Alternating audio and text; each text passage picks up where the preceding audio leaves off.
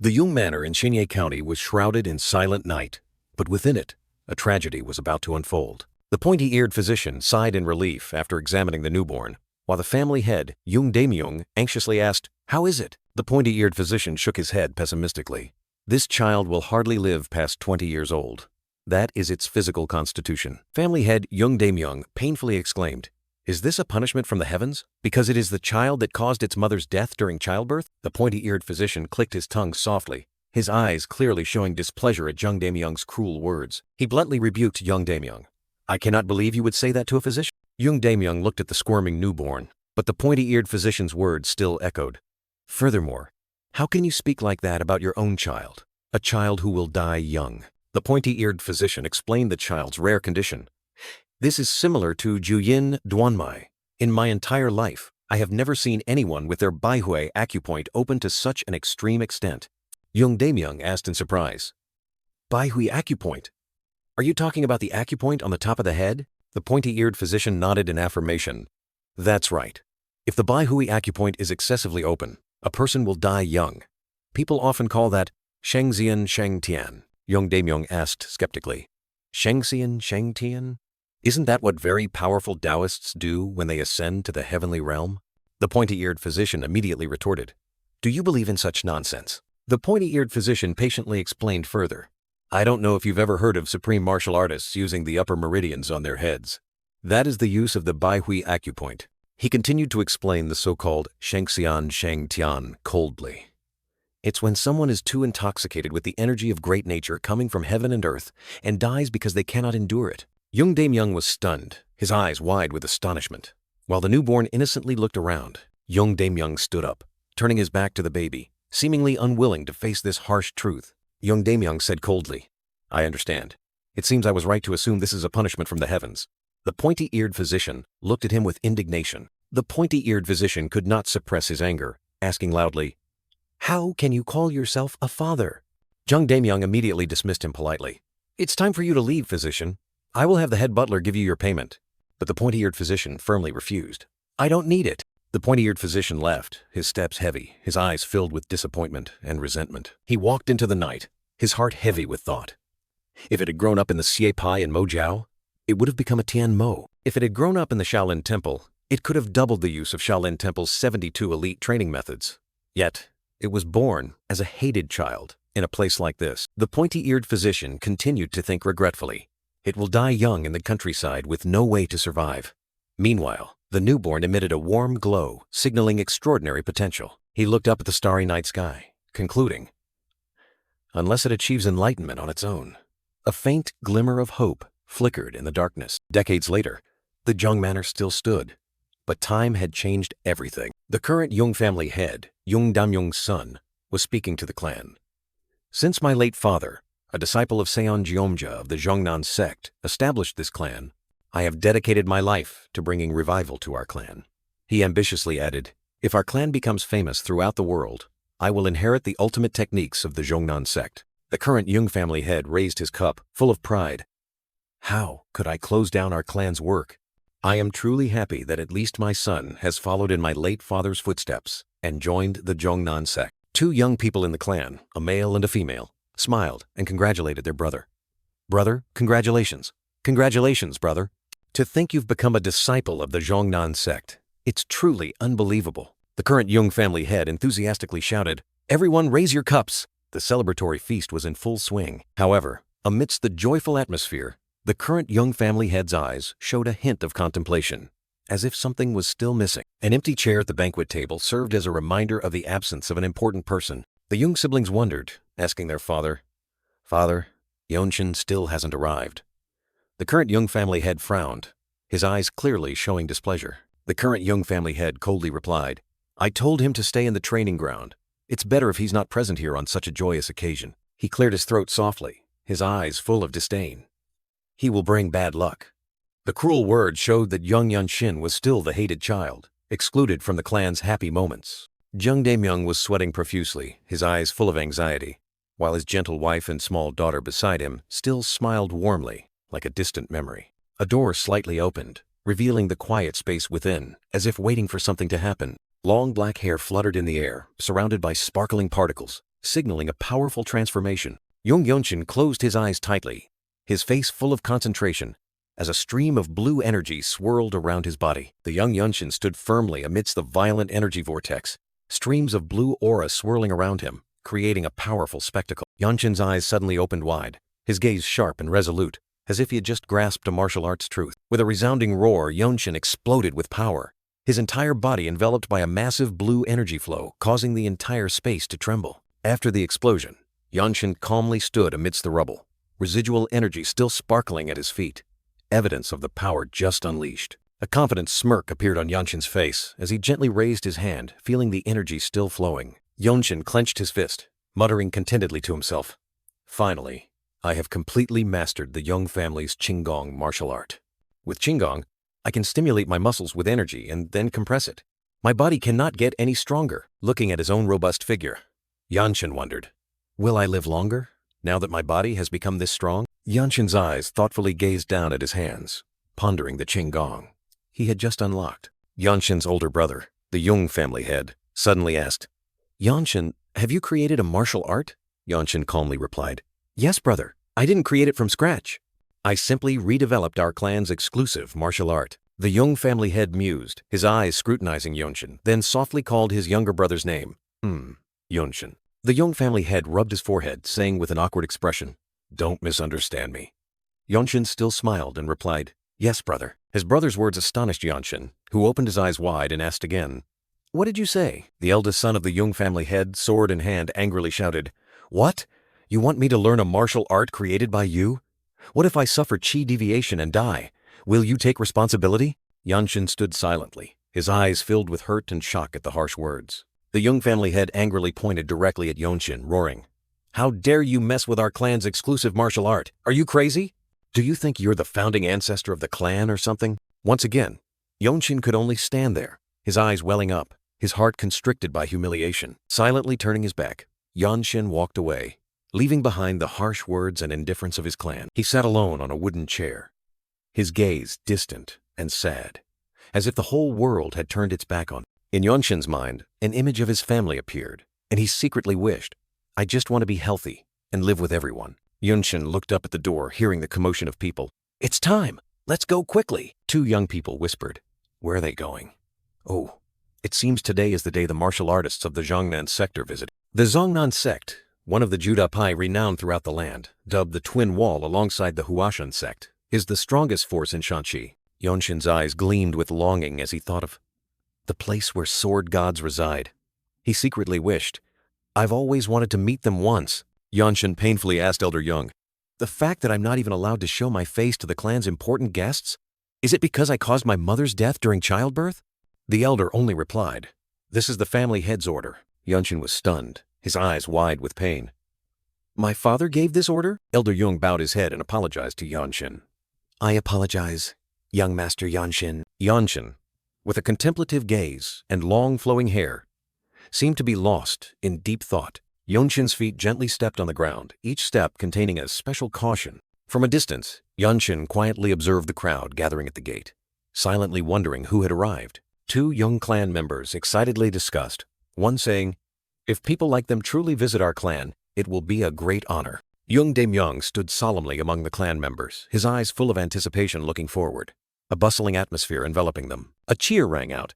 "They're here! The martial arts masters of the Jeongnan sect have arrived!" Yeonshin stood among the crowd, his eyes following the direction of the esteemed guests entering, his face hiding curiosity and longing. A graceful figure with long, lustrous hair walked lightly, each step exuding an extraordinary aura. The esteemed guest's slender feet gently touched the steps, each step carrying an air of nobility and elegance. Her golden, lustrous hair gently swayed in the wind, emitting a magical halo, making onlookers marvel. The Yeong clan members, including Yeonshin, were all stunned, their eyes wide with astonishment at the guest's beauty and aura. A clan member exclaimed in astonishment, "A noble race! A noble race has arrived!" Yeonshin stood amidst the crowd, silently pondering. A noble race. They are recorded in books as a mysterious race that can live forever. Humans regard them as deities. Yeonshin continued to realize in astonishment, and the energy around her. The core energy within her body is naturally escaping. The esteemed guest Yeonshin and her entourage entered, surrounded by the astonished and admiring gazes of the Jeong Clan. Jeong Daemyeong forced a smile, bowing and saying, "I am deeply honored by your visit to our humble clan." Jeong Daemyeong continued to introduce himself respectfully. "I am the family head, Jeong Daemyeong." The esteemed guest, Yeonshin, smiled slightly, her hand on the sword hilt, and replied, "I am very grateful for this welcome and hospitality. I am Yeonshin, an elder of the Jeongnan sect." A Jeong Clan member's eyes widened, exclaiming in horror, "An elder of the Jeongnan sect? And a noble race at that?" Jeong Daemyeong immediately knelt down, trembling and saying, "Please forgive me for not recognizing a deity before me." Yeonshin calmly replied, "Please rise. I did not come here to flaunt my identity." Jeong Daemyeong smiled awkwardly, sweating, and said, "You have come a long way. I can't believe I made the Shenjian of the Jeongnan sect wait outside. I will invite you in." Yeonshin stood from afar, his eyes full of contemplation, wondering, "A noble race, and also an elder of the Jeongnan sect.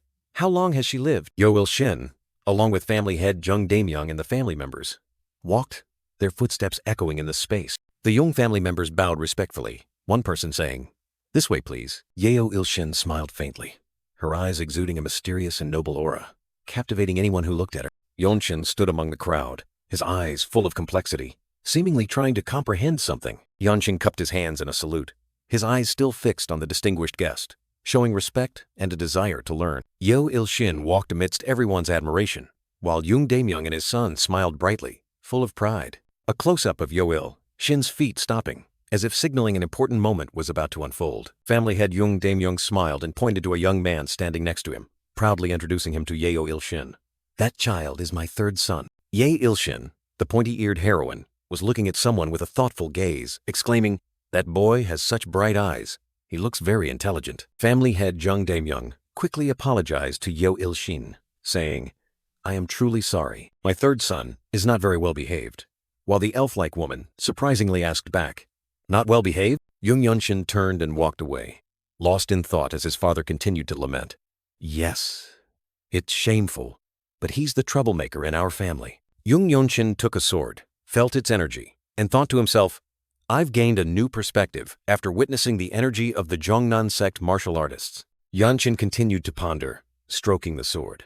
"I have nowhere left to improve after mastering all of the Jeong family's martial arts, and I'm wondering what to practice." Yeonshin's eyes sharpened, focusing entirely on the sword, determined to find a new path for himself. With a beautiful sunset scene, Yeonshin thought to himself, "I guess it would be good to try sword training." In a luxurious room, Yeonshin was sitting and drinking tea, while two other Jeongnan sect members stood by the window, seemingly observing their surroundings. One Jeongnan sect member exclaimed, "This place is better than I thought," and the other agreed, "Yes, you're right." The panoramic view of the Jeong family appeared majestic under the sunset, and Yeonshin's voice echoed, "With such abundant earth energy, the Jian Baoju tribe will surely want this place." Yeonshin gazed thoughtfully at her teacup, continuing to ponder.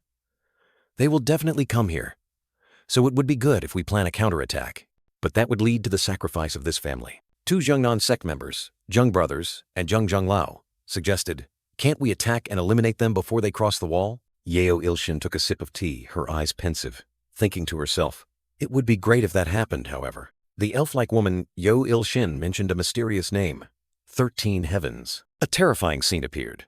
A group of fierce warriors with glowing red eyes, exuding overwhelming killing intent, and Yeonshin affirmed, "Among the Jian Baozu tribe, they are the most troublesome." Yeonshin warned her two members, "Don't let your guard down and keep your sword chi sharp," and they obeyed. "Yes, miss." Yeonshin slowly took a sip of tea, her expression remaining calm but concealing many thoughts. The elf-like woman Yeonshin suddenly recalled the image of Yeonshin, thinking to herself, "But I keep remembering that child from earlier. He clearly stood out among the rest." Yeonshin concluded about Yeonshin, "What a strange child." Night fell. A solitary house appeared under the dim moonlight where Yeonshin was hiding. Yeonshin was meditating, his body emitting a mystical blue light, showing a powerful energy flowing. The blue light grew even brighter around Yeonshin's head, startling him into exclaiming, "Hey!" Yeonshin wondered in astonishment. "How strange. Why is my Baihui acupoint so expanded?" Yeonshin continued to think about his condition. "Although I haven't been able to meditate for a year because I focused on training my body through the Jeong family's martial arts," he realized in horror. "The amount of energy passing through my head has become even greater. A terrifying image appeared, showing Yeonshin gradually losing consciousness, and he despaired. At this rate, I think I'll have less than 5 years before I lose consciousness. Yeonshin's eyes widened in panic. He wondered, if that happens, Yeonshin exclaimed in horror, does that mean I have less than 5 years to live? Yeonshin's face contorted, his eyes wide with fear. He whispered, I'm scared. Yeonshin walked out of the house into the dark night, his eyes full of helplessness as he realized, even though I have completely mastered the Yeong family's martial arts, can't I stop this? Yeonshin suddenly flinched, his sharp eyes revealing astonishment as he sensed an unusual surge of energy. Standing afar and looking towards the manor, Yeonshin had a premonition of something ominous. What's happening? I feel a sinister energy emanating from that direction. Gripping the sword at his side, Yeonshin walked quickly along the deserted path, his eyes constantly scanning for unusual signs. The closer he got, the more Yeonshin's unease grew. He frowned and muttered, something's wrong. The closer I get, the stronger the smell of blood. A chilling silence enveloped the manor, making Yeonshin shiver. This place is too quiet. Suddenly, a brilliant red light burst forth from within, making Yeonshin exclaim in shock. That is! The hidden genius was stunned when he realized that the light was a trap formation. A trap formation? With just one step, Yeonshin stepped on something sticky, a cold sensation running down his spine. Yeonshin's eyes widened in horror, his face turning pale as he witnessed the scene before him. The entire manor courtyard was covered in blood and corpses. Yeonshin stood frozen amidst the horrific scene, exclamation marks of horror appearing in his mind. Bodies lay scattered, blood staining the ground red, the faces of the dead still bearing expressions of horror, making Yeonshin shiver. The hidden genius couldn't believe his eyes, he wondered. I didn't even realize something like this was happening inside the Jeong Manor. Yeonshin took heavy steps among the piles of corpses, each step a knife cutting into his heart. Looking down at a lifeless body, Yeonshin painfully questioned himself. Is it because of the trap formation? The face of the deceased still bore an expression of utter despair and pain, haunting Yeonshin's mind. Realizing they were all Yeong family members, Yeonshin asked in horror, they are all Yeong family members. Does the culprit possess overwhelming martial arts? Wait, is there still a survivor? Yeonshin's gaze fell upon the large, bald-headed enemy standing coldly beside a corpse. He thought to himself, what a fool. The bald-headed enemy looked down at the struggling survivor, coldly saying, if you're still alive, you should hide instead of crawling out. The red-haired enemy, another assassin, curled his lip cruelly and ordered, guess he won't live long. Send him to the underworld. Yeonshin's eyes suddenly turned cold, a spark of anger flaring in their depths. The bald-headed enemy approached, intending to finish off the victim. He casually said, is that so? I'm just killing you because I was ordered to. Don't blame me for this. Yeonshin's hand clenched. A brilliant golden energy suddenly flared, signaling a world-shaking attack was about to strike. Yeonshin's face hardened, his eyes filled with extreme determination and rage. With an explosive punch, Yeonshin lunged straight at the bald-headed enemy, making him stagger. Yeonshin's terrifying punch landed directly on the bald-headed enemy's arm, creating a powerful shockwave. The bald-headed enemy groaned in pain, his face contorted from the fatal impact. Yeonshin's terrifying strength deformed the bald-headed enemy's arm, an unbelievable fatal blow. Yeonshin stood up straight, panting, his eyes still reflecting horror and rage at the bloody scene. The remaining assassins watched in astonishment as the bald-headed enemy fell. Yeonshin stood there, majestic amidst the ruins. The bald-headed enemy lay slumped at Yeonshin's feet, completely defeated, while the hidden genius still stood firm, his gaze resolute. Two red-haired killers who were slaughtering the remaining survivors suddenly flinched in horror, their eyes fixed on a figure that had just appeared. A horrifying sight appeared. A charred, bloody arm lay on the cold ground, along with a mysterious blue energy trail spreading. Yeonshin appeared with sharp, cold eyes, his entire body flaring with deep blue energy, signaling an unavoidable battle. The bearded enemy and the red-haired one stared in horror, stammering, you, who are you? Yeonshin replied coldly, his blue eyes flashing with killing intent. I am the third son of this family. With a resolute gaze, he declared his identity. I am the third child of this family, making the enemy's hair stand on end. Amidst the bloody battlefield, Yeonshin strode powerfully, blue energy surging around his feet, heading straight towards those who had committed the atrocities. Each of Yeonshin's steps was like a heavy blow to the ground, brilliant blue energy erupting, signaling an impending outburst of rage. The bald-headed enemy growled, his bloodshot eyes full of hatred as he looked at Yeonshin. You? He screamed maniacally, his face contorted with rage. You bastard! Without much talk, Yeonshin unleashed a lightning kick, sending the large bald enemy flying like a tattered puppet. The bald man, horrified, realized the opponent's terrifying power. His eyes filled with disbelief and extreme pain. He glided gracefully through the air, his sharp sword drawn from its sheath, ready for a fatal attack. With fiery eyes, Yeonshin charged like an arrow, his sword slashing through the air, creating a terrifying surge of energy. The two remaining red-haired men froze, astonished by Yeonshin's explosive power, and a mysterious line of text appeared. Jing Dian Yuan Neng. A red-haired man screamed piercingly. His face contorted in pain as he was struck by an extremely powerful blue energy surge.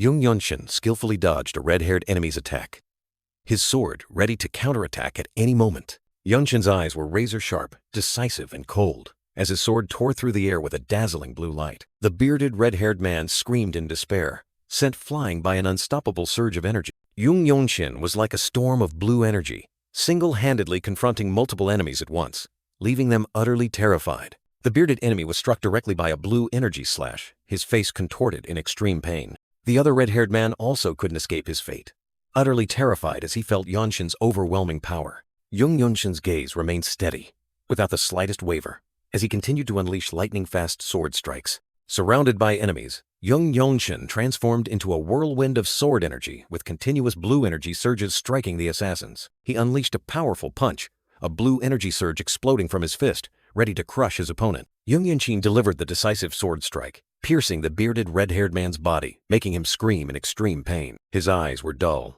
his face contorted in agony, realizing that death was imminent. Yeonshin gritted his teeth, enduring the pain, his face clearly showing suffering, yet remaining resilient, as the danger from the Baihui acupoint still threatened. The cold sword pierced through the enemy's chest, fresh blood splattering, ending a brutal life. Finally, Yeonshin stood firm amidst the pile of enemy corpses, exhausted, but his eyes still gleamed with determination and victory. Yeonshin stood amidst the corpses, his sword stained with blood, his eyes cold and filled with killing intent. A scene of devastation unfolded. Yeonshin standing amidst scattered bodies, blood staining the entire ground red. Yeonshin gently closed his eyes, letting out a sigh, weariness and sorrow clearly visible on his face. Yeonshin's sword was still dripping fresh blood, and he thought to himself, "This is the first time I've practiced the Shouwei sword technique, but now I understand how it works." Yeonshin's eyes flashed with a cold sharpness, and he muttered, "Quite impressive." Suddenly, a group of people appeared, their eyes wide with astonishment as they saw the horrifying scene and Yeonshin standing there. One of the enemies sneered, disdainfully saying, "It's nothing. These fools lost because they let their guard down." Yeonshin turned around, his eyes full of suspicion as he looked at the newly appeared group of enemies. The enemy leader continued, looking surprised. "Even so, it's still quite surprising. How can you be so skilled despite your youth? Have you practiced the Shouwei sword technique your whole life?" Yeonshin looked directly at the enemy, his eyes full of vigilance, and asked back, "Are you from the Shui Yanjiao?" The leader replied sarcastically, pointing at the bodies on the ground. "No, those are the ones lying on the ground over there." He proudly declared, "I am from the Jianbao Junbu Zhu." Yeonshin flinched, his eyes clearly showing surprise and contemplation upon hearing the name Jianbao Junbu Zhu. He thought to himself, his tone full of surprise, "They say the Shi Santian are the most ruthless and powerful in Murom. Are you saying the Shui Yanjiao and the Jianbao Junbu Zhu, both part of the Shi Santian, are both here? Why?" Yeonshin directly asked the enemy, "What are two organizations from the Shi Santian doing here?" But the leader merely replied coldly, "It's none of your business." A meaningful smile flashed across Yeonshin's lips, as if he had just realized something. He looked directly at the leader, confidently saying, "Seeing you answer my question instead of attacking me, do you know about me?" The leader was surprised. "What?" Yeonshin remained silent for a moment, his sharp gaze sweeping over the group of enemies. He continued, his tone full of menace. "I'm asking if you know my family is part of the Pao Tai Huang Wu, the strongest branch sect in Murom?" Yeonshin decisively drew his sword, declaring, "That's why, if you kill me, you'll be in big trouble even if you're part of the Jianbao Junbu Zhu. Isn't that right?" With terrifying speed, Yeonshin charged into attack, creating a powerful surge of sword energy that stunned the enemy. An enemy was sent flying by Yeonshin, tumbling to the ground, his sword flung far away. Yeonshin looked at the defeated enemy, his eyes full of anger. "That guy is from the Zong Nan Zong Pai." Suddenly, a blonde figure rushed forward at dizzying speed, creating a strong gust of wind. It was Yeonshin. She rushed past Yeonshin, unleashing a powerful attack on another enemy. The enemy was sent flying into the air by Yeonshin, his eyes filled with horror. Yeonshin stared in astonishment at the person who had just appeared, his eyes wide with surprise. He exclaimed in surprise, "Elder Yeonshin?" Yeonshin delivered a decisive blow, creating a powerful surge of energy, easily defeating the enemy. She gently lowered her hand after striking, her eyes still calm and strong. Yeonshin, the fairy warrior maiden, knelt on the cold ground, her body trembling from a fatal wound, letting out a heart-wrenching cry of pain.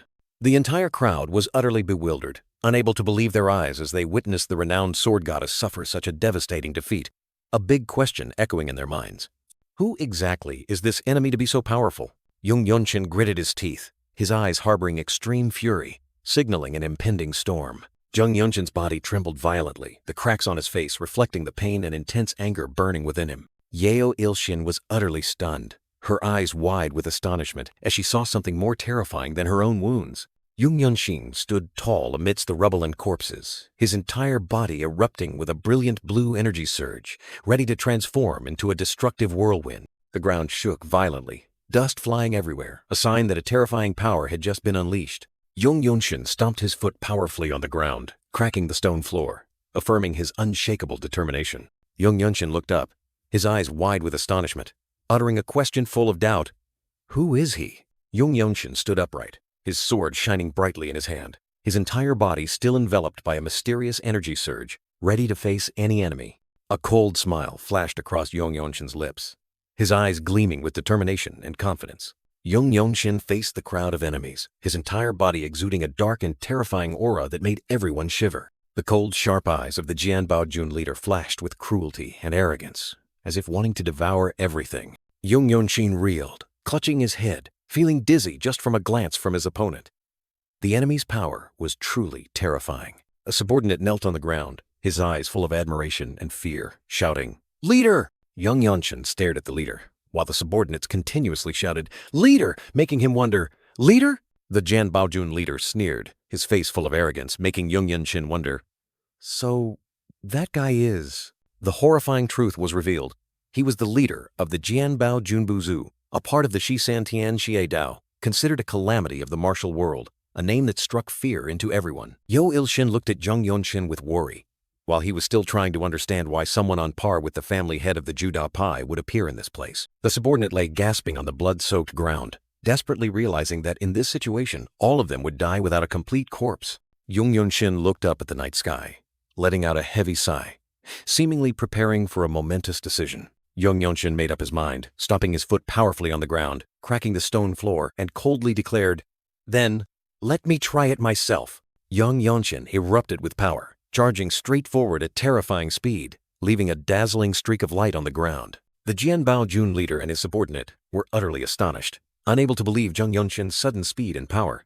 Yeonshin drew his sword with astonishing force, the blade flashing with dazzling light, signaling a fatal attack. The subordinate's eyes widened in horror as Yeonshin's sharp blade shot straight towards him, leaving no time to react. Yeonshin's eyes were razor-sharp, highly focused on the target, swinging his sword decisively without hesitation.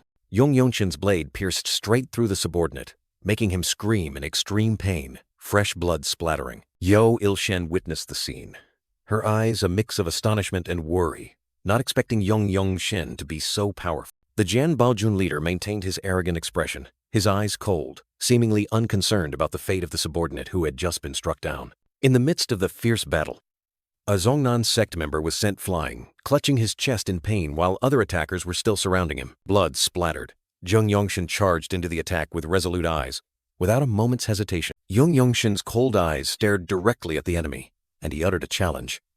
"Can you?" The young man stood proudly amidst the encirclement, his sword pointed straight ahead, and asked loudly, "Kill me, even if I do this!" The assassins were suddenly stunned, and one of them shouted in astonishment, "This crazy bastard!" The tyrant sword leader coldly spoke. "Enough." His eyes swept over Yeonshin, secretly assessing. "Your spirit," he continued, astonishing all the enemies, "is better than all of them here combined?" Yeonshin, despite being heavily wounded, still looked up with astonished eyes, unable to believe what she had just heard. Two assassins looked at each other blankly, one muttering, "I was wondering who he was praising." The tyrant sword leader curled his lips arrogantly, declaring, "I will let you live." Yeonshin immediately retorted, his eyes sharp as knives. "You mean you can't kill me?" He tightened his grip on the sword hilt, preparing for a surprise attack. Yeonshin decisively drew his sword, pointing it directly at the tyrant sword leader. His aura overwhelming. He declared heroically, his eyes blazing, "Because I am the only grandson of the former captain of the Divine Sword Squad of the Desolate Fortress." Yeonshin stared at Yeonshin in shock, as if the name Desolate Fortress had startled her. The pointy-eared female warrior's eyes widened, and she exclaimed in horror, "That child is the grandson of the former captain of the Divine Sword Squad? The Divine Sword Squad? The strongest squad in the Desolate Fortress?" The tyrant sword leader looked around the ruins and said thoughtfully, "The Desolate Fortress, established by the imperial family to prevent the schemes of Muram forces. It's certainly not a good idea to get involved with them." He turned back to look at Yeonshin, his eyes full of hidden meaning. "But that's not why I let you live." The leader gave an enigmatic smile, surprising his subordinates, and Yeonshin, "I like you," he continued to explain, his sharp eyes assessing Yeonshin. "Your temperament and spirit. Those are what a strong warrior in Jeonghu needs." The tyrant sword leader showed a hint of regret. "If you weren't involved with the Desolate Fortress, I would have taken you as my disciple." Yeonshin and the assassins all gaped in astonishment at this unexpected offer. The tyrant sword leader slowly placed his hand on his sword hilt, a powerful gesture. He decisively plunged his sword firmly into the ground, creating a small tremor, asserting his absolute authority. The tyrant sword leader coldly ordered, "I give you 1 day. Leave this place." He turned to look directly at Yeonshin and Yeonshin, his voice full of menace. "I will not allow any other sect or clan to set foot on this land." With decisive steps, the tyrant sword leader and his subordinates began to leave, abandoning Yeonshin and Yeonshin amidst the ruins. He suddenly stopped, his back to Yeonshin, as if he had something to say. The tyrant sword leader turned his head, his eyes cold but full of challenge. "I will always be ready to fight you. Find me when you are ready for revenge." Yeonshin stood there, his eyes resolute and full of vengeful fire, remembering every word of the enemy's challenge. A scene of desolation unfolded before their eyes. The Jeong Clan courtyard filled with scattered corpses, with only a few attackers standing stunned in the night. Yeonshin stood tall amidst the ruins, his eyes fixed straight ahead, while a heavily wounded Yeonshin quietly observed from behind. In Yeonshin's mind, the majestic image of his father, young Daemyeong, appeared, like a reminder of a past full of pressure. Yeonshin coughed softly, his face showing clear signs of fatigue, but remaining unwavering after the fierce battle. Young Daemyeong, the clan head, lay struggling on the cold ground, coughing up fresh blood, his life force gradually draining away. Yeonshin knelt beside his dying father, gently saying, "Father, it's Yeonshin." Young Daemyeong's blood-stained hand trembled as it reached out, and he whispered his last perplexing words. "Why?" Young Daemyeong gripped his son's hand, his eyes full of astonishment and pain as he asked, "How are you so strong? How did you?" Yeonshin bowed his head, his eyes complex as he replied to his father, "This is the Jeong Clan's movement technique martial art that I created and mastered on my own." Young Daemyeong, the clan head, widened his eyes, his face contorted in shock, unable to believe his ears. You created it yourself?" Yeonshin scratched his head somewhat awkwardly, admitting, "Yes, I created it using the clan's cultivation techniques, but..." Young Daemyeong's face suddenly became extremely furious, and he roared, "What did you just say?" In his memory, Young Daemyeong, the clan head, had once pointed directly at Yeonshin, yelling contemptuously, "How dare you mess with the clan's exclusive martial art? Are you crazy? Do you think you're the founder of the clan or something?" The current Yeonshin could only remain silent, his eyes full of confusion and bewilderment at his father's reaction. Young Daemyeong continued to be astonished, asking again, "Was it from back then?" Yeonshin nodded slightly in confirmation. "Yes." Young Daemyeong, the clan head, coughed once, his eyes gradually becoming understanding. "I see. The Jeong Clan's movement technique, martial art." Young Daemyeong looked at his son, his voice full of emotion. "That is the sacred martial art created by the Jeong Clan." A tear of regret rolled down the corner of young Daemyeong, the clan head's eye. Yeonshin looked at his father with sad eyes as young Daemyeong choked out, "I was truly foolish and ignorant. But my third son created the Jeong Clan's sacred martial art." Yeonshin's hand gently took his father's blood-soaked hand, a painful yet meaningful connection. Young Daemyeong's eyes welled up with tears and he uttered in a trembling voice, "You have the qualities of a founder." Yeonshin's eyes were filled with sorrow as he quietly watched his father take his last breath. Young Daemyeong struggled to open his eyes, whispering, "You are." He closed his eyes tightly, his last words escaping full of love and regret. "My son." Yeonshin's hand still tightly gripped his father's cold hand, blood still clinging to it, witnessing the moment of life and death separation. Another member of the Jeong clan ran over in shock, crying out in pain, "Father!" Yeonshin gently touched his father's hand, and a thud sound echoed, signaling his eternal departure. Yeonshin stood up, his eyes aching as he looked at his father's corpse, while Elder Young appeared, holding the sleeping Jeong daughter. Yeonshin hastily asked Elder Young, "Elder, how is Hye?" Elder Young replied, "She's safe. She's just sleeping after her acupuncture points were sealed." Elder Young held the sleeping young daughter tightly, his face showing clear relief and protectiveness. Elder Young explained that young daughter's acupuncture points had been sealed to render her unconscious and hidden, keeping her out of sight of the brutal assassins. Yeonshin looked at his sister with eyes full of sorrow, complex emotions welling up within him. Elder Young held young daughter tightly, instructing Yeonshin to take her to the Jeong Clan sect because she had a special talent for the 5 elements, and they would surely accept her. Yeonshin turned to look at his father, Yeongdaemyoung, who was lying dying in a pool of blood, his eyes filled with shock and worry, asking urgently, "What about father?" Yeongdaemyoung, once a cruel father, was now just a weak shadow, and he whispered back to his son, "I will take care of myself." Yeonshin turned around, facing Yeonshin and the others, while Elder Young still held the sleeping young daughter tightly. Yeonshin, the elf-eared female warrior, with her characteristic pointy ears and sharp eyes, quietly observed Yeonshin. Under the full moon, a Jeongnan sect member asked Yeonshin, "Elder, are you planning to leave now?" And she replied curtly, "Yes." Yeonshin stood amidst the ruins and corpses, coldly declaring that since the tyrant sword leader had interfered, she had to immediately report this matter to the Jeongnan sect. The elf-eared female warrior turned to look at Yeonshin, her eyes full of hidden meaning, as she asked, "What about you? Will you go to the desolate fortress where your mother's clan lives?" Yeonshin replied without hesitation, his eyes resolute, "Yes, that's right." He explained that he had nowhere else to go and needed to cultivate to become stronger, while Yeonshin suggested he return to Mount Jeongnan with her. Yeonshin firmly advised Yeonshin to go with her, her eyes full of trust and expectation. Yeonshin bowed his head, showing humility and deep gratitude. It is an honor to receive such an offer from an elder of a great sect. Yeonshin continued to shock him by revealing her intention to recommend him to become the sect master's disciple, an extremely prestigious position. Yeonshin's eyes widened, and his gaze flashed with extreme astonishment at this unbelievable offer. Elder Young and another member of the Jeong clan stood behind Yeonshin, gaping in speechless astonishment. Yeonshin was still in shock, stammering, "The sect master's disciple?" Yeonshin looked directly at him, her eyes full of confidence as she affirmed, "That is entirely possible for you." Yeonshin pondered, and in his mind, the prospect of learning the peerless sacred art, if he became a direct disciple of the Jeongnan sect master, appeared. More importantly, sect leader Jeongnan is one of the few top martial artists among the 10 strongest swordsmen in the world, a golden opportunity to reach the pinnacle of martial arts. Yeonshin clenched his fists, his eyes thoughtful. He was grateful but still had a concern. He looked up at Yeonshin, his voice resolute. "But I will not forget the great kindness you have shown me." Yeonshin bowed, expressing sincere apology. "However, I must apologize." Yeonshin smiled faintly, her eyes gentle, as if she had anticipated his answer. The elf tribe heroine calmly replied, "Don't worry about that." She added that she only wanted someone as talented as him, and perhaps the leader of the tyrant sword also thought the same. Yeonshin bowed once more. "Please forgive me."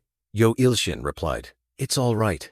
She affirmed that the doors of the Jeongnan sect would always be open to him. He should remember that. Yeonshin looked directly at Yeonshin, his eyes revealing determination and respect for her. Under the moonlight, Yeonshin suddenly asked Yeonshin, whom he knew to be one of the elders of the noble race, "Do you know the method to obtain the fruit of the world tree?" Which greatly astonished her. The colossal world tree stood majestically amidst the mist, and the caption revealed that the fruit of the world tree is protected by the leader of the desolate fortress, who is recognized by the emperor as king and equal. A brilliant halo hovered over the open hands, accompanied by the affirmation, "It is said that it grants eternal life and youth to those who eat it. It is a treasure from heaven." In Yeonshin's mind, the image of his deceased mother appeared hauntingly, and he wondered, "If I eat that, won't I live longer in my short life?" Yeonshin gently shook her head, her golden hair flowing freely, and she explained, "I haven't even lived half my life, so I have no authority over the world tree." Yeonshin's eyes flashed with determination, looking straight ahead as if he had made an important decision. Standing beside Yeonshin firmly said, "In that case, I must go to the desolate fortress." Yeonshin warned, "It won't be easy to obtain it.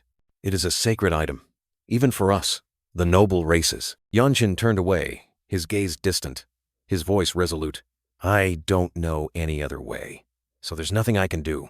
All I can do is become the captain of the sword god team and achieve great feats. Yeonshin smiled gently, holding her sword, and whispered, I will cheer for you from afar. Then Yeonshin turned and walked away, her golden hair fluttering in the wind, and she announced, I will have to go ahead to report the situation to my sect. 2 members of the Jeong Clan sect, who were assigned to clean up, stood there with solemn expressions, ready to carry out the order. Yeonshin stood watching Shin's figure disappear, perhaps contemplating the path ahead. Yeonshin clasped his hands in a salute, his eyes full of determination, ready to face any challenge. Now, Yeonshin had changed his clothes, standing among the remaining members of the family, bowing to express his gratitude. Sirs, I want to thank you once again for your help. A family member, seemingly the head, turned his back to Yeonshin and said, There's no need for that. This is your family. And the man continued with a remorseful expression.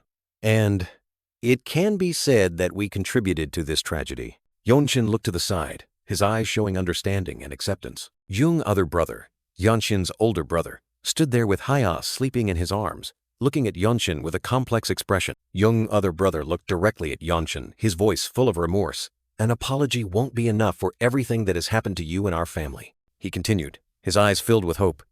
When we meet again, I will try to be a better brother to you. I will do my best. I hope you will also survive. Yeonshin just listened in silence. Jeong other brother continued to instruct Yeonshin, his tone serious. Although you will learn the martial arts of the Jeong Clan sect at a somewhat late age, you are not extraordinary. At least, that's what I see. You must practice as if your life depends on it, Yeonshin replied. I will remember that. Yeonshin's eyes were sharp and thoughtful, showing that he was taking in the instructions. Little Hya woke up, her big round eyes looking at Yeonshin, and she softly called out, Uncle Yeonshin.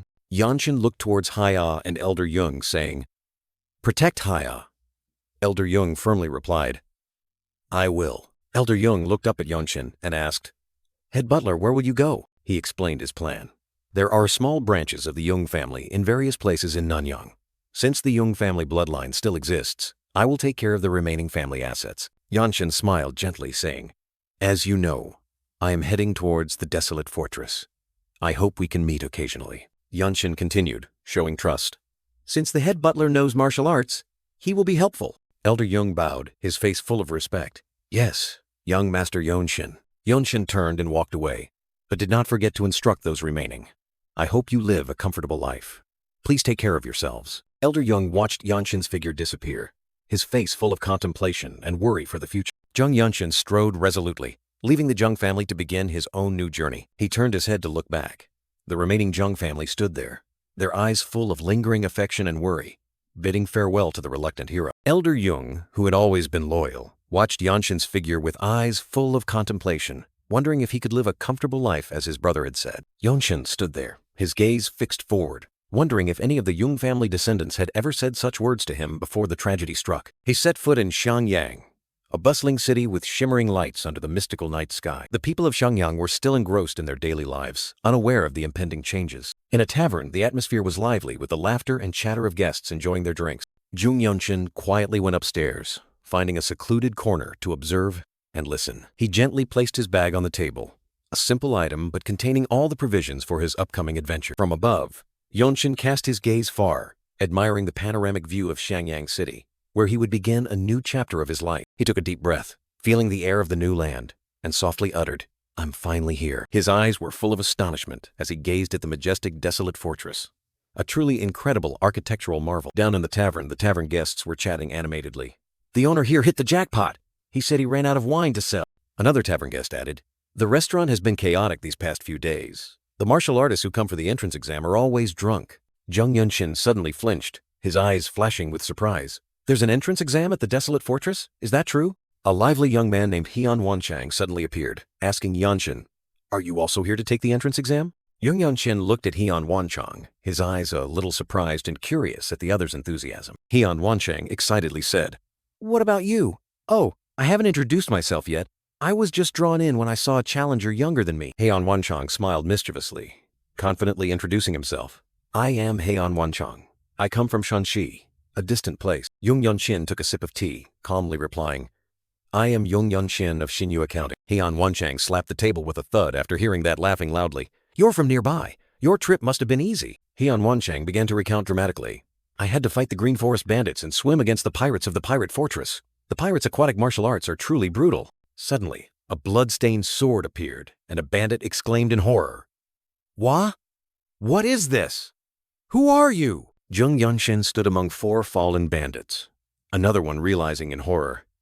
I didn't even see your sword. After the lightning-fast battle, Yeonshin calmly sat leaning against the tree, seemingly unharmed. Shimmering specks of light floated in the night sky, creating a mystical scene after the skirmish. Yeonshin sipped his tea, his gaze distant, calmly admitting, well, my trip was indeed quite easy. Heon Wanchang stared wide-eyed at Yeonshin, still stunned by his answer. Heon Wanchang leaned towards Yeonshin, whispering secretively, how about we become friends and share information about the exam, if there is any? Yeonshin turned to look at Heon Wanchang, his eyes sharp, asking probing, there's an exam? Heon Wanchang was bewildered, not understanding why Yeonshin didn't know about this important matter. The young man, Heon Wanchang, exclaimed in astonishment, you don't know? It's called the Desolate Fortress exam. Heon Wanchang seriously explained that the Desolate Fortress was completely different from ordinary martial arts sects. For example, officials had to be proficient in both literary and martial arts. Yeonshin listened intently as Heon Wanchang revealed a shocking truth. There is a separate exam just to join the Desolate Fortress. So this was why the entire street was bustling with people. Because simply by joining the Desolate Fortress, countless opportunities and teachings would be granted, regardless of one's background. Heon Wanchang's eyes widened in astonishment, exclaiming, no wonder every martial artist is flocking here. Yeonshin pondered, realizing that countless people had painstakingly trained in all kinds of martial arts just to pass this rigorous exam. The Desolate Fortress, the strongest martial arts sect in the world, was a place that made every martial artist's heart throb with longing. People whispered that if one wanted to conquer the world with just one weapon, they should go to the Desolate Fortress, where countless elixirs and supreme martial arts were stored, coveted even by the imperial family. Heon Wanchang sneered disdainfully. Some people say traditional sects are stronger, but they don't know what they're talking about. Heon Wanchang snorted, asserting that sects founded by ordinary people could not be stronger than the Desolate Fortress. Otherwise, they would have established empires and declared themselves emperors.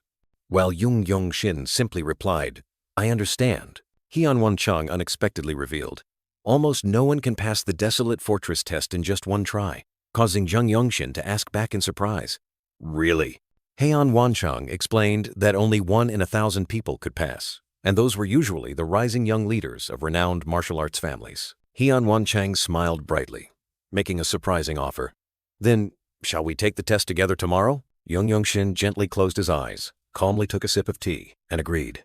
All right. Heon Wanchang was stunned, then broke into a radiant smile, not expecting Yeonshin to be so easygoing. Heon Wanchang happily said that Yeonshin was very easygoing, and even if it was confusing at first, everything would be fine as long as he followed it. Yeonshin remained calm, while Heon Wanchang continued to ramble on about his experiences. Large flags fluttered in the clear blue sky, signaling a new day full of challenges. From above, Yeonshin and Heon Wanchang, along with a bustling crowd, walked along the ancient, stone-paved road. Standing before the imposing city gate of the Desolate Fortress, Yeonshin decisively said, let's go. Yeonshin's gaze was firm, filled with determination as he prepared to face the challenge ahead. The full view of the Desolate Fortress appeared majestically, a massive and imposing citadel between heaven and earth. A hand held a wooden tag engraved with the number 13, likely Yeonshin's registration number. Yeonshin confirmed as he looked at the tag, with Heon Wanchang curiously watching beside him. Yeonshin maintained a calm expression, his sharp eyes observing his surroundings. A group of fierce-looking martial artists, many bearing battle scars, stood waiting with tense expressions. A man who appeared to be a judge stood sternly in the middle of the courtyard, while others sat waiting. The full view of the first test area appeared, with countless martial artists intently listening to the instructions. The judge began to announce the rules. You will pass if your card is accepted by the judge, but you will fail if you are asked to return your card to the reception desk. The judge stood before the examinees loudly declaring, the second test is a tournament. Yeonshin turned to Heon Wanchang, asking in surprise, is there a third test too? Heon Wanchang put a finger to his lips, signaling Yeonshin to keep it a secret. Heon Wanchang leaned in close, revealing a shocking secret. It's an interview with the leader of the Desolate Fortress. Yeonshin asked again in astonishment. The leader of the fortress himself? And Heon Wanchang confirmed, that's right. Heon Wanchang continued to explain, his voice full of admiration, that countless martial artists flocked here just for the chance to meet and learn from a peerless master like the leader of the fortress. Yeonshin's eyes deepened, filled with contemplation upon hearing about this rare opportunity. Yeonshin calmly replied, "Understood," then took the test card he was given. The judge loudly announced the rules for the first test. "The first test is about fast swordsmanship." The judge continued to command, instructing the examinees, "Demonstrate a strike with the fastest sword technique you possess." The judge concluded his instructions, his sharp gaze sweeping across the crowd. "And I will observe and evaluate." Heon Wanchang enthusiastically volunteered. "I'll go first," surprising the other examinees. The judge merely closed his eyes slightly, as if preparing himself to evaluate. Heon Wanchang whispered to Yeonshin, his face full of worry. "I was nervous and volunteered," while Yeonshin remained calm. Yeonshin pondered, stroking his chin, concluding that this fast swordsmanship test seems quite simple. Heon Wanchang gripped his sword hilt tightly, his eyes filled with determination as he prepared for his performance. Yeonshin was surprised to feel the powerful aura emanating from Heon Wanchang, causing him to exclaim, "A well-honed spirit. He is very strong." Yeonshin continued to silently assess, surprised by Heon Wanchang's strength. "He's even stronger than some of the wanderers I saw on the way here." With terrifying speed, Heon Wanchang drew his sword, creating a powerful surge of aura. Young Heon Wanchang unleashed an incredibly fast strike, creating powerful swirling sword energy. Heon Wanchang finished his performance, his sword still leaving a trail of light, demonstrating astonishing speed. The other examinees buzzed with discussion, amazed by Heon Wanchang's performance. "Oh my, that man feels a bit different." Another examinee, stunned, admitted, "I don't think I saw it," and the other added, "I only saw an after-image." Heon Wanchang swallowed, his eyes full of tension as he awaited the result. The judge pondered for a moment, then softly uttered, Finally, the judge declared, "Not bad. Give me your card," making Heon Wanchang overjoyed. Heon Wanchang cheered, "Thank you," while the judge continued to call out, "Can the next examinee step forward?" Heon Wanchang turned to Yeonshin, smiled and said, "Good luck," then confidently winked. Yeonshin looked at Heon Wanchang with determined eyes, ready for the challenge. With steady steps, Yeonshin moved forward, ready to face the test. Heon Wanchang and another examinee were surprised to realize that the person who had just performed the test was indeed an examinee. Heon Wanchang exclaimed in admiration, "That young swordsman truly has guts." Another judge commented that receiving advice from a martial artist of the desolate fortress was incredibly valuable. As Yeonshin stepped to the test position, Yeonshin's feet stopped, ready for the upcoming challenge. Yeonshin and the judge stood facing each other under the deep blue sky, a tense atmosphere enveloping them. Yeonshin closed his eyes, concentrating intensely, preparing for the decisive sword strike. The judge also closed his eyes, seemingly assessing the aura of the examinee before him. With sharp eyes blazing, Yeonshin heard the command, "You may begin." In just an instant, Yeonshin drew his sword from its sheath, a surge of blue energy erupting around him. Yeonshin's strike was so fast that it created a whirlwind of sword energy, causing the surrounding space to violently tremble. The judge's eyes snapped open, his face clearly showing extreme astonishment at Yeonshin's extraordinary speed. All the other examinees, including Heon Wanchang, gaped in astonishment, unable to believe what they had just witnessed. Yeonshin sheathed his sword, his gaze still sharp and full of confidence. Heon Wanchang stammered, unable to believe it. "The sword? When did it come out?" The judge was still stunned, watching Yeonshin skillfully sheath his sword. With a calm yet powerful expression, Yeonshin declared, "The future of the desolate fortress is right here." The other examinees were collectively stunned, realizing the profound meaning in Yeonshin's words. The judge quietly requested, "Give me your card." And Yeonshin calmly replied, "Yes." The judge examined Yeonshin's test card, muttering, Number 13. The judge's eyes flashed with a deep thought, seemingly re-evaluating Yeonshin's full potential. The judge returned the card and said, "You may go." Yeonshin took the card and replied, "All right." The judge called out, "Next!" as Yeonshin prepared to leave, leaving Heon Wanchang with a surprised expression. Yeonshin strode through the buzzing crowd of examinees, his gaze firmly fixed forward. Heon Wanchang timidly asked Yeonshin, Are you the son of a famous family?" Yeonshin turned around, his eyes full of confidence and resolve, replying, "Does that change anything? After joining the desolate fortress, I heard that all that matters is your martial arts, talent, and effort." Heon Wanchang was surprised, repeating the question, "So you really intend to pass the desolate fortress test?" Yeonshin looked directly at Heon Wanchang, his eyes sharp. "Isn't that why everyone comes here? Not just me, but you too." Heon Wanchang froze, pondering Yeonshin's words. Heon Wanchang finally realized and agreed. "That's right. You're right." Heon Wanchang bowed to thank Yeonshin and said, "I thank you. I'll be going now. Heon Wanchang walked with a pensive expression, secretly hoping he would pass this challenging second round of the examination. Meanwhile, young Yeonshin was meditating intently in the quiet room, his body radiating a powerful aura, ready for the upcoming challenge. Sweat beaded on his forehead. Yeonshin closed his eyes, understanding that the second round would be a fierce martial arts tournament. His determined eyes opened, clearly aware that this was where martial artists would confront each other directly, and he only had 3 weeks to prepare. Yeonshin's hand tightened around the sword hilt, determined that the only way to win was to continuously hone his skills.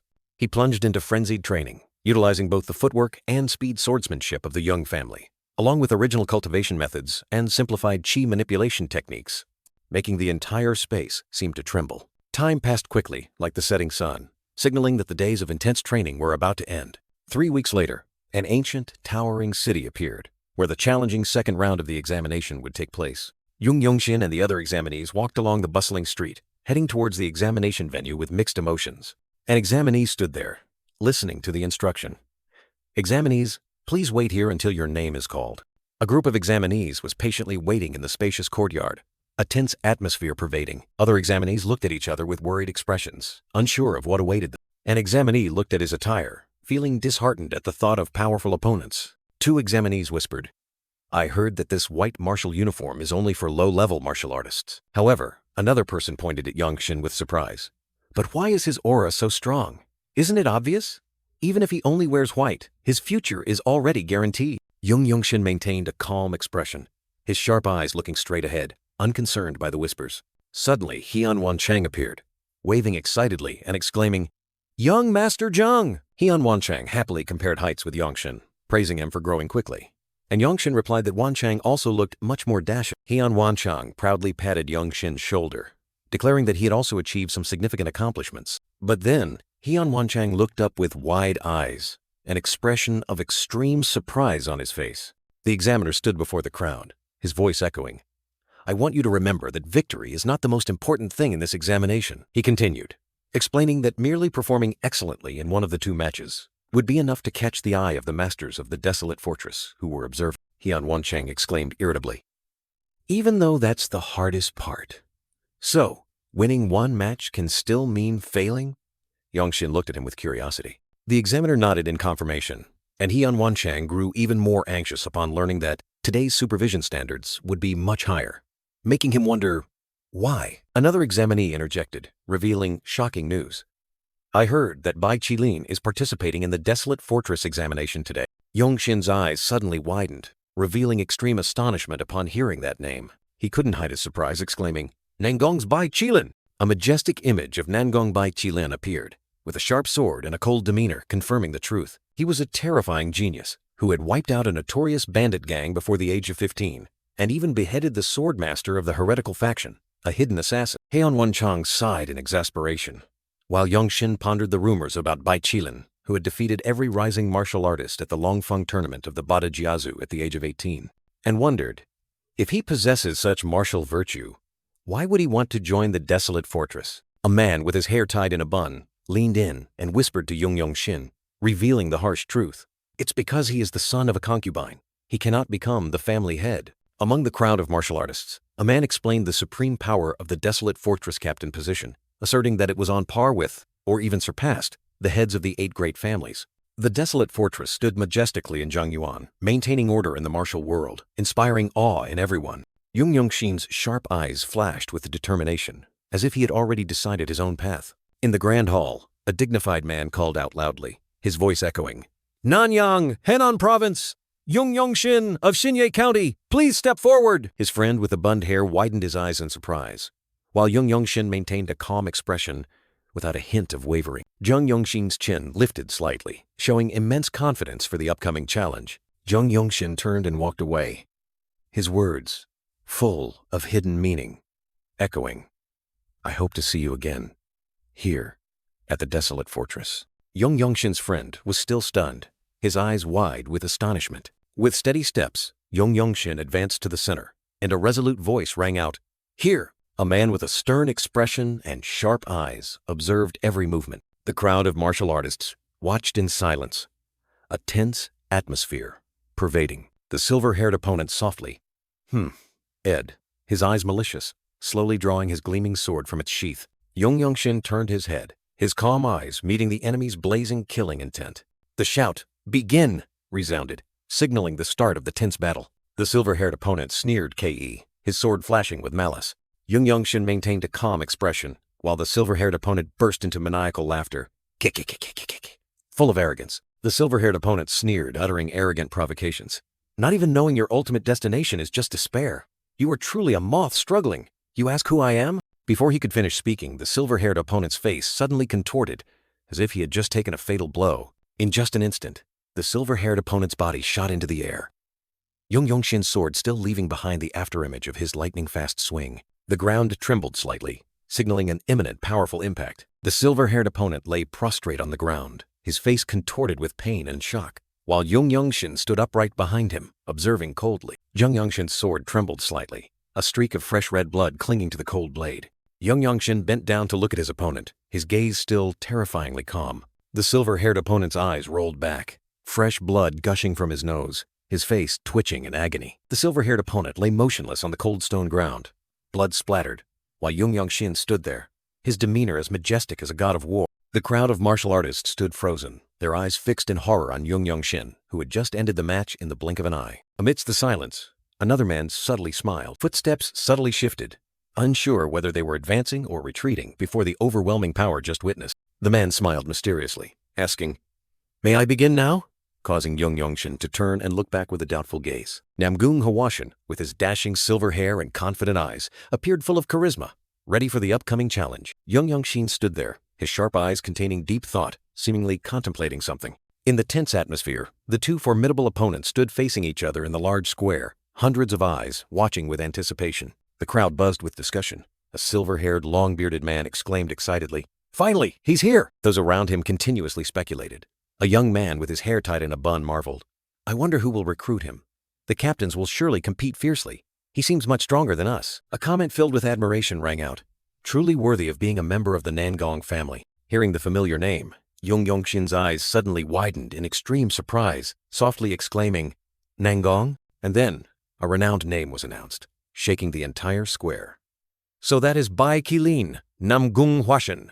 Excitement surged as an expectant question echoed, "Will we witness the legendary Wubian Tianji today?" Namgung Hwashin smiled confidently, while Yeonshin secretly assessed, "He looks about 5 years older than me, but it seems his level is still within my reach." He continued to analyze, "Thanks to my inherited martial arts, my physique is slightly superior, but in other aspects, I am still a step below him." In a moment of power, Namgung Hwashin slowly drew his sharp, cold sword from its sheath. He confidently introduced himself. "I am Namgung Hwashin of the Nangong family. I primarily practice Wubian Tianji and Wujin Bufa." As soon as he finished speaking, Namgung Hwashin had completed drawing his sword, his sharp eyes seeming to say, "Nice to meet you," in response to his opponent. Yeonshin also drew his sword and introduced himself. "I practice the Qinggong of the Jeong family." Suddenly, Namgung Hwashin clearly showed surprise, his eyes looking at his opponent with confusion. Even more surprisingly, Yeonshin casually put his sword down on the ground, causing Namgung Hwashin to ask, "Are you not going to use your sword?" Instead of using his sword, Yeonshin gripped the sword sheath tightly in his hand.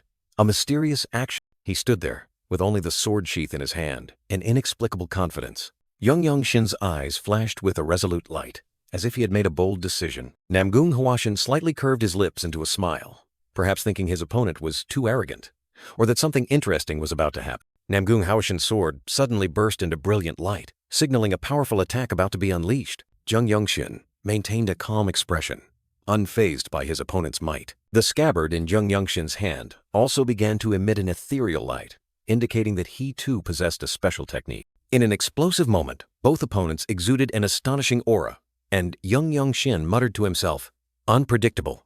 A sudden main attack amidst an unpredictable rhythm. Namgung Hwashin maintained his offensive stance, while Yeonshin calculated, "If successful, I'll catch him off guard." Yeonshin's eyes shone brightly, signaling a surprising and decisive counterattack. The crowd held their breath, watching intently, the atmosphere tense to the extreme. And then the host's decisive shout rang out, shattering the silence. "Start!" In a fleeting moment, Namgung Hwashin unleashed a fatal sword strike, brilliant blue light enveloping the entire space. The white Qilin sword and Yeonshin's sharp object clashed, sparking, creating an extremely tense confrontation. Namgung Hwashin's face showed extreme tension as his sword had to fend off a sudden attack. However, something unexpected happened. The sharp object in Jeong Yongshin's hand suddenly shattered into countless fragments, falling scattered. The entire arena was plunged into astonishment as Jeong Yongshin unexpectedly knelt, while Namgung Hwashin still stood tall, ending the match to everyone's confusion. Whispers and murmurs echoed everywhere. What? What just happened? As Jeong Yongshin still held the broken pieces of his weapon, a silver-haired bearded man affirmed, "Namgung Hwashin has won," while another exclaimed, "The White Kalin, a terrifying yet truly magnificent sword." But those around were still in shock, their eyes filled with disbelief and extreme bewilderment. The Namgung genius, Namgung Hwashin, maintained a calm expression, his gaze directed downwards, as if contemplating something. Jeong Yongshin looked up at his opponent, his gaze complex and indescribable, his hand still gripping the sword hilt at his side. Namgung Hwashin gently closed his eyes, uttering a sentence that stunned the entire arena. "I lost." Jeong Yongshin was startled, his eyes wide with astonishment at his opponent's unexpected declaration. Another wave of astonishment arose. "What? What does he mean? He lost?" Whispers continuously echoed. The man with the blonde hair exclaimed, "Jeong Yongshin, such a terrifying sword," while the silver-haired bearded man commented, "I think he's at least 5 years younger than him." Two other observers whispered, wondering if Jeong Yongshin had already been able to apply true qi to his technique. Jeong Yongshin maintained a calm expression, but the surrounding discussions about a powerful martial artist hidden in Henan and the fear of what he would become sparked endless curiosity. The host approached, asking Jeong Yongshin, "Hey, you said your name is Jeong Yongshin, right?" And he calmly replied, "Yes." The host didn't say much, simply pointed decisively forward, signaling Jeong Yongshin. Another garden lay hidden to the north, and Jeong Yongshin was asked to wait there to prepare for the next challenge. Namgung Hwashin approached, his eyes filled with respect and longing. "I truly wish to fight you again." The Namgung genius smiled meaningfully. "That's what I wanted to say. I will look forward to it, promising a dramatic rematch in the future." Jeong Yongshin's eyes flashed with a sharp glint, as if he was ready for all upcoming challenges. The space was silent, with only thoughts and premonitions of the future remaining. Jeong Yongshin strode steadily, leaving the place where the historic match had just taken place. Two other men observed from a distance, one of them showing surprise. A man wearing a conical hat also watched Jeong Yongshin's every step, his eyes full of contemplation. Jeong Yongshin continued walking, while whispers about his unexpected victory still echoed. "Someone as young as him passed?" I thought Namgung Hwashin would be the first to enter. Every step Jeong Yongshin took carried determination and an unrevealed secret. In Namgung Hwashin's mind, the recent match replayed in slow motion, and he muttered to himself, "I knew there would be no chance of winning if the match dragged on, which is why I used the most extreme form of exquisite sword art right at the start of the match." Jeong Yongshin bitterly admitted that his sword had shattered because his opponent Namgung Hwashin had infused true qi into his weapon. Jeong Yongshin blamed himself for being too hasty in using Joyful Sword, leading to this regrettable defeat. However, Namgung Hwashin unexpectedly spoke up, admitting, "I lost," leaving Jeong Yongshin astonished by his opponent's magnanimity. The two observers, the silver-haired and the bund hair, wondered if Jeong Yongshin truly couldn't yet use true qi in his technique. The scene shifted to a vast land, where Jeong Yongshin told himself that the Jung family was merely a third-rate branch in Xinjiang County, and if anyone knew that skill, he would have learned it long ago. But Jeong Yongshin's eyes flashed with a glint, and he affirmed, "However, now I know," because he had grasped how to use it the moment he witnessed it.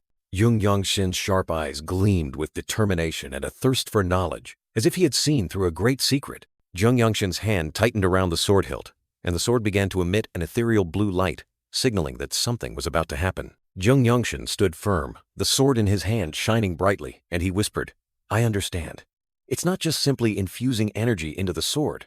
With an enlightened gaze, Jeong Yongshin realized that he could use true qi as a medium to merge with the sword. The sword in his hand burst into dazzling light, circles of true qi swirling around it, as if it were becoming one with its master. The observing crowd, including the silver-haired bearded observer, the bund-hair observer, and the host, all gaped in astonishment at this unexpected sight. Extreme astonishment was evident on the faces of the silver-haired bearded observer and the host, as they witnessed the unbelievable. Jeong Yongshin stood majestically amidst the circle of true qi light, and someone exclaimed in shock, "Sword resonance?"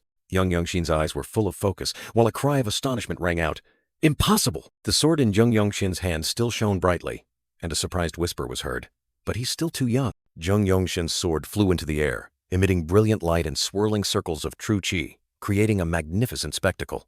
Jeong Yeonshin closed his eyes, the sword seemingly merging with his body, and he realized, it feels like the sword and my body are merging. This must be human sword unity. Jeong Yeonshin's eyes remained tightly closed, fully focused on the new realm he had just achieved. Jeong Yeonshin slowly opened his eyes, his gaze now profound and powerful, like one who had achieved enlightenment. A satisfied smile bloomed on Jeong Yeonshin's lips, marking the moment he had fully mastered his new power. Namgung Hwashin looked at Jeong Yeonshin with eyes full of admiration and said, "Congratulations on your enlightenment." Jeong Yeonshin slightly furrowed his brows, his eyes showing confusion, not understanding Namgung Hwashin's meaning.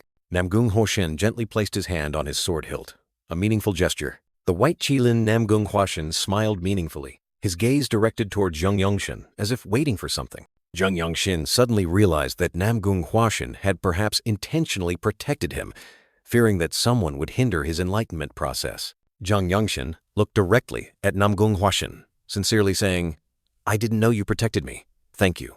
Jeong Yeonshin's eyes slightly narrowed. He still had something to say. With a confident smile, Jeong Yeonshin boldly congratulated Namgung Hwashin on passing the Desolate Fortress challenge. Jeong Yeonshin looked into the distance, his eyes full of contemplation, as if pondering something profound. A hearty laugh echoed. Jeong Yeonshin's three friends and the judges were gathered. The atmosphere seemed to have eased after the tense match. The boy with the blue headband on his forehead lightly coughed, then excitedly declared, "I'm here too." Jeong Yeonshin slightly curved his lips into a faint smile, seemingly having shed a burden after achieving a breakthrough. Namgung Hwashin offered his congratulations to Jeong Yeonshin, and Jeong Yeonshin politely reciprocated, a harmonious atmosphere enveloping them. The blue headband boy eagerly asked Jeong Yeonshin, "Oh, by the way, do you know you already have a nickname?" Jeong Yeonshin was surprised, his eyes clearly showing confusion upon hearing nickname, not understanding what was happening. A series of images of martial arts masters appeared, illustrating that nicknames were only bestowed upon renowned martial arts masters, such as Sword Saint of Impermanence or White Qilin. Namgung Hwashin smiled, confirming he had heard of the nickname, while Jeong Yeonshin still looked bewildered, wondering, "I've only just participated in the challenge." Namgung Hwashin looked directly at Jeong Yeonshin, uttering the name that stunned him, Lightning Genius. Jeong Yeonshin was startled and astonished, his eyes wide upon hearing that powerful nickname. Jeong Yeonshin's Lightning Genius power was illustrated by an image of him exploding with energy, single-handedly confronting numerous opponents, making the entire battlefield tremble. Namgung Hwashin continued to explain, affirming that the nickname Lightning Genius had been recognized by the martial artists of the Desolate Fortress. Namgung Hwashin smiled, saying that if even those people called Jeong Yeonshin that, then that was his nickname in the martial arts world. Jeong Yeonshin was still skeptical, wondering if the nickname Lightning Genius was just their way of mocking a young person who was a little agile with swordsmanship. The boy with the blue headband and Namgung Hwashin were simultaneously surprised, refuting Jeong Yeonshin by asking what they would be if he was only a little agile when they were still panting trying to catch up to him. The nickname Lightning Genius, Jeong Yeonshin, was clearly depicted, showing his exceptional recognition, something he dared not dream of even when he was still undergoing basic training in the Jeong family. A majestic voice rang out, ordering everyone to gather before the magnificent tower. The host announced that there was only one final challenge left, and if they passed it, they would officially join the Desolate Fortress. While Jeong Yeonshin and the boy with the blue headband listened with determination, Jeong Yeonshin walked with a confident demeanor ready to face the final challenge. Jeong Yeonshin looked up at the towering spire, where he would meet the leader of the Desolate Fortress, a legendary martial arts master, possibly the strongest person. A moment later, Jeong Yeonshin ascended the steps leading into the tower, leaving behind curious gazes. Jeong Yeonshin continued to walk alone deeper into the tower, his footsteps echoing in the silent space. A man stood outside, watching Jeong Yeonshin with a bewildered expression, unable to believe what he had just witnessed. The boy with the blue headband and the others stood outside, their eyes filled with worry and curiosity, wondering what awaited Jeong Yeonshin inside. The remaining people began to walk, following Jeong Yeonshin, but with expressions full of confusion and bewilderment. Another man wondered if the leader would just look at him without saying a word. Seeing that Jeong Yeonshin had quickly gone inside, a large man sighed wearily, perhaps not understanding what was happening or due to the perplexing nature of the final challenge. Another man also sighed, while the rest remained standing there with thoughtful expressions, awaiting the result of the final challenge. A decisive call rang out, signaling that Jeong Yeonshin was the next to face the final challenge. The Lightning Genius's feet walked steadily, each step carrying unwavering determination. Jeong Yeonshin held his head high, his resolute eyes burning brightly as he advanced. Leaving behind gazes full of expectation, he ascended each step, the instruction they told me to continue until the highest peak, echoing in his mind. The resilient back of the boy in red gradually faded into the distance, leaving only powerful footsteps echoing throughout the corridor. Finally, Yeonshin stopped before the magnificent door, where the final challenge awaited. The door slowly opened with a chilling creak, revealing a vast space that surprised Yeonshin. He stepped into the grand hall, where there was not a soul, only a terrifying silence pervading. Yeonshin cautiously advanced deeper, his eyes scanning the strange room with giant roots and mystical blue light. Giant ancient tree roots stretched out, coiling around the pillars, creating a scene that was both majestic and gloomy. His every step echoed in the silent space, signaling the presence of a challenger. Yeonshin looked up, his eyes wide with astonishment at the unexpected sight before him. Right in the middle of the grand hall, a beautiful figure with emerald green hair was serenely leaning on ancient tree roots, exuding an extraordinary aura. Yeonshin immediately recognized her as the leader of the desolate fortress, the one reputed to be the strongest in the world. Yeonshin boldly greeted, "I am Yeonshin." While the woman still kept her eyes tightly closed, as if in a deep sleep, her delicate face exuded an air of mystery, her green hair falling to obscure part of her features. Yeonshin was slightly confused, not understanding why the other party was so silent. Suddenly, her emerald green eyes slowly opened, sharp and powerful, looking directly at Yeonshin. She spoke in a deep, melodious voice, uttering a sentence that shocked Yeonshin. "You are the bloodline of that child." Yeonshin was immediately shaken, a bewildered question echoing in his mind. "Bloodline? Do you mean? Does she know? My mother's family?" The woman subtly curled her lips, her eyes full of hidden meaning as if she had seen through all his thoughts. She continued, her tone full of challenge. "It seems you've understood my meaning. You're quite bold, aren't you?" Yeonshin clenched his jaw, determined not to show any weakness. Her green eyes were sharp and cold, as if wanting to pierce through the opponent's heart. Yeonshin affirmed, "Yes, I am the grandson of the former Sword God team leader." The woman calmly replied, "He is about to become a member of the Council of Elders, a very stubborn person." She tilted her head, her gaze distant as if reminiscing about old memories, or perhaps a profound plan. Suddenly, she changed the subject, pointing out something unexpected. "You have an injury." Yeonshin quickly denied. "It's nothing to worry about, just trivial family matters." The woman coldly refuted. "They are not trivial at all. Your trained body has merely concealed them. You have probably only lived for about 15 years. The leader of the desolate fortress, with her ethereal beauty and closed eyes, seemed to be lost in deep thought. She spoke, her tone calm yet authoritative. "However, it is true that outsiders should not comment on this matter. A relative's problem needs to be resolved." Yeonshin bowed his head, sincerely saying, "I apologize." In his heart, he secretly thought about this woman's extraordinary aura and absolute power, realizing that she was not simply interfering in his family matters. The leader of the desolate fortress slightly opened her green eyes, revealing a mysterious smile, her gaze sharp as if piercing through the opponent's heart. The leader's bare feet gently touched the ground, signaling an impending action, full of grace and elegance. She slowly rose from the root chair, her majestic and powerful demeanor emanating, which greatly surprised Yeonshin. Standing opposite Yeonshin, the leader of the desolate fortress stated bluntly, "I like you. It's interesting that you don't bow to anyone even though you came here because there's something you want to achieve," which startled him. Yeonshin's eyes widened, clearly showing his shock and suspicion as he realized the leader had seen through his intentions. The lightning genius secretly thought, his eyes full of worry, "Does she know I came here because there's something I want to achieve? Has she discovered that my Baihui point on the top of my head is abnormally open?" Yeonshin gathered all his courage, looked directly at the leader, and asked a life or death question.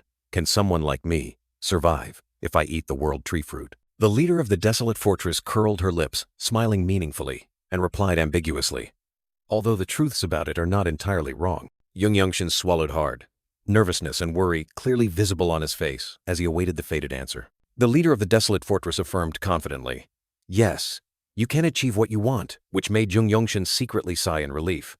"I knew it." However, Yeonshin couldn't help but wonder. He looked at the leader and asked again, "Can I receive it?" The leader of the desolate fortress gave a mysterious smile, her eyes seemingly containing a treasure trove of knowledge, and replied, "That depends on what you do." Yeonshin closed his eyes, a satisfied smile appearing on his lips as he said, "That's enough. Thank you." Suddenly, Yeonshin opened his eyes, an expression of extreme surprise on his face as he gripped the sword at his hip, seemingly having just realized something. He looked at the leader of the desolate fortress, asking with a confused expression, "Am I a martial artist of the desolate fortress now?" The leader of the desolate fortress merely smiled, that smile containing countless meanings without needing to say another word. She said decisively, "Yes, you may leave now." And then, the leader of the desolate fortress uttered a sentence that shocked Jeong the next sword god team leader. Jeong eyes became sharper and more resolute than ever, as if he had just been entrusted with a great mission. The leader of the desolate fortress still kept a mysterious smile on her lips, her gaze following Yeongshin's retreating back. Yeongshin walked, his footsteps echoing in the silent space, but his mind still echoed the words. "The next sword god team leader." He continued to walk, still full of doubt. I don't know if she's just teasing me, or if she truly sees potential in me. Yeongshin suddenly stopped, his feet seemingly frozen in the wide corridor. He stood still, his face full of thought and confusion, seemingly trying to decipher a difficult riddle. Yeongshin's gaze fell on his arm, where there was a mysterious symbol, and a thought suddenly flashed through his mind. Or perhaps, Yeongshin's body erupted with a lightning aura, his eyes flashing with a determined light as he realized, is she implying that I can receive the world tree fruit and become the sword god team leader? The boy with the blue headband chuckled, his expression a little mischievous and smug. Yeongshin strode forward with unwavering steps, his sharp gaze fixed ahead, ready to face any challenge. The entire group of new recruits, led by the host, were advancing together on the wide stone path, creating a solemn scene. The host turned back, his eyes full of thought as he remarked, "4 people have passed, huh?" He continued walking, suddenly asking the group, "Do you know what the desolate fortress does?" The boy with the blue headband quickly replied, his face full of confidence. "Is it to prevent the martial arts masters of Murim from overthrowing the imperial family?" The host affirmed the answer was correct but incomplete. "While true, that is not our main job. That is just one of the big things we do. There is another thing." A horrifying scene unfolded. Thousands of warriors were fiercely fighting, blood flowing like rivers, showing the brutality of war in the martial arts world. The entire group of recruits, including Yeongshin and the others, listened in silence, their faces full of contemplation at the explanations. The host continued to explain with a serious expression. "No one knows what will happen when a war breaks out in Murim. A storm of blood swept across Zhongyuan on the day the rumor of the Mutianmo's discovery spread. The brutal image of a bloody battlefield, where countless bodies lay scattered, bore witness to the destruction caused by the ruthless martial artists. The desolate, gloomy scene with piles of corpses under a red sky showed that the empire had become unrecognizable after the catastrophe." The blue headband boy exclaimed in astonishment, seemingly realizing something. "The Mutianmo catastrophe." The host continued, his tone pensive. "The Mutianmo catastrophe. It has been 17 years since then." He emphasized that not only evil sects and demonic cults caused trouble, but even major orthodox sects could become a problem. Yeongshin listened with deep eyes, realizing the heavy burden of responsibility on the desolate fortress, as the host spoke of the consequences if the martial arts world were to fall into chaos. The host explained that the imperial family had provided many resources, from money and elixirs to martial arts manuals and masters, to support the desolate fortress. A steady pair of feet walked, symbolizing the steadfastness and heavy mission that those at the desolate fortress had to bear. The host stood before the ancient structure, clearly stating their mission at the desolate fortress. He spoke in a resolute tone, emphasizing the necessary ruthlessness. "You must behead any martial artist who disturbs the lives of ordinary people." The host concluded his declaration, his eyes sharp and full of determination. Yeongshin and the other recruits all looked straight ahead, their eyes firm, ready to accept the mission of beheading any martial artist who disturbs the lives of ordinary people. Yeongshin, with a pensive expression, seemed to be contemplating the host's recent words, deeply understanding the heavy responsibility. The host smiled with relief, indicating the temporary lodging for the recruits and informing them that they would soon be assigned tasks. He sent his best wishes to the group of recruits, hoping they would successfully complete their upcoming missions. The scene of the desolate fortress at night, with its sturdy city walls and warm lights from the houses, created a beauty that was both ancient and mysterious. A moth fluttered around the lantern in the room, creating a quiet and somewhat melancholic atmosphere. A week passed. Yeongshin meditated in his room, wondering if it had really been a week, and felt that the task assignment was later than he expected. A voice rang out from outside, breaking the silence. "Yeongshin, may I come in?" The blue headband boy excitedly opened the door, eagerly inviting someone in. Yeongshin, who was meditating, looked up and asked the blue headband boy standing opposite him, "What's wrong?" The blue headband boy couldn't hide his excitement, announcing, "The place we're going has finally been decided. We're going to the Radiant Demon Squad, a combat team." Hearing Radiant Demon Squad, lightning genius Yeongshin pondered, his sharp eyes revealing deep thought. A middle-aged man with a dignified, scarred appearance emerged, none other than Captain Ma Jin of the Radiant Demon Squad. rumored to be the strongest among the 17 captains. Captain Ma Jin looked directly at Yeonshin and the blue headband boy, his eyes blazing, exuding an overwhelming aura. Ma Jin's face in close-up, the long scar on his cheek and his murderous eyes made anyone shiver. Captain Ma Jin spoke coldly. "You, lightning genius." Yeonshin and the blue headband boy immediately replied respectfully. "Yes, sir." Ma Jin's gaze was as sharp as a knife, piercing through everything, showing deep assessment and scrutiny. Yeonshin maintained a calm expression, his eyes firm as he met the intense gaze from Captain Ma Jin. Ma Jin slightly curled his lips, a meaningful smirk passing over the scar on his face. Captain Ma Jin said profoundly, "I see you have a backbone. People like you don't die easily." Ma Jin continued to explain that the combat teams under the desolate fortress were like one of the major sects in Zhongyuan, and the two of them would learn martial arts and carry out missions with their seniors in the Radiant Demon Squad. The blue headband boy eagerly raised his hand, asking Captain Ma Jin, "Captain Ma, I have a question." Ma Jin gestured for him to speak, and the blue headband boy excitedly thanked him for permission to ask. He asked with curiosity, "Does learning martial arts in the Radiant Demon Squad mean everyone will share their martial arts?" Ma Jin replied concisely, "Not exactly. What you learn on your own is your own." The blue headband boy exclaimed, "Ah!" with excitement when Ma Jin said that only the Radiant Demon Squad's martial arts were taught here. He cheered joyfully. "I'll get to learn the famous Radiant Demon martial arts," Ma Jin coldly reminded. "You need to train diligently if you want to survive." Yeonshin pondered, his eyes sharp, thinking to himself, "Radiant Demon martial arts.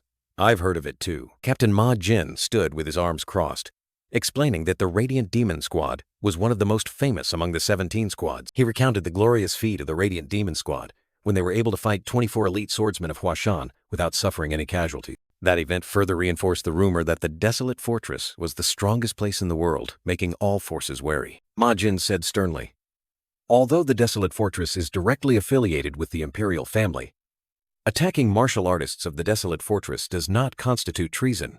That is why you must learn whatever you can here and constantly become stronger." Yeonshin asked in surprise, "Not treason? Why is that?" Ma Jin narrowed his eyes, his expression thoughtful and a little mysterious, preparing to explain the reason behind it. He explained that there were many eccentrics in the martial arts world, many of whom had lost their minds due to practicing evil arts, or those with outstanding Qigong skills could cause trouble for government officials before escaping to high mountains and deep valleys.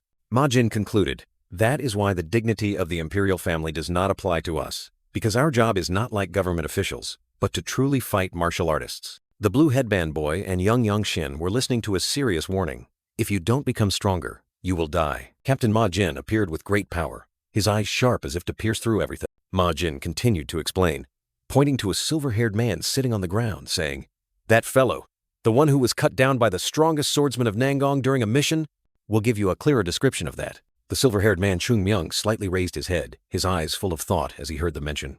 "Oh, the kingly sword art." Chung Myung smirked mysteriously, admitting that it was truly a terrifying thing. Yeonshin listened attentively, while Ma Jin continued to explain that the kingly sword art was one of the strongest sword arts in the world, only passed down to the legitimate descendants of the Nangong family. The blue headband boy and Yeonshin were both surprised, and Ma Jin continued to ask a challenging question. "Furthermore, isn't the strongest swordsman of Nangong said to be the strongest martial artist in China?" Chung Myung sneered, nodding repeatedly as if in strong agreement with the remark. He stood up, adjusted his attire, walked confidently and said, "All right."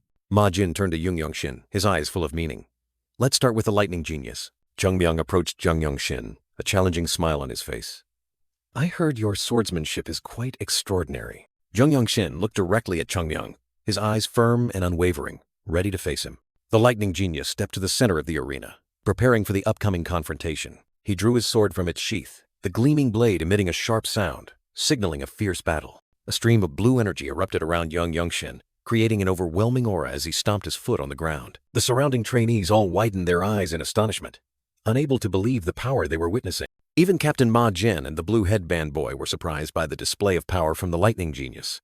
Yeonshin stood firm amidst the swirling blue energy, his eyes resolute and his aura soaring. Chung Myung wore a confident smile, seemingly ready for an exciting match. He gripped the hilt of his sword, preparing to draw it from its sheath, ready for battle. Chung Myung's eyes flashed with a sharp glint, showing intense focus and determination to fight. The two opponents stood facing each other on the arena floor, Chung Myung having drawn his sword, while Yeonshin was still enveloped in energy. Chung Myung confidently introduced himself. "I am Chung Myung. I was born and raised in Shangyang. Yeonshin replied in turn, his voice full of power. I am Yeonshin, and I come from Shinya. Jeong smirked meaningfully. I see. Zuka Place exists? Yeonshin maintained a calm expression, his sharp eyes looking directly at his opponent, revealing no emotion. A full view of the arena showed the two swordsmen standing in the center, surrounded by powerful auras. Chungmyung explained his sword technique. You can feel the wind generated even when a 10-year-old child uses the three swords art. He smirked, concluding, That's why when fighting, you can tell how a person wields a sword. Yeonshin pondered, his sharp eyes seemingly probing an invisible concept. Wind? A powerful voice rang out, praising Yeonshin's rare talent. To reach this level at such a young age, you are truly a genius. Chungmyung, with a mischievous smile, extended his sword challengingly. Show me that talent of yours. Yeonshin turned his head, his resolute gaze responding to the challenge. My swordsmanship talent? The lightning genius sighed softly, accepting the fated confrontation. All right. In the blink of an eye, Yeonshin drew his sword, his movements astonishingly fast, as if tearing through the surrounding air. The witnessing crowd couldn't help but be astonished, one person exclaiming, Oh, sword resonance? Captain Majin stood there, his expression stern, his sharp eyes following every movement. The two geniuses faced each other, Yeonshin and Chungmyung, their sword chi erupting, creating a dazzling energy field. Yeonshin focused intently, his eyes burning with determination, ready to unleash a fatal blow. Chungmyung merely smirked, terrifyingly confident. Ha! Yeonshin took a deep breath, his entire mind focused on one point. Concentrate. He suppressed his power, his breathing heavy, but his gaze remained unwavering. Yeonshin's aura surged powerfully, forming a vortex of energy around his body, ready to erupt. Yeonshin's eyes became colder and more resolute than ever. A blue lightning bolt flashed in Yeonshin's eyes, signaling a terrifying attack about to strike. With a powerful stomp, the ground cracked, and Yeonshin darted like lightning. Now, Yeonshin's speed was unbelievably fast. He charged straight at Chungmyung, leaving a dazzling streak of light. Lightning fast! Yeonshin's sword emitted a blinding light, ready to unleash peak swordsmanship. The blade glowed brightly, slashing straight at the target with destructive power. Two streams of sword chi collided fiercely, creating an earth-shattering energy explosion that pushed both back. Yeonshin gritted his teeth, his body trembling from the impact. Ugh, Chungmyung smiled faintly, his eyes sharp, seemingly certain of victory. Yeonshin exclaimed in surprise. When did he draw his sword? An unexpected counterattack had caught him off guard. Yeonshin's feet slid back, friction with the ground creating electric sparks. Another powerful stomp. The ground shattered. As Yeonshin tried to maintain his balance, Yeonshin realized his opponent was no ordinary foe, he muttered to himself. All right. After all, he's a martial artist who survived being struck by the strongest swordsman of Nadgong. Considering that, then this is... Chungmyung launched a lightning-fast counterattack, forcing Yeonshin onto the defensive, the sharp blade pressing close. Chungmyung smirked smugly, his eyes flashing with triumph, seemingly having completely overwhelmed his opponent. Yeonshin unleashed a dazzling sword strike, confidently remarking, More feasible than I thought. In an instant, Chungmyung dodged Yeonshin's lightning sword strike, surprising his opponent. The terrifying power of the lightning genius caused the ground beneath his feet to crack, signaling a powerful attack. Chungmyung turned around, his sharp eyes fixed on the charging Yeonshin, preparing for a fierce confrontation. Energy surged and gathered on the sword. Yeonshin gripped the hilt tightly, ready to unleash a fatal move. Two swords clashed in midair, creating blinding electric sparks as Yeonshin launched his decisive attack. Chungmyung was utterly surprised, his eyes wide with astonishment as he realized something extremely terrifying. Yeonshin smirked coldly, his eyes full of confidence and a hint of mischief. As if everything was within his calculations, Chungmyung exclaimed in panic, He's gone! As his opponent suddenly vanished from sight. Yeonshin stood frozen, his eyes wide with astonishment as he realized his opponent had vanished without a trace. Suddenly, Yeonshin flinched, shouting, He's coming! Sensing Chungmyung's sudden presence. Chungmyung appeared like a ghost, unleashing a lightning-fast slash from behind, leaving Yeonshin no time to react. Chungmyung maintained his mischievous expression, turning his head to look at the charging Yeonshin, ready for the next confrontation. A confident and challenging smile spread across Chungmyung's lips, showing that he was completely in control of the match. Yeonshin was horrified, his eyes wide open at Chungmyung's speed and unpredictability. A powerful attack from Chungmyung struck Yeonshin directly, causing him to stumble. Yeonshin gritted his teeth in endurance, a painful expression clearly visible on his face as he was overwhelmed by his opponent. Chungmyung's eyes suddenly flashed with an ethereal blue light, signaling a powerful attack about to be unleashed.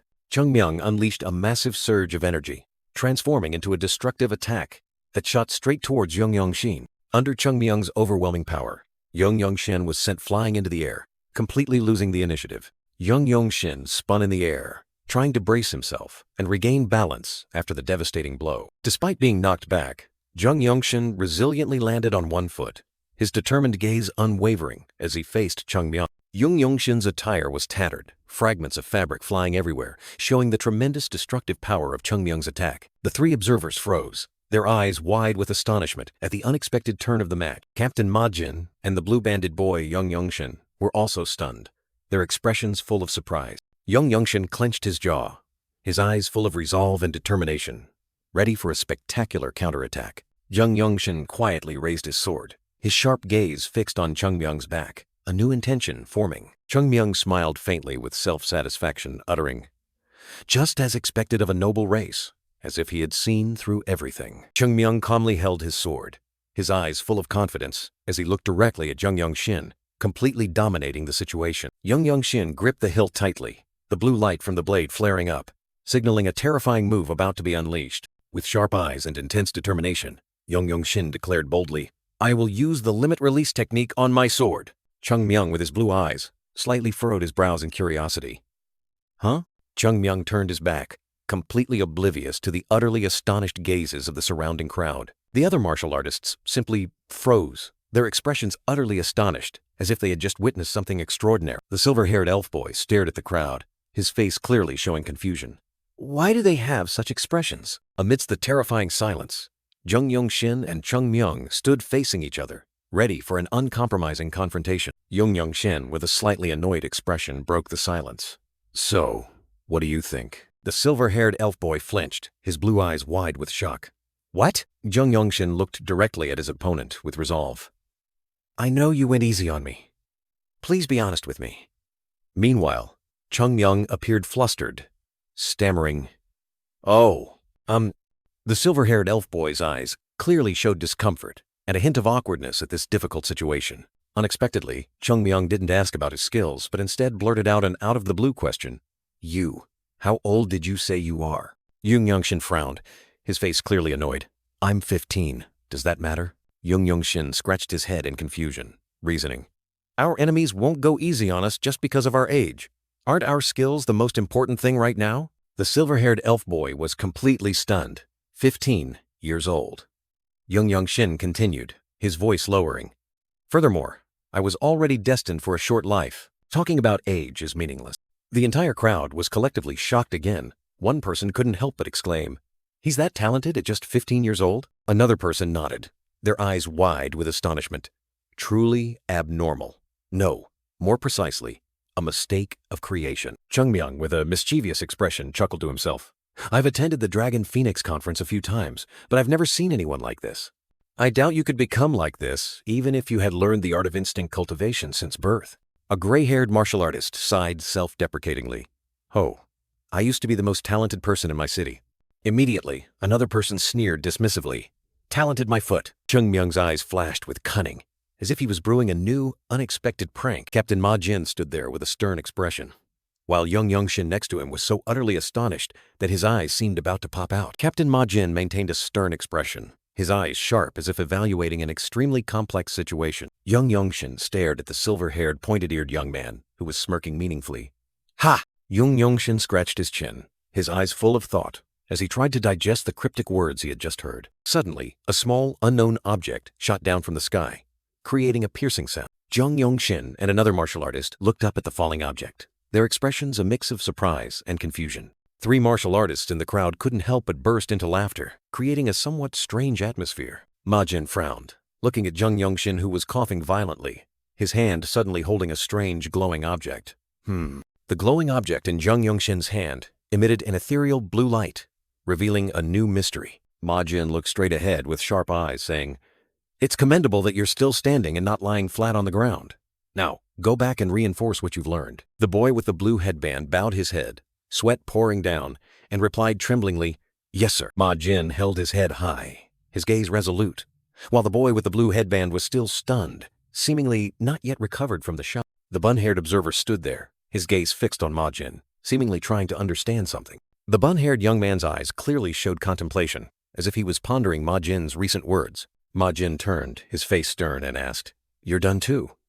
Have you understood the core of those movements?" The bun-haired young man replied thoughtfully, "It's thinking and acting seamlessly, without any gaps." Ma Jin's eyes narrowed, revealing satisfaction mixed with deep appraisal. Ma Jin turned his back, his entire body radiating ethereal energy lines, and explained profoundly, "That's right. There is always a path for you to move, regardless of the situation. The true core of radiant magic is to move seamlessly without interrupting your attack path. Now you must understand the deeper meaning of the attack path." The bun-haired young man and the boy with the blue headband looked at Ma Jin in surprise, one exclaiming, "The deeper meaning of the attack path?" while Ma Jin only gave a meaningful, Ma Jin slightly curled his lips, his eyes full of confidence, and said, "It will be better and faster if I show you firsthand." Ma Jin walked decisively towards an ancient stone lamp, and everyone around held their breath, following his every move. Ma Jin placed his hand on the stone lamp, his face stern, and instructed, "Watch closely." The bun-haired young man and the boy with the blue headband strained their eyes, not wanting to miss even the slightest detail. Ma Jin's hand suddenly emitted a powerful surge of energy, and the encompassing blue light made the atmosphere tense. In just a moment, Ma Jin unleashed an earth-shattering punch, and the violent burst of energy forced the witnesses to recoil in horror. Ma Jin's face was extremely tense, dotted with sweat, and his blue veins stood out, showing the extraordinary concentration and power being unleashed. A soft HVV escaped from between Ma Jin's teeth, like the growl of a beast exerting all its strength. Ma Jin's hand once again burst with energy, ready to deliver the decisive blow. The bun-haired young man's eyes widened in astonishment, unable to believe the scene unfolding before him. Ma Jin stood upright, his posture completely relaxed, as if all the power he had just unleashed had been thoroughly released. Ma Jin's eyes were as sharp as knives, his fists clenched, every muscle fiber brimming with power. Ma Jin unleashed a powerful punch, and the surrounding air seemed to be torn apart by the tremendous force. Ma Jin's fatal punch struck the stone lamp directly, shattering it into 100 pieces in the blink of an eye. Ma Jin knelt down, the stone lamp now just ruins, a testament to his destructive power. Ma Jin stood up, calmly looking at the ruins of the stone lamp, while the bun-haired young man and the boy with the blue headband were still stunned. The other observers all gaped in astonishment, speechless at the incredible display of power they had just witnessed. Ma Jin stood proudly atop the ruins, his demeanor as majestic as a god. Ma Jin looked directly at his disciples, his voice echoing, "The strongest attack at the perfect moment, that is, the attack path. If you follow a perfect attack path, then the strongest attack will be unleashed." Yeonshin listened intently as Ma Jin explained the importance of seizing the moment to unleash power. Ma Jin curled his lips confidently, asserting that this technique could not be mastered instantly, but required a lifelong learning process. Yeonshin exclaimed in surprise, "Really? A lifelong study? But I feel like I can do it right now." The boy with the blue headband clenched his fist, his eyes resolute, preparing to try, while Ma Jin and the others watched with curiosity. Ma Jin frowned, wondering if Yeonshin truly dared to try it immediately. Yeonshin stood amidst the ruins, the guidance about the essence of core energy being great nature echoing in his mind. Yeonshin took a deep breath, his eyes gleaming with intense determination. The destroyed stone pillar still stood tall, and in Yeonshin's mind, simply following nature was enough. Yeonshin's entire body suddenly erupted with a brilliant blue energy, ready for the legendary human sword unity state. He slowly closed his eyes, relaxing his entire body, letting the energy surge within. Yeonshin's eyes suddenly snapped open, sharp as lightning, exuding an astonishing aura. The boy with the blue headband stood firmly, his entire body enveloped in blue light, and the ground beneath his feet began to crack. The stone lamp in front of Yeonshin also began to glow brightly, with cracks spreading across its surface. The surging energy from Yeonshin converged into the center of the stone lamp, forming a dazzling beam of light. Yeonshin swung his sword powerfully, and a massive surge of energy exploded, piercing straight through the stone lamp. Clutching the sword hilt tightly, Yeonshin exerted all his strength, his gaze unwavering. His sword blade struck the stone pillar with tremendous force, creating a shaking impact. The sword tip plunged into the ground, and cracks spread like a spider web, signaling impending destruction. The ground continued to crumble, with large and small pieces of rock scattering into the air. In just an instant, the colossal stone pillar exploded into countless fragments, demonstrating Yeonshin's terrifying destructive power. Amidst the ruins, Yeonshin still stood firm, his sword still retaining residual energy. A self-satisfied smile bloomed on Yeonshin's lips, his eyes filled with contentment. Looking at the ruins, Yeonshin confidently declared, "I have grasped the deeper meaning of the attack path." He looked at the sword in his hand and proudly said, I have learned all of radiant magic. Now I just need to continue practicing to be able to apply it in real combat. Yeonshin flashed a radiant smile, his face full of triumph and confidence. Ma Jin and those around him froze, gaping in astonishment at Yeonshin, speechless. Yeonshin said somewhat awkwardly, "Oh, I showed a less than perfect side because this was my first try. I still need to go through many more real battles to be able to use it proficiently." He told himself that to apply radiant magic in life or death moments, this kind of ordinary practice was not enough. Ma Jin and the witnesses were still stunned, unable to believe their eyes at Yeonshin's recent performance. Yeonshin bowed respectfully, clasped his hands and said, "Thank you for your teachings." Ma Jin stood frozen, his face contorted in confusion, seemingly utterly bewildered by his disciple's progress. Ma Jin looked thoughtfully at Yeonshin and exclaimed, "It seems I have to think about how I should teach you from now on," which surprised Yeonshin. Yeonshin looked back blankly, not understanding the deeper meaning in Ma Jin's words. The next day, amidst the bustling city, shocking news spread. "I heard our seniors had a big battle with the heavenly team." Yeonshin was so surprised that he blurted out, "What?" Upon hearing the bun-haired observer recount the battle, the bun-haired young man explained that the desolate fortress originally had strict rules, prohibiting combat outside the training area, which made Yeonshin even more curious. Yeonshin frowned, asking for the reason, and the bun-haired young man began to recount the story. It turned out that a member of the heavenly team had provoked them at a restaurant, uttering contemptuous words like, "Your talent will not flourish in the radiant demon team," sparking a terrifying battle. Yeonshin was utterly astonished, unable to believe they fought over such a thing. The bun-haired young man slightly curled his lips, saying with an experienced look, "You don't know what the martial world is like.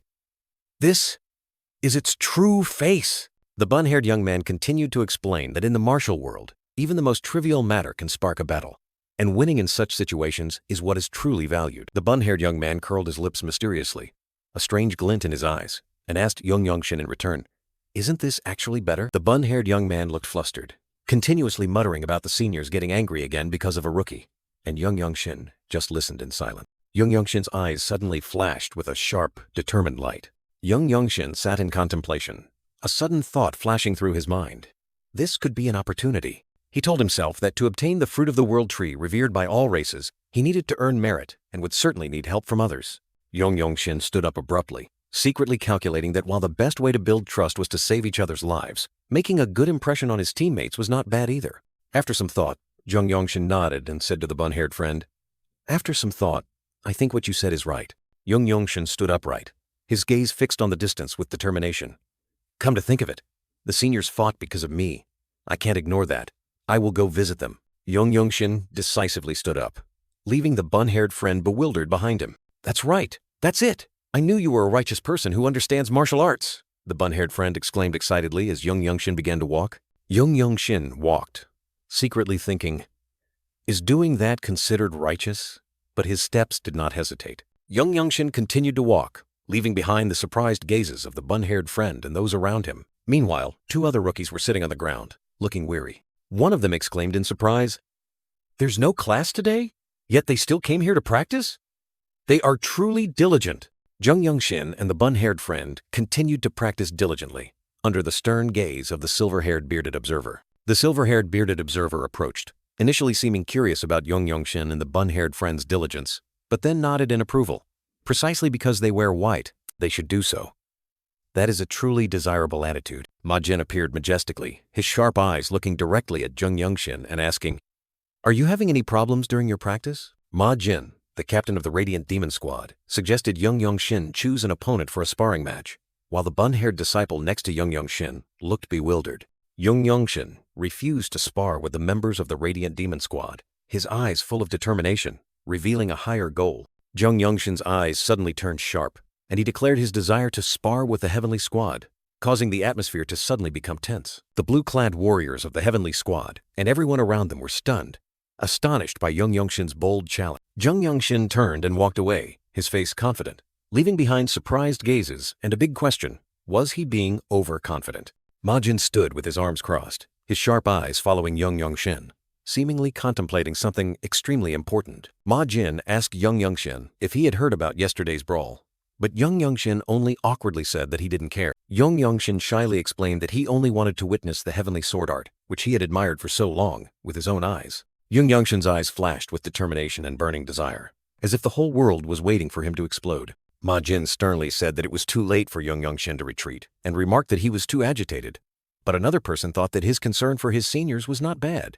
Yeonshin bowed with clasped hands, resolutely requesting Captain Ma Jin to allow him to spar to prove that the martial arts of the Radiant Demon Squad were incredibly powerful. Yeonshin secretly thought that this was a three birds with one stone opportunity, his eyes flashing with astonishing calculation and confidence. Ma Jin sternly warned Yeonshin that he had never learned the martial arts of the Heavenly Squad or participated in combat, and they would not go easy on him just because this was a sparring match. Yeonshin replied with fiery eyes and explosive aura. That is exactly what I expect, making the atmosphere extremely tense. The blue-clad warriors of the Heavenly Squad stood speechless, unable to utter a word at Yeonshin's terrifying confidence.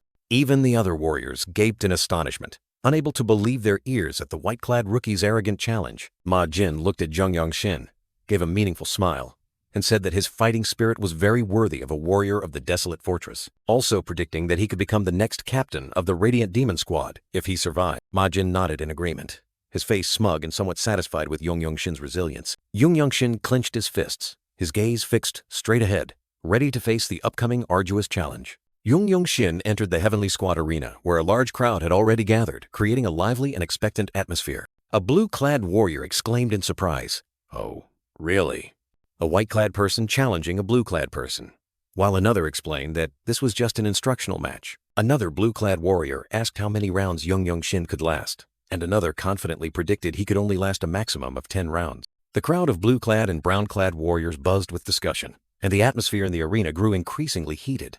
Yeonshin stood there, his sharp gaze sweeping over the crowd, seemingly listening to the discussions about his abilities. Another blue-clad warrior sneered, his face disdainful, not believing that a white-clad rookie could last 10 rounds against a blue-clad warrior. He turned his back, his eyes full of contempt, completely disbelieving Yeonshin's abilities. The captain of the Heavenly Squad, Han Chulmak, appeared with a stern expression, his eyes sharp, ready to accept the challenge. Ma Jin looked at Han Chulmak, his eyes full of hidden meaning, seemingly conveying an invisible message. Two other black-clad warriors of the Heavenly Squad stood beside Han Chulmak, their faces cold, ready for the upcoming confrontation. Ma Jin raised a finger, his eyes sharp as if to pierce through his opponent, preparing to issue a weighty challenge. Ma Jin narrowed his eyes, confidently declaring, "If that kid lasts 10 rounds, I will bestow upon him a spiritual elixir of the Heavenly Squad." Han Chulmak frowned, exclaiming in surprise, "A spiritual elixir?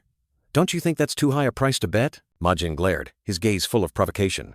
"Are you scared? Do you think you'll lose?" Han Chulmak gritted his teeth, his sharp eyes retorting, "Don't provoke me!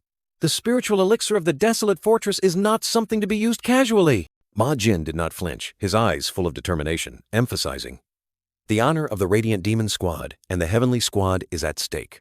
How can it be called casual?" After a tense standoff, Han Chulmak sighed, finally accepting, "All right, I accept."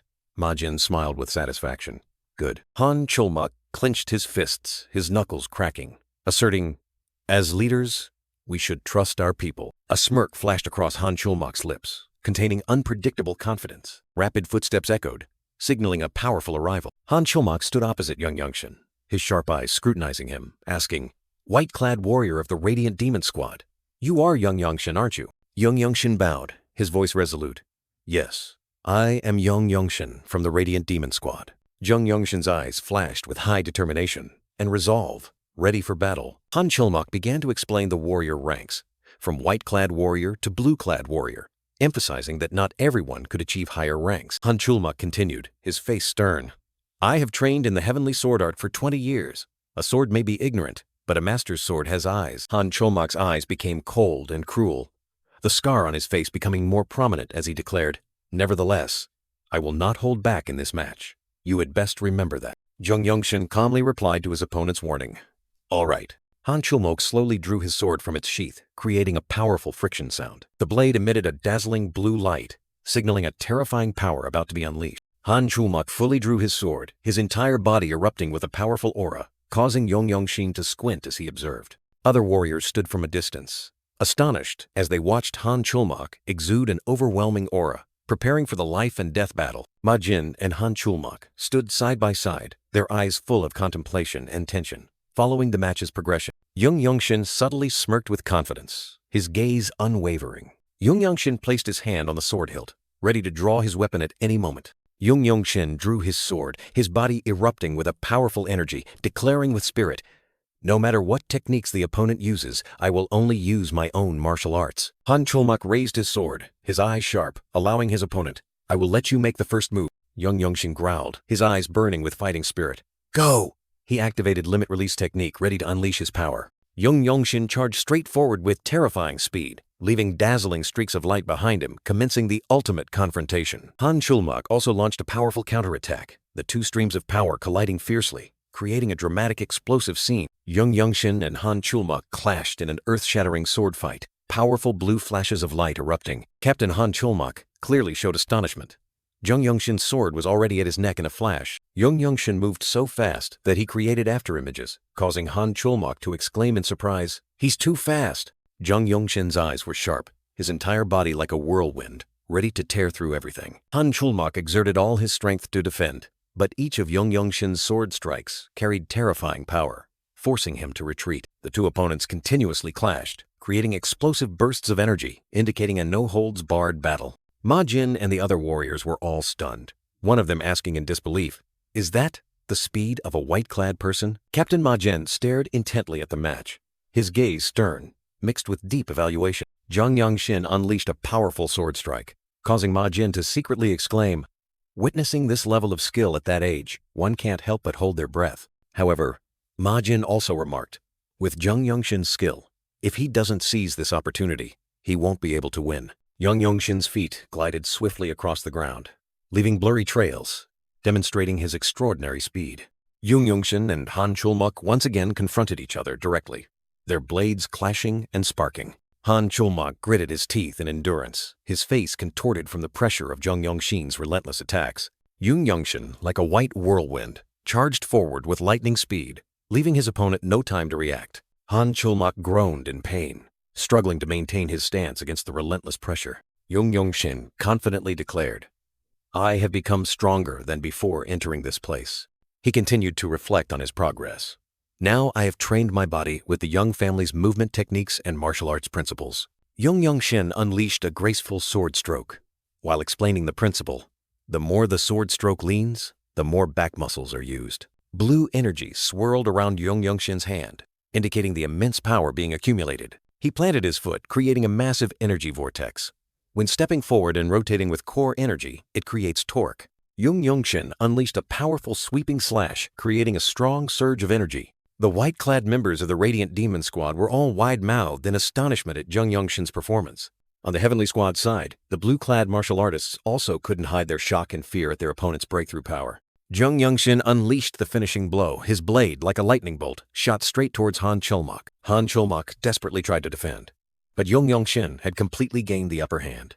Yeonshin smiled confidently, thinking to himself, "I have learned a new technique." Han Cholmok's eyes were filled with horror as Yeonshin's blade clearly reflected in his pupils. Yeonshin flashed a victorious smile, blue energy erupting around his sword. Han Cholmok's sword flew out of his hand, soaring into the air, signaling the predetermined outcome of this match. In a flash, Han Cholmok took the full force of Yeonshin's powerful attack, leaving him stunned. Yeonshin's cold blade was pressed against his throat, causing Han Cholmok to break out in a cold sweat, his face clearly showing extreme horror. Yeonshin coldly held the sharp blade at his opponent's neck, while Han Cholmok was still stunned, unable to believe his eyes. A slight smile of relief, yet full of self-satisfaction, appeared on Yeonshin's lips, as if everything had been within his calculations. The entire audience erupted in whispers of astonishment upon witnessing the unbelievable outcome of the match. Captain Ma Jin maintained a calm expression, but his sharp eyes swept over the completely stunned Han Cholmok. Even the host and the bun-haired observer couldn't hide their extreme astonishment at this unexpected turn of events. The white-clad one has won. Cheers and astonished gazes converged on Yeonshin. No one expected him to be able to defeat Captain Han Cholmok. Amidst the crowd's murmurs of admiration, Yeonshin calmly sheathed his glowing sword. He gently sheathed his sword, his movements surprisingly decisive and calm after an intense battle. Han Cholmok still stood there, his eyes full of astonishment, staring at the young opponent who had just defeated him. "I only won by luck," Yeonshin thought to himself.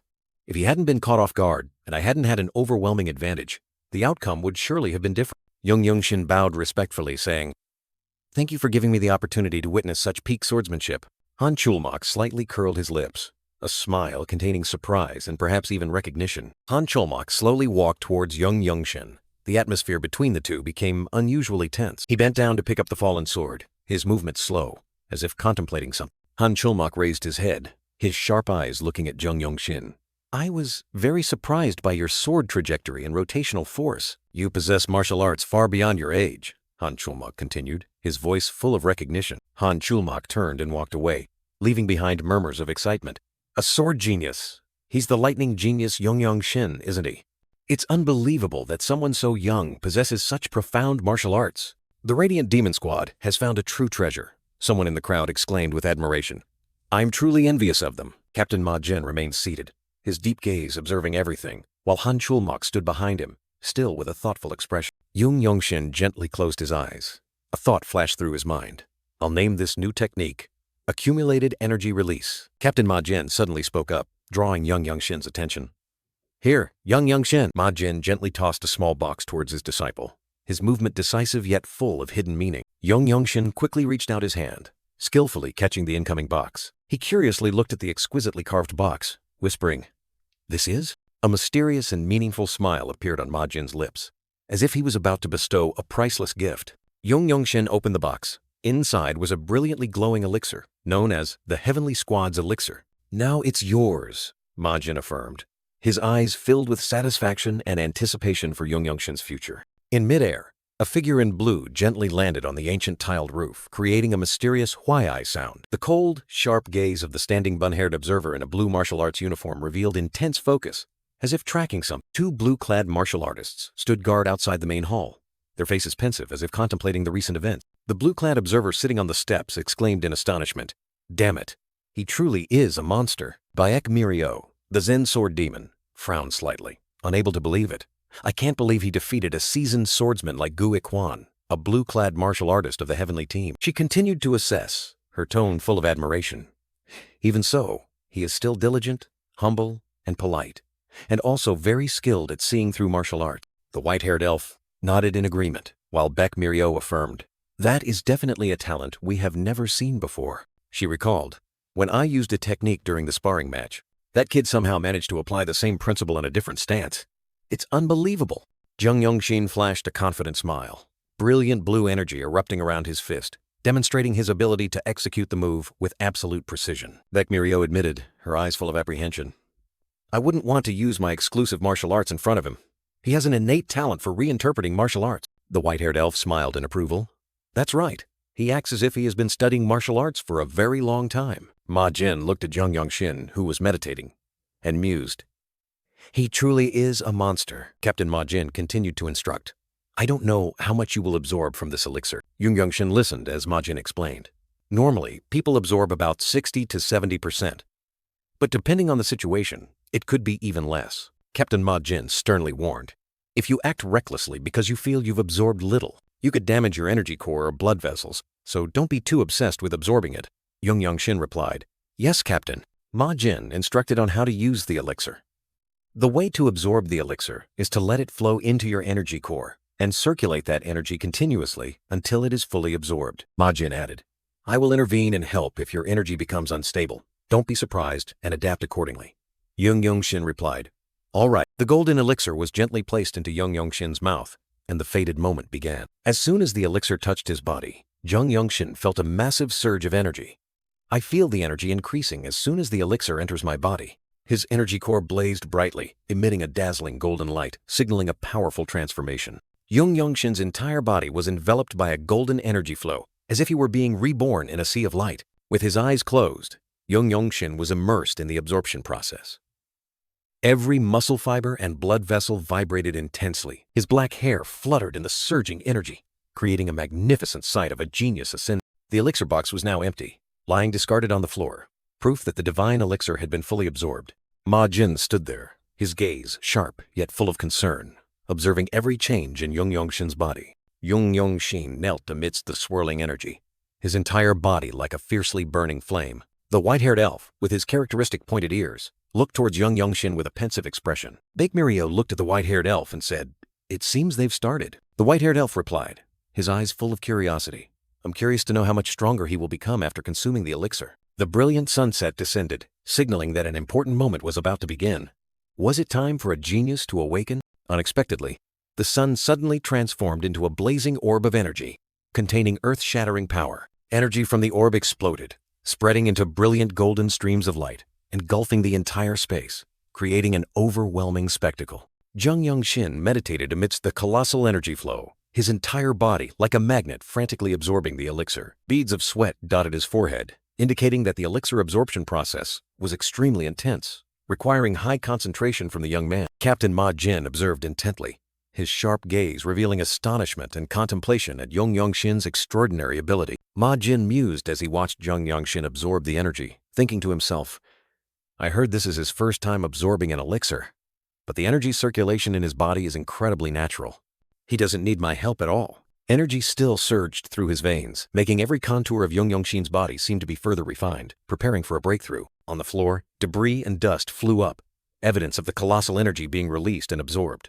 This power was truly terrifying. From above, Ma Jin still stood there, silently watching Yeonshin, who was immersed in a sea of brilliant golden energy without a hint of distraction. A brilliant red light flashed on Yeonshin's forehead and around his closed eyes, indicating that the energy was reaching its peak, a sign of transformation. Suddenly, Yeonshin's eyes opened, sharp and full of resolve, as if he had just awakened a hidden power, ready to face any challenge. Yeonshin slowly sat upright, staring at his hands, feeling the new energy flowing throughout his body, a sensation both unfamiliar and powerful. Ma Jin subtly curved his lips into a satisfied smile, offering congratulations.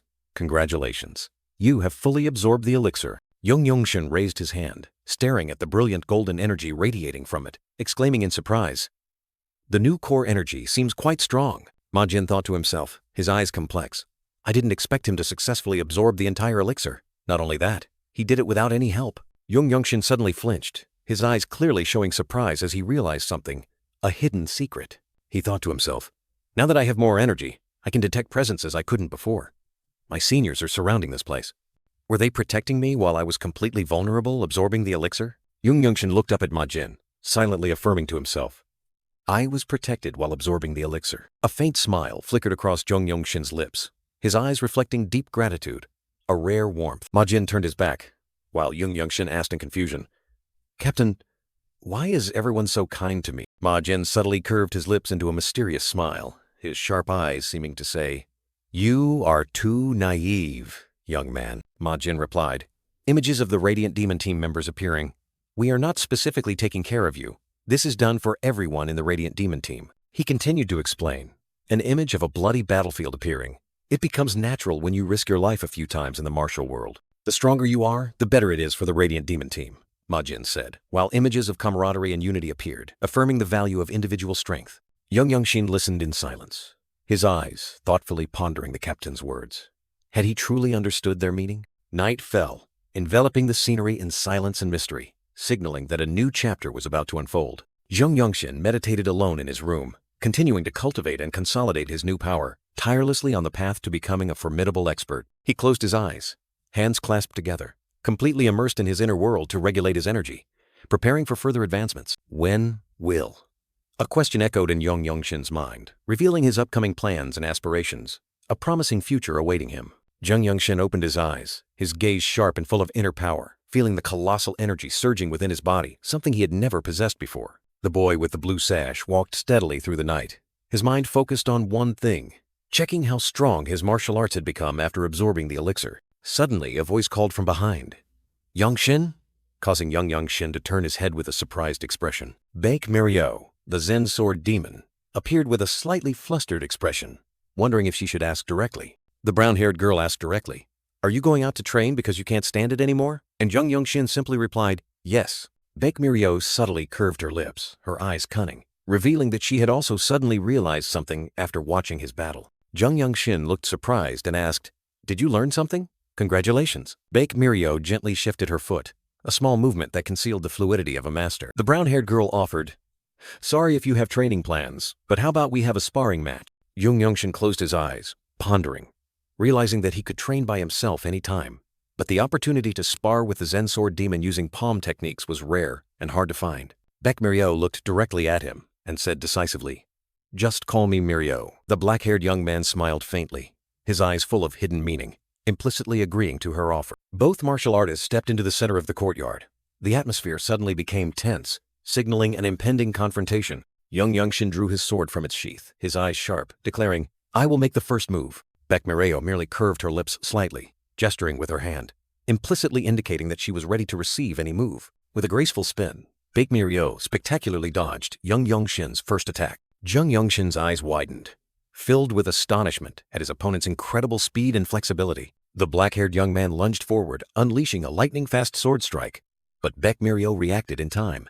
In the tense moment of confrontation, Yeonshin unleashed his sword, while Baek Mireille unleashed a powerful purple palm strike. The Zen sword demon Baek Mireille's palm strike carried a dark purple energy flow, directly striking Yeonshin. Purple energy exploded upon contact with Yeonshin, creating a powerful shockwave that forced him to retreat. Yeonshin fell, his eyes revealing pain and surprise at the opponent's overwhelming power. Both martial artists were pushed back, but Baek Mireille remained standing firm.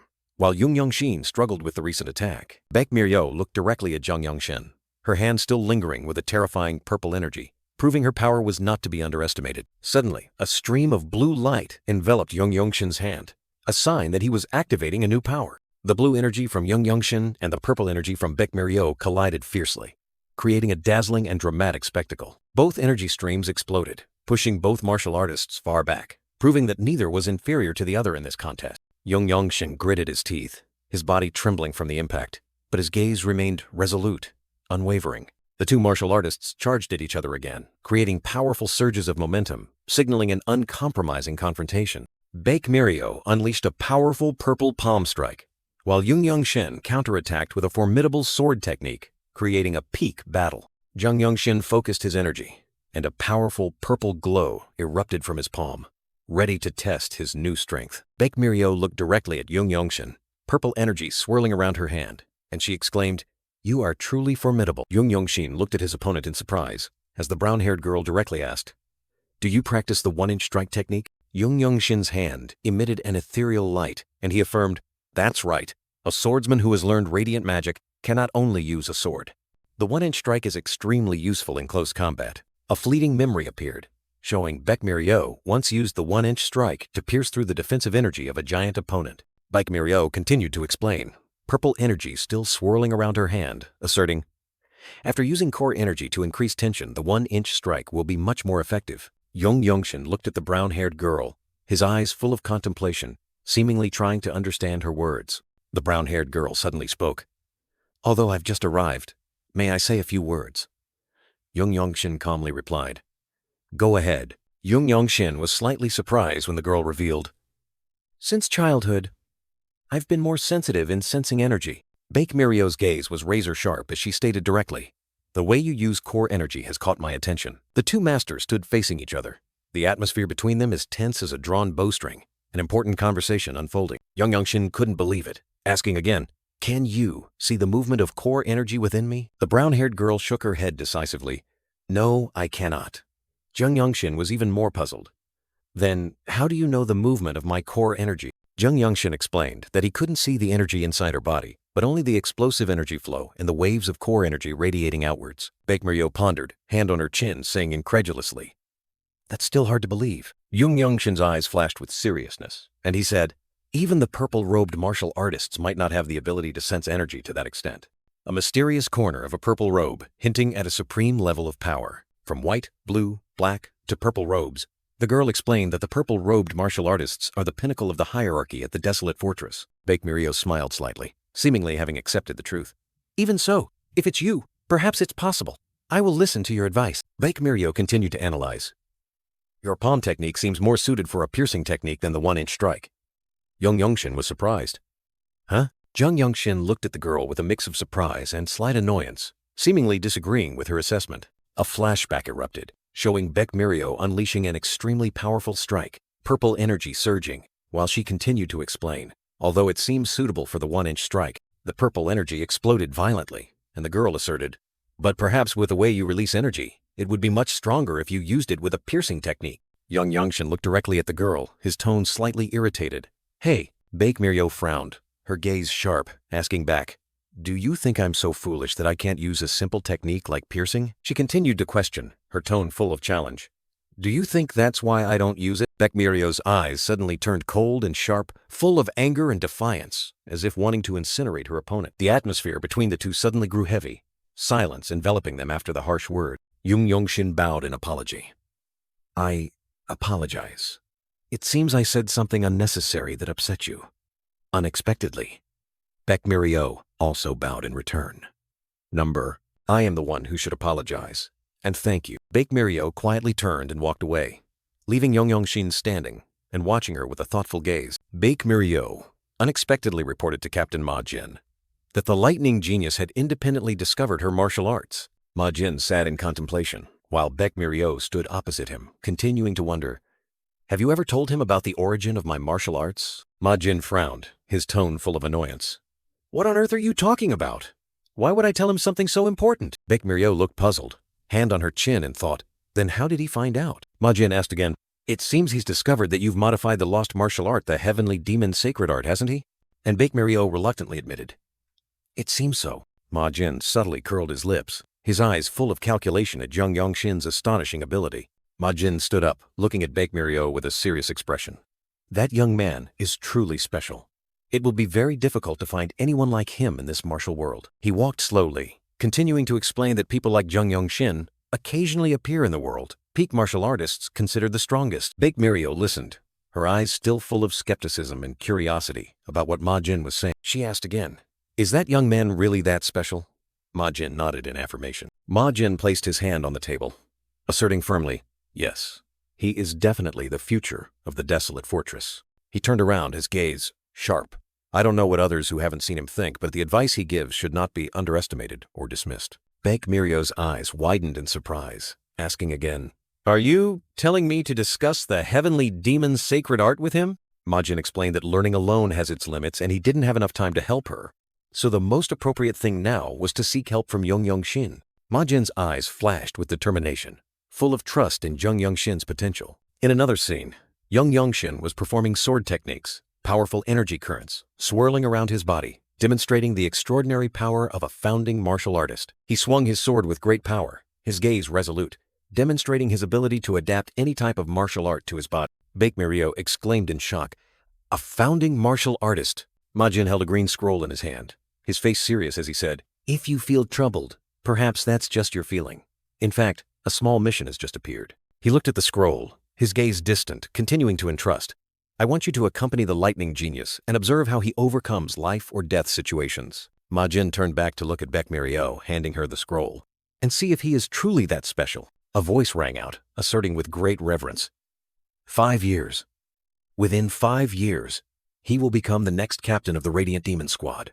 Jeong Yongshin swung his sword in the air, brilliant blue rays spreading, demonstrating his determination to become the future captain. The twilight sky was painted orange and purple, signaling that a long journey was about to begin. The rapid sound of horse hooves echoed, dust billowed, and the group had begun their journey. Jeong Yongshin, Chungmyeong Wonchang, and Baekmiryo together galloped on their war horses, heading towards a new challenging mission. Baekmiryo rode on the back of a white horse, her gaze resolute, ready for the upcoming journey. The brown-haired girl looked straight ahead, her eyes revealing determination and a hint of curiosity. Ma Jin commanded loudly, his voice echoing throughout the space, "Go see for yourself if he is worthy of becoming your superior." The group finally arrived at their destination, the Zhenping County trading post, under the faint moonlight of the night. A decisive footstep landed on the ground, signaling that a new journey was about to begin. After 10 grueling days on horseback, Chungmyeong sighed tiredly. "We've been riding horses for 10 days now," Chungmyeong complained, while Wonchang and Jeong Yongshin remained calm, continuing their relentless journey. Baekmiryo quietly followed behind, her eyes seemingly contemplating the road ahead. "The situation is urgent. Recently, followers of the Zhuan cult have settled in a village, brazenly slaughtering livestock and destroying crops." Captain Ma Jin solemnly announced that the affected village was located in Zhenping County, southern Shanxi, a strategically important area. Ma Jin continued to explain that the Shanxi branch should have been able to resolve it themselves, but a serious incident occurred. The spiritual pill of the Huashan sect was stolen. Chungmyeong exclaimed in astonishment. "The spiritual pill of the Huashan sect was stolen? Is it the manhua pill, a medicinal pill comparable to the Dahuan pill of the Shaolin Temple?" Ma Jin nodded in confirmation. The situation had escalated beyond control, affecting all of Shanxi, making this a paramount mission. Ma Jin's eyes were sharp and cold. He said that the Shanxi branch no longer had enough manpower, and had urgently sought help from the desolate fortress, their headquarters. And then, Ma Jin entrusted the important task to the four young people. I want you to go and resolve this matter. The Blood Flame Sect. The name echoed like a curse. Now, it was the target that Jeong Yeonshin and his comrades had to face. Jeong Yeonshin's eyes flashed with annoyance as a short, fat, local official, with an arrogant expression, spoke. We've been asking for help for a very long time, and you're only just arriving now? The short, fat official continued to mock, saying that he intended to respect the desolate fortress because they were the Empire's sword, but then criticized their delay. Jeong Yeonshin frowned, his expression a mix of confusion and annoyance at the official's disrespectful attitude. Jeong Yeonshin's group stood facing the two local officials, the atmosphere becoming suffocatingly tense. The short, fat official sneered contemptuously. I didn't expect them to send a team full of such younglings. He continued to provoke, doubting the group's abilities. First, can you defeat that guy? Just the four of you? Jeong Yeonshin stared coldly at the short, fat official, making him stammer. What is this? Thursday to Thursday is... Jeong Yeonshin said casually, his tone full of hidden meaning. There are always ignorant officials. After traveling through many districts, I've seen many who have never seen a true martial artist before. So, Jeong Yeonshin continued his sharp remarks, infuriating the short, fat official. There are those like him who think the desolate fortress is their broom or something. What? How dare you be so disrespectful? Wan Chang, with a calm expression, asked Jeong Yeonshin. May I seal his mute acupoint? Jeong Yeonshin ordered without hesitation. Do it. Let's finish this and leave. In an instant, Wan Chang's hand struck the short, fat official's neck, making him only able to gasp. What the hell is this? Jeong Yeonshin coldly looked down at the official, who was wide-eyed with horror, his face devoid of emotion.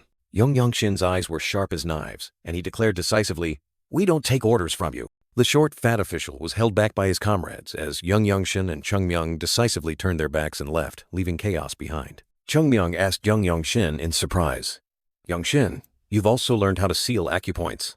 Jeong Yeonshin replied concisely, Yes. Chung Myung, with a surprised expression, said that he had thought a lot and felt that calling Jeong Yeonshin by his name directly was not respectful enough. Chung Myung solemnly declared that he would call Jeong Yeonshin warrior and even holy warrior of the desolate fortress, while Jeong Yeonshin merely replied, As you wish. Chung Myung smiled confidently, his aura blazing like a holy warrior of the desolate fortress.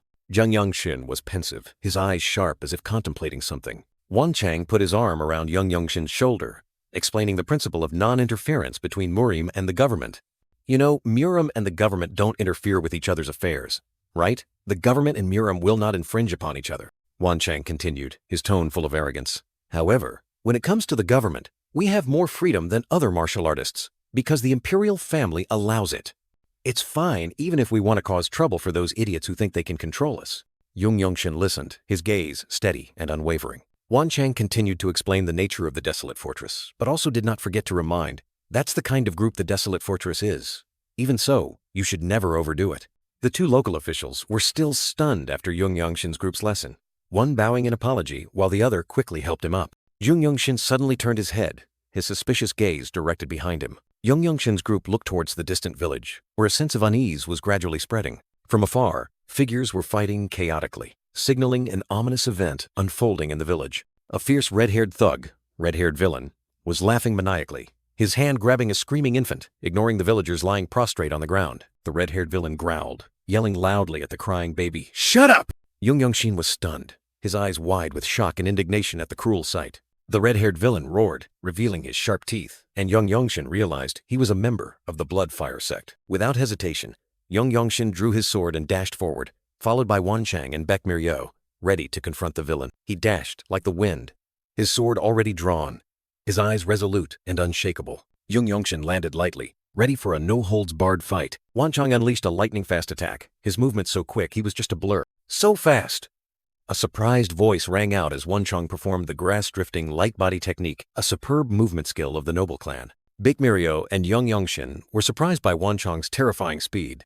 Jeong Yeonshin was no less impressive. He dashed forward with astonishing speed. Jeong Yeonshin's face hardened, beads of sweat forming, but his eyes still burned with determination. Damn it! Jeong Yeonshin muttered as the group quickly rushed uphill, pursuing the enemy. Jeong Yeonshin secretly lamented his lack of light-body technique training, realizing the significant disadvantage from his experience at the Yeong estate. The sword blade was horrifically stained with blood, and a cry of pain echoed. The red-haired villain stood tall over the corpse of the villager he had just cut down, still clutching the baby, while another person rushed over to inquire. He sneered, the chilling smile of a cold-blooded killer. The red-haired villain still held the baby hostage, despite the desperate cries of the villagers.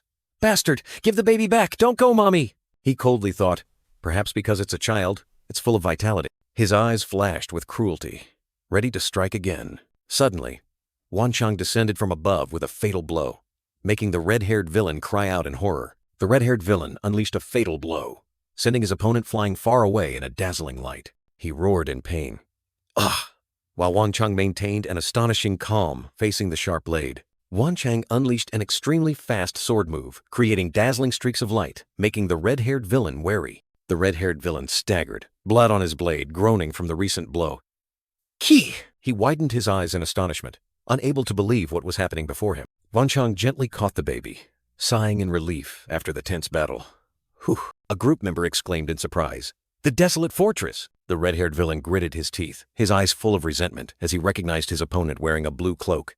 Even a blue cloak. He charged to attack, but Baek Mario appeared in time, ready to face the danger. The red-haired villain curled his lip in disdain, showing annoyance at the hero's intervention. "TCH!" he roared fiercely.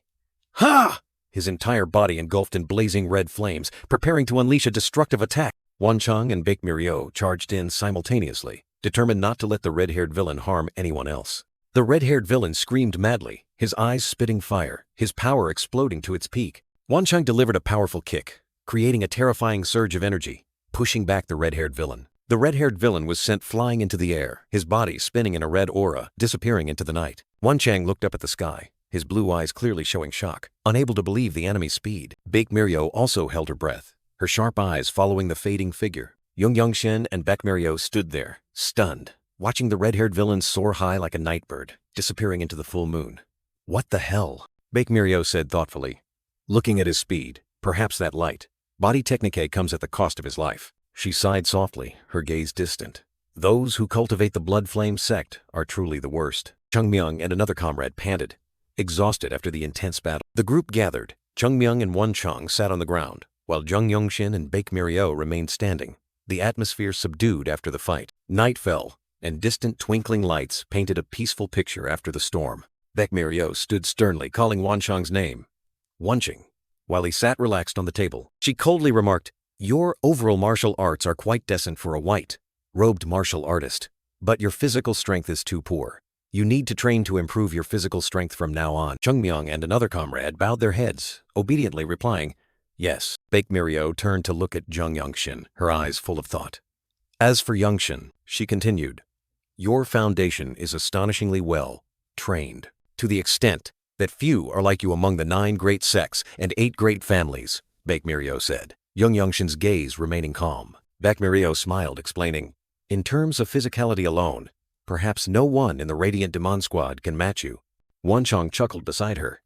"That's right, you don't need to be disappointed about not knowing light, body technique." Wanchang, with a meaningful look in his eyes, smiled faintly, as if harboring something surprising. Yeonshin stood alone in the solemn space, sword at his hip, his gaze pensive as if deep in thought. Wanchang turned his back to Chungmyung and Baek Mario, calling out Yeonshin's name loudly, attracting everyone's attention. Wanchang smiled confidently, his gaze directed skyward, and asked Yeonshin, "Do you want to learn lightness skill from me?" Yeonshin was stunned, his eyes wide with astonishment, exclaiming, "What?" Wanchang leaned against the tree trunk, calmly looking at Yeonshin and his 2 other teammates, and asked again, "Learn lightness skill?" Wanchang stroked his chin, his eyes thoughtful as he explained, "Although I call this lightness skill, I cannot teach you my family's hereditary martial arts. One could say this is how those of noble lineage move. Normally, others wouldn't be able to do it even if they knew how.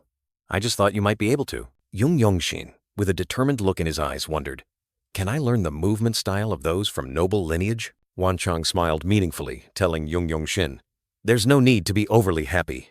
No one in the Radiant Demon Squad has been able to learn it." Chungmyung asked in surprise. "Excuse me?" Baek Mario clicked her tongue softly, her sharp eyes adding, "He has taught those in the Radiant Demon Squad who wanted to learn it. However, not a single one succeeded in mastering it." Wanchang's feet lifted slightly, emitting a brilliant golden light, as if he was about to magically ascend into the air. Chung Myung and another warrior stood watching Wanchong with astonished expressions as he began to move in an extraordinary manner. Wanchong glided as lightly as the wind, his feet emitting a golden light, while Yeonshin realized in astonishment, is there energy at his fingertips? There isn't any sudden movement in his core energy. Yeonshin stared intently, his eyes full of contemplation and high concentration on Wanchang's mystical movement technique. Wanchang, with a sharp gaze, explained, "This is just how we walk and run." Wanchang glided effortlessly through the air, while Yeonshin and his teammates stood on the ground observing with extreme astonishment. Wanchang's feet gently touched the ground, creating a small sound but causing no tremor, like a falling leaf. Wanchang raised his head, his eyes full of confidence, while Yeonshin realized in astonishment, his footsteps are light. And Wanchang continued to move extraordinarily, making Yeonshin and his teammates unable to believe their eyes at such agility. Wanchang stood on a tree branch, his gaze distant, while Yeonshin realized in astonishment, I can't sense his presence. Yeonshin, with a serious expression and a thoughtful gaze, seemed to be trying to understand the secret hidden within this technique. Yeonshin looked at Wanchang standing on the tree and realized the essence of the technique, the sacred methods of the noble races. It's not core energy, but something similar to core energy supporting his body. Wanchang's feet gently stepped on the tree branch, causing no sound or tremor, as if he were a part of nature. Wanchang turned his back, hands clasped behind him, gracefully descending from the tree to the ground in front of Yeonshin and his teammates with great poise. Wanchang gently landed on the ground, as if a leaf was falling, leaving Yeonshin and his teammates still stunned by the technique's finesse. Wanchang looked at Yeonshin with a challenging gaze, asking, "You understand now, don't you?" Yeonshin looked at Wanchang with sharp eyes, saying, "I'm thinking about what I can do to use core energy to create wind, since I don't have the powers of the noble races." Wanchang looked at Yeonshin in astonishment, asking, "You can recognize that it's the energy of nature just by seeing it once?" Yeonshin looked directly at Wanchang, his eyes full of confidence, and replied, "Isn't that why you showed me?" The group stood still, Yeonshin and Wanchang exchanging meaningful glances, while Baek Miryo and Chung Myung were still pondering what they had just witnessed with confusion. Yeonshin was pensive, his eyes flashing with understanding, as he realized the essence of the lightness skill technique, muttering about dividing core energy for movement.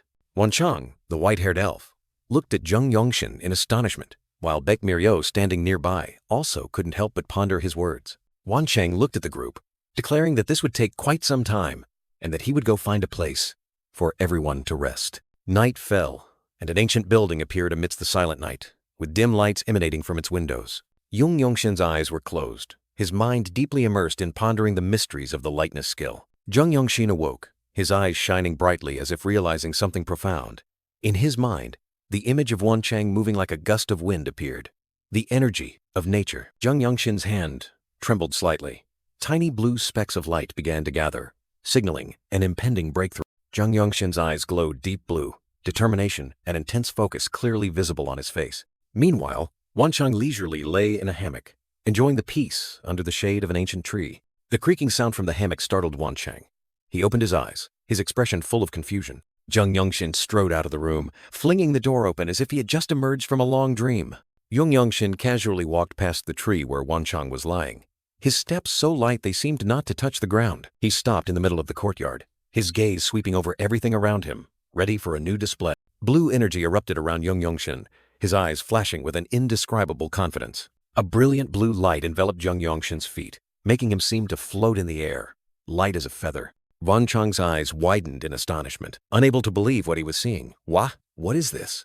Yeonshin moved like a ghost, his body enveloped by an ethereal blue light, making Wanchang exclaim in astonishment, "Oh my goodness!" 3 sparrows casually pecked at seeds on the ground, completely unaware of the peak martial arts display taking place. Chung Myung sighed heavily, tiredly practicing his sword in the courtyard, while Baek Miryo observed from a distance. Baek Miryo looked towards the distant mountains, secretly exclaiming, "It's hard to believe he's only been here for a month and has already learned the lightness skill of the noble clan." Wanchang still lay in his hammock, his gaze distant, admitting that Yeonshin had the makings of a martial arts founder, and that even their captain had to focus on his own lightness skill. Baek Miryo turned back, her eyes firm and full of thought. Ma Jin looked directly at Baek Miryo, ordering her to verify for herself if Yeonshin was worthy of becoming her superior. Chung Myung worriedly asked if it was all right to let Yeonshin go alone, while Baek Miryo let out a cold snort, showing her displeasure. Baek Miryo confidently replied, stating that those guys were just cowards hiding in their homes for a month. She continued, asserting that this was just a reconnaissance mission, and Yeonshin alone was more than enough. The majestic scenery of overlapping mountains appeared, signaling a challenging journey. The morning sun pierced through the tree canopy, creating shimmering streaks of light in the forest. Yeonshin's feet glided swiftly over the ground, his incredible speed making everything around him seem blurred. Yeonshin darted forward as if flying, clearly feeling the lightness and superior speed. I definitely feel much lighter. The speed and effort expended now are incomparable to before. Yeonshin glided like he was flying on the forest path, exclaiming, "How wonderful!" A small house was hidden at the foot of a towering cliff, where Yeonshin was quietly approaching. Hidden behind the foliage, Yeonshin, with sharp eyes, carefully observed his target. The lightning genius walked confidently, muttering to himself, "I've finally found their lair.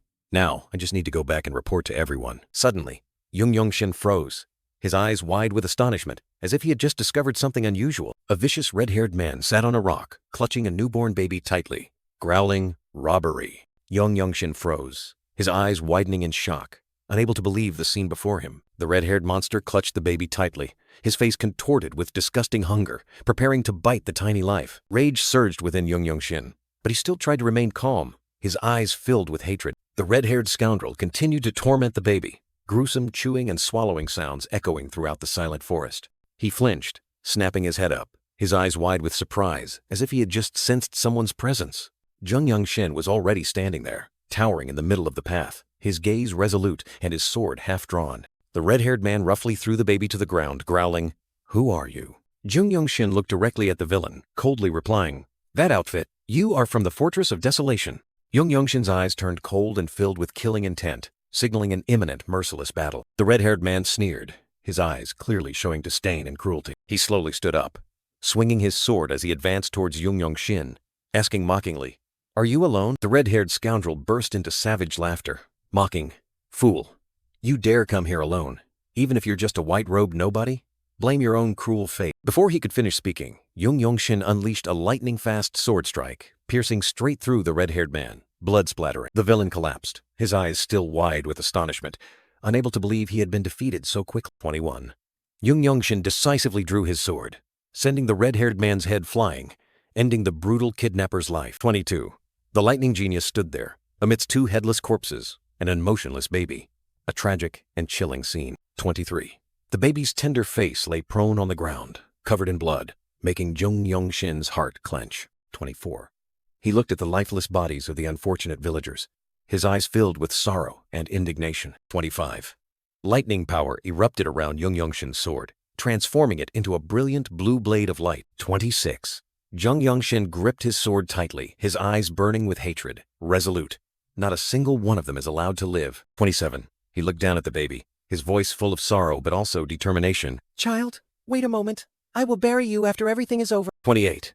Lightning energy surged around Yeonshin, transforming him into a powerful war god, ready to sweep away all evil. 29. The lightning genius's sword emitted a dazzling light, brilliant blue lightning bolts dancing around the blade. 30. Yeonshin gripped the hilt of his sword, lightning power continuously surging, signaling that a bloody purge was about to begin. Strange blue light rays enveloped the wooden house, signaling an unusual energy source hidden within. Yeonshin's eyes suddenly flashed with brilliant blue light, highly focused as he sensed something. Without hesitation, Yeonshin immediately activated the Radiant Devil Sword art at terrifying speed, charging straight at the target. A lightning-fast sword strike tore through the air, blue energy exploding as if to swallow everything in the young man's path. Two red-haired thugs were sent flying into the air, screaming in horror as the house crumbled around them. "What the hell is this?" one stammered, their faces contorted with extreme surprise and fear at the lightning-fast attack. Amidst the rubble, Yeonshin landed lightly, his cold gaze sweeping over the stunned enemy. The young man with the blue ribbon showed no hesitation, his sharp, cold sword tip ready to finish off the evildoer. Quick as a flash, Yeonshin stabbed through the enemy, fresh blood splattering and staining the ground red. One fell. Yeonshin stood there coldly, surrounded by chaos and the dead. Yeonshin pressed his sword tightly against the neck of the remaining one, growling, "You of the Bloodfire cult believe the weak are prey for the strong, don't you?" With a sharp gaze, Yeonshin continued to question, "Then, how does it feel to be killed by someone stronger than you?" Without waiting for an answer, Yeonshin withdrew his sword, and the red-haired kidnapper collapsed, blood pooling on the ground. Yeonshin slightly furrowed his brow, his gaze sweeping around the ruined scene. He lay prostrate on the ground, seemingly listening or sensing unusual vibrations from deep below. A massive surge of energy suddenly gushed from the cave ahead, making Yeonshin exclaim, "There's a lot of energy pouring out from inside the cave." He slowly walked towards the cave, a terrifying thought suddenly flashing in his mind. Could this not just be a den for a few Bloodfire cult members, but a branch of theirs? Yeonshin's resolute gaze was fixed forward, ready to face whatever awaited him. From the darkness, a crowd of fierce red-haired enemies rushed out, growling, "How dare you recklessly attack this place? Kill him!" They roared, their eyes filled with killing intent. "It's time for you to pay for the blood you've spilled." One of them snarled, his face contorted with rage, ready to charge and attack. Yeonshin suddenly glanced back, realizing another scoundrel was also present. "How dare you come here?" the enemy roared. "I will make you pay with blood." Yeonshin stomped his foot on the ground, a surge of blue energy erupting from beneath him, signaling an impending attack. He charged like lightning, his sword shining brilliantly, ready to confront the entire crowd of enemies. Yeonshin's eyes flashed with iron determination, lightning power surging and enveloping his sword. The young man with the blue ribbon spun around, creating a brilliant arc of lightning that swept away the surrounding enemies. Blue lightning bolts pierced through the enemies' bodies, causing them to convulse and collapse in pain. In the blink of an eye, Yeonshin stood firm amidst the pile of enemy corpses. Fresh blood splattered everywhere. He slightly curled his lip, his cold gaze sweeping over the fallen, his face devoid of emotion amidst the sea of blood. Yeonshin stood silently before the bottomless pit, where a surge of evil energy was churning. From the depths of the abyss, a chilling sensation spread, signaling impending danger. A surge of fiery red energy erupted, accompanied by a desperate scream. "I can't believe a white-robed individual from the desolate fortress dares to cause trouble." Yeonshin frowned in annoyance, his resolute gaze fixed on the source of the sound. From the darkness and red energy, a terrifying figure gradually emerged, walking with heavy steps. Amidst the fallen red-haired enemies, Yeonshin coldly stated, "This ominous energy surge is not theirs." Another red-haired enemy appeared, his heavy footsteps advancing towards him, signaling that a new battle was about to begin. Yeonshin's eyes showed a hint of surprise, as if he had noticed something unusual. The red-haired enemy with fiery red eyes stood tall, making Yeonshin exclaim in his thoughts, "He is on a completely different level compared to those I've faced before." The red-haired leader's face was contorted with evil, his fiery red eyes seemingly wanting to incinerate everything. Yeonshin faced him, an ancient legend suddenly coming to mind. "I heard that when a part of someone's body returns to its original state, it means that person has reached the level where they can refine their core energy," he muttered to himself, realizing the terrifying identity of his opponent. "This means he is the strongest one in charge of this place, the branch leader." The leader gripped his sword with a blood-red hilt, while Yeonshin realized, "As far as I know, they are called the Bloodlion Swordsmen of the Bloodfire cult." The red-haired leader sneered, declaring cruelly, "I will use your pain to strengthen my bloodline." Yeonshin faced the threat, his eyes becoming sharp and full of determination. Bloodlion Swordsmen, the terrifying title of the Bloodfire cult leaders, those considered living reapers, whom few martial artists are strong enough to confront. Two surges of power collided as Yeonshin and the red-haired leader plunged into a fierce confrontation. The leader's face showed ferocity, but deep within his eyes lay hidden surprise at his opponent's strength. Yeonshin slightly curled his lip, his eyes confident and full of challenge. Lightning energy surged and enveloped the sword, signaling that Yeonshin was ready to unleash a fatal blow. Yeonshin took a deep breath, his entire body erupting with the blue light of lightning energy, preparing for the decisive strike. He suddenly recalled previous battles. Back then, I could only win because I launched a relentless assault before the opponent could react. Lightning energy exploded around his body, Yeonshin charging straight at the red-haired leader with terrifying speed. The red-haired leader roared furiously. "That desolate fortress has made you too arrogant." Yeonshin gripped his sword tightly, activating the limit release technique, causing lightning energy to surge more powerfully than ever. He gritted his teeth, pouring all his strength into the upcoming attack. Yeonshin's lightning sword tore through the air, striking directly at the opponent in a decisive blow. The red-haired leader's eyes widened in horror, his face contorted with pain as he took the full force of the attack. Yeonshin stood firm, his sword still imbued with lightning, while the red-haired leader had collapsed to his knees, utterly defeated. Yeonshin unleashed a lightning-fast sword strike, brilliant blue light tearing through the air and heading straight for the red-haired leader. Yeonshin's sharp eyes gleamed with intense determination, his face tense as he poured all his strength into the attack. The lightning genius's sword strikes continuously cut through the wind, forming a storm of blue light that enveloped the opponent. The red-haired leader snarled, his face contorted with anger and pain as he endured the relentless attacks. He bared his terrifying, jagged teeth, a growl echoing. Not bad. Yeonshin was stunned, his eyes disbelieving as he heard his opponent say, "Not bad?" Images of the massacred innocent villagers reappeared in Yeonshin's mind, igniting a burning flame of hatred. He gritted his teeth, surging indignation, causing his eyes to flash with sparks of fury. Two surges of power collided fiercely, Yeonshin roaring with firm resolve. I am no longer the me of the past. Energy surged and gathered in his hand, causing it to emit a powerful, fiery red light. The red-haired leader swiftly grabbed Yeonshin's arm, attempting to restrain him, but immediately, Yeonshin's sword pierced his shoulder, making the opponent scream in pain. Ah! The red-haired leader's face contorted in extreme rage. He growled each word.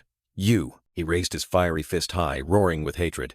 You damn brat! Yeonshin maintained a resolute gaze, unfazed by the incoming fatal attack. With terrifying speed, Yeonshin dodged the fatal punch, gliding under the opponent's arm. He channeled all his strength into the sword, both hands gripping it tightly, ready to deliver the finishing blow. Yeonshin's eyes flashed with determination. He aimed straight for the opponent's vital point. A powerful stomp made the ground tremble, building momentum for the next attack. Yeonshin's sharp sword, without hesitation, pierced straight into the red-haired leader's chest. With a painful groan, the red-haired leader collapsed to the ground, the sword still deeply embedded in him. Fresh blood gushed from the corner of his mouth. The red-haired leader was dying, his eyes slowly losing their light. He coughed up blood, his breath weak. Death was imminent. Yeonshin's face was stained with blood, but his eyes remained resolute and victorious. With his last dying breath, the red-haired leader whispered in despair, I lost to a lowly white-robed one.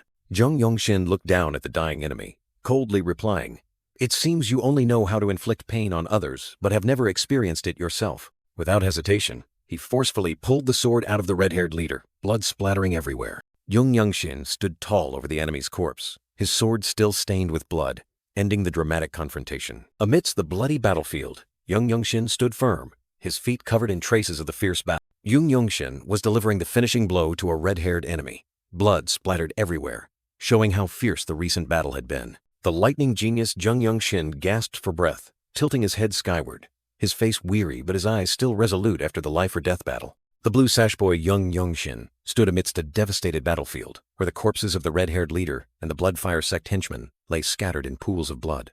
Yeonshin's sharp eyes revealed a small scar on his face, evidence of the dangers he had just endured. Yeonshin slowly sheathed his sword, his movements decisive and calm, as if everything had ended but something still lingered in his heart. Yeonshin's feet trod heavily on the dry ground, each step carrying the fatigue and burden of the recent battle. The black-haired young man stood looking down into a deep pit, where the bodies of innocent villagers were gathered, his eyes filled with sorrow and indignation. The face of a deceased villager appeared full of horror, eyes wide open as if still haunted by the last moments of life. Another corpse lay motionless, its face contorted in pain, showing the brutality of those who caused this tragedy. Yeonshin looked down with a pensive gaze. The drops of blood on his cheek were not his, but those of the innocent victims. The sunset died, the sky red. Yeonshin silently prayed, May all of you ascend to heaven. Night fell, enveloping the village, the faint lights from the ancient houses creating a melancholic and tranquil scene. Chungmyung and Baekmyeon stared ahead in shock, their eyes revealing unspeakable astonishment. The white-haired elf Wan Chang also quietly observed, his deep blue eyes harboring many thoughts. Yeonshin appeared, carrying a newborn baby on his back, his white attire covered in dried bloodstains. Yeonshin's face clearly showed fatigue but remained resolute. He carried the baby on his back, walking steadily. Yeonshin entered the house.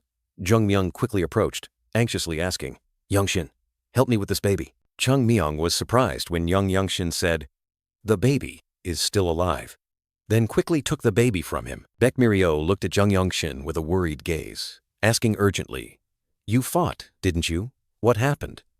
No, never mind that, are you okay? Yeonshin looked up, a little surprised by his comrade's concern, and softly replied, Oh. Yeonshin reassured Baekmyeon, I'm fine. This isn't my blood. Then continued, I discovered a place that seems to be a branch of the Bloodfire sect. Baekmyeon sighed in relief, closing her eyes. Good. I'm glad you're safe. But immediately, she opened her eyes wide, her face puzzled, as she realized what Yeonshin had just said. Chungmyung and the other blue-robed martial artists were also simultaneously astonished, shouting, A Bloodfire sect branch? Yeonshin began to recount. There were 8 red-haired Bloodfire sect followers, 1 Bloodfire sect follower causing trouble in Tranbin district, as well as a particularly strong cultist with red and black hair. Baekmyeon and the white-haired elf Wanchang listened intently, their faces showing clear seriousness. The white-haired elf Wanchang affirmed, "If he has red and black hair, he must be a blood lion swordsman. In that case, you truly found their branch." Night had fallen late. The landscape outside the house was plunged into darkness, with only faint lights from the distant village. Yeonshin placed his hand on the hilt of his sword, his eyes resolute, unable to believe that a Bloodfire sect branch had taken root and preyed on the people in this place. Wanchang, with a determined gaze, drew his sword from its sheath, ready for the upcoming mission. Wanchang declared decisively, "No matter the mission, the Bloodfire sect is the target that the ruined fortress must eliminate. We will raid their branch right now." Chungmyung looked at Yeonshin with concern. "Yeonshin, you have accomplished a great feat. Please rest." Yeonshin replied, full of determination. "Yes, I will go with Chungmyung to clear out that branch." Chungmyung shook his head, resolute. "You don't need to go. Just let the government forces handle it," Baekmyeon added, her tone serious. "They need to help the victims." Wanchang and Baekmyeon stood side by side, their eyes full of contemplation, seemingly considering something. Chungmyung looked at the blue-robed martial artist, who was hesitantly saying, "The government forces are enough, and the victims need help." Baekmyeon looked at Yeonshin with astonishment. "Yeonshin, are you saying you defeated all of them, including the Blood Lion swordsman?" Yeonshin calmly replied, "Yes, I killed all of them." Wanchang couldn't believe it, asking again, "You destroyed a Bloodfire sect branch by yourself?" Yeonshin humbly explained, "The movement technique you taught me really helped a lot." Wanchang and Baekmyeon could only remain silent, their eyes full of astonishment and a hint of doubt. Baekmyeon said gravely, "Bloodline swordsmen have strange regenerative abilities. Isn't that very dangerous?" Yeonshin looked bewildered, asking again, "Who?" Baekmyeon explained, accompanied by a chilling illustration. "There were people who were pushed to the brink of death, but were then stabbed in the back and died because they didn't know about their regenerative abilities." Yeonshin narrowed his eyes, pondering that terrifying regenerative ability. Yeonshin casually presented a lock of fiery red hair, proof of his words. He placed the red lock of hair on the table, his gaze still calm as if nothing had happened. And then, a horrifying head with fiery red hair, its face contorted in death, appeared, making everyone shudder. Wanchang and Baekmyeon were utterly shocked, staring at the gruesome head on the table. Yeonshin mused, his finger touching his lips. Regeneration, that could have become dangerous. Ma Jin, captain of the Radiant Demon Squad, subtly curved his lips, a smile full of hidden meaning. Ma Jin continued, "Yes, regeneration does exist, but the battle is over." So, night fell. The ancient building remained lit, a temporary peace enveloping it after the events. The ruined fortress stood majestically in the night, its lights twinkling like stars, a symbol of strength and vigilance. Ma Jin stood with his back turned, thoughtfully saying, "I didn't expect a Bloodlion swordsman to be involved in a mission I thought would be simple." Ma Jin turned back, his eyes sharp. "This might actually be better. We were able to see what the white-robed ones could do in the mission." Ma Jin looked directly at Wanchang and Baekmyeon, questioning, "Tell me, how did the lightning genius perform when facing a life-or-death situation?" Ma Jin, captain of the Radiant Demon Squad, frowned and questioned, "That's right. If there was a Bloodlion swordsman there, it means their forces were at least at a branch level. Wasn't that very dangerous for a white-robed martial artist? You two didn't advance to destroy that branch because you wanted to protect the white-robed martial artists, right?" The atmosphere suddenly grew heavy. A hesitant remark echoed. "About that." Baekmyeon, the cold swordswoman, slightly furrowed her brows and replied, "Actually, we didn't see anything. He went to scout by himself, then single-handedly destroyed the entire Bloodfire sect branch." Ma Jin turned around, his eyes full of doubt as he looked at the white-haired elf and Baekmyeon, a big question mark hanging in the air. Captain Ma Jin's eyes widened, cold sweat pouring out, as he asked in disbelief, "You mean he went in alone and killed all the Bloodfire sect members, including the Bloodlion swordsman? Is that right?" The white-haired elf and Baekmyeon nodded in unison, the white-haired elf confirming decisively, "Yes." Ma Jin was completely stunned, his eyes darkening, sweat still pouring, his expression one of disbelief. Lightning genius Yeonshin stood in contemplation, his gaze distant as he looked out at the scenery, seemingly pondering something. Chungmyung sat comfortably, happily telling Yeonshin, "I can't believe how attached I've become to this place. It's good to be back." Chungmyung turned to Yeonshin, his eyes playfully asking, "Oh, Yeonshin, don't you feel a bit of electricity in the air now that we're back?" Yeonshin slightly furrowed his brow, his expression a little annoyed by Chungmyung's question. Amidst the night scene shimmering with lanterns, Chungmyung replied, "Yes, it's as if they're holding a festival. But that's not it. Jeong Yeonshin looked surprised, his eyes clearly showing curiosity as he heard Chung Myung say, I heard it's because the former captain of the Divine Sword team has returned. Chung Myung continued to explain, his expression more serious, to contend for the position of leader of the Council of Elders. Jeong Yeonshin's fist unconsciously clenched, a flicker of complex emotion flashing within him. Jeong Yeonshin continued, his voice lowering. He brought a boy, said to be an adopted son of the renowned Ma clan of the Desolate Fortress. Rumor has it that the boy is extremely talented. Jeong Yeonshin gazed into the distance, the name Ma clan of the Desolate Fortress echoing in his mind, and a surprising truth was revealed. That's my mother's clan. His eyes were filled with unspoken emotion as he recalled. However, they never came to Shinye County, not even when my mother got married.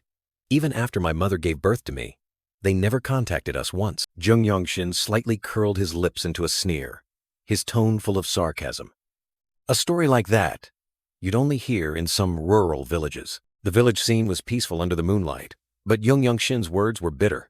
It's as if they severed all ties with their daughter, who married into a family that made them seem of a lower class. Jeong Yeonshin stood ramrod straight in front of Ma Jin, respectfully asking, Captain, did you call for me? Ma Jin raised his head, his sharp and meaningful gaze fixed on Jeong Yeonshin. Ma Jin's face clearly showed a stern expression, his deep-set eyes seeming to hold countless calculations. Jeong Yeonshin stood there, a powerful surge of energy suddenly enveloping him, causing Ma Jin to exclaim, How astonishing! His energy is different now. Ma Jin's eyes were full of thought, his mind constantly analyzing. To think he single-handedly annihilated an entire Bloodfire sect branch. That's not luck. Ma Jin looked at Jeong Yeonshin, his gaze full of hidden meaning, as if wanting to ask something. Ma Jin's hand gently rested on the tabletop, a small gesture but one that held decisiveness. Ma Jin turned, ordering Jeong Yeonshin, Let's go. The Fortress Lord has requested that we meet her together. Jeong Yeonshin's eyes widened in surprise. He exclaimed, The Fortress? Lord of the Desolate Fortress? Jeong Yeonshin and Ma Jin walked down the corridor, a quiet atmosphere enveloping them. Ma Jin thoughtfully asked Jeong Yeonshin if the leader of the Desolate Fortress had ever requested to meet the white-robed martial artists after the enlistment meeting. Jeong Yeonshin replied curtly, Never. The lightning genius Jeong Yeonshin silently pondered, seemingly weighing something profound. Outside, the blue-robed martial artists were whispering, their gazes fixed on the two approaching figures. Another blue-robed martial artist stood solemnly, ready to greet them, while the whispers continued to echo. The blue-robed and white-robed martial artists stood along the corridor, one of them exclaiming, Is that the lightning genius of the Radiant Demon team? The one who killed a Blood Lion swordsman? Suspicious, astonished gazes fell upon Jeong Yeonshin, another blue-robed martial artist, saying in disbelief, It's hard to believe. A white-robed martial artist killed a Blood Lion swordsman? He looks much younger than I imagined. Ma Jin and Jeong Yeonshin's steps remained steady and firm as they advanced, despite the scrutinizing gazes. Jeong Yeonshin turned to look at Ma Jin, listening to him say, It's only natural for others to pay attention to you. Ma Jin continued to explain, his tone full of authority. Single-handedly destroying a Bloodfire sect branch means you are now considered a martial master in the Desolate Fortress. Both continued to walk, heading towards a majestic tower, a symbol of power and strength. Jeong Yeonshin bowed his head, replying to Ma Jin, Yes, Captain. Jeong Yeonshin told himself internally, his gaze resolute. My concept of time is different from theirs.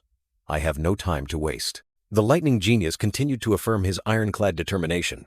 If I want to survive, I must become as strong as a Divine Sword team captain before I turn 20. Jeong Yeonshin envisioned the path ahead, from white-robed to blue-robed, surpassing even Ma Jin to become a purple-robed Divine Sword team captain, on par with top teams like the Radiant Demon team. Finally, Ma Jin and Jeong Yeonshin stopped before a colossal, lavishly decorated door, concealing an important secret. Ma Jin suddenly spoke, his tone seemingly teasing. Hey, I heard you have a grandson. Jeong Yeonshin looked at Ma Jin in surprise, as he continued with a puzzled expression. Fortress leader. Blood from a lowly place cannot flow far. Jeong Yeonshin pondered, his eyes showing a hint of thought as he listened to Ma Jin speak about the Ma clan. Ma Jin continued, his tone full of pride. This child is my successor. Although not from the main clan, he is exceptionally talented. The colossal door slowly opened, revealing the space within, signaling an important meeting about to take place. Jeong Yeonshin stepped inside, his eyes still a little surprised, following Ma Jin. The two advanced deeper into the large room, where local officials were already waiting. Jeong Yeonshin saw the leader of the Desolate Fortress, a green-haired woman with the characteristic pointed ears of the elf race, sitting majestically on the throne. The leader of the Desolate Fortress appeared full of authority, her elegant beauty and sharp eyes astonishing Yeonshin. Yeonshin stared at the leader, his face clearly showing astonishment, a feeling of being overwhelmed by the opponent's aura. Ma-jin and Yeonshin stood straight, Ma-jin seriously bowing. "Greetings, fortress leader." Yeonshin still stood there, his gaze not leaving the leader of the desolate fortress, seemingly trying to understand this mysterious woman. Yeonshin pondered, his sharp gaze locked onto a mysterious man, seemingly calculating something. It turned out that the man was Ma Yeonjeok, the renowned former captain of the Divine Sword Team, standing majestically beside his grandson. Ma Yeonjeok, a purple-robed martial master whose strength far surpassed even Captain Ma-jin, possessed an overwhelming aura that commanded respect. Beneath the feet of the seasoned martial master, an invisible surge of presence spread, signaling an extraordinary encounter. Ma Yeonjeok looked directly at Yeonshin, speaking with authority. "You must be the lightning genius of the Radiant Demon Team." He introduced himself. "I am Ma Yeonjeok, formerly the head of the Divine Sword Team." Ma Yeonjeok's grandson smiled mysteriously, while his grandfather revealed, "I told the leader of the fortress that my grandson wanted to meet a martial master of equal caliber." Yeonshin politely replied, "It's a pleasure to meet you," but secretly thought to himself, "Does he not know who I am?" Yeonshin stood opposite Ma Yeonjeok, with his grandson and the elder local official beside him, the atmosphere in the room becoming unusually tense. The leader of the desolate fortress, with her sharp green eyes, silently observed everything unfolding, a slight smile on her lips making her difficult to read.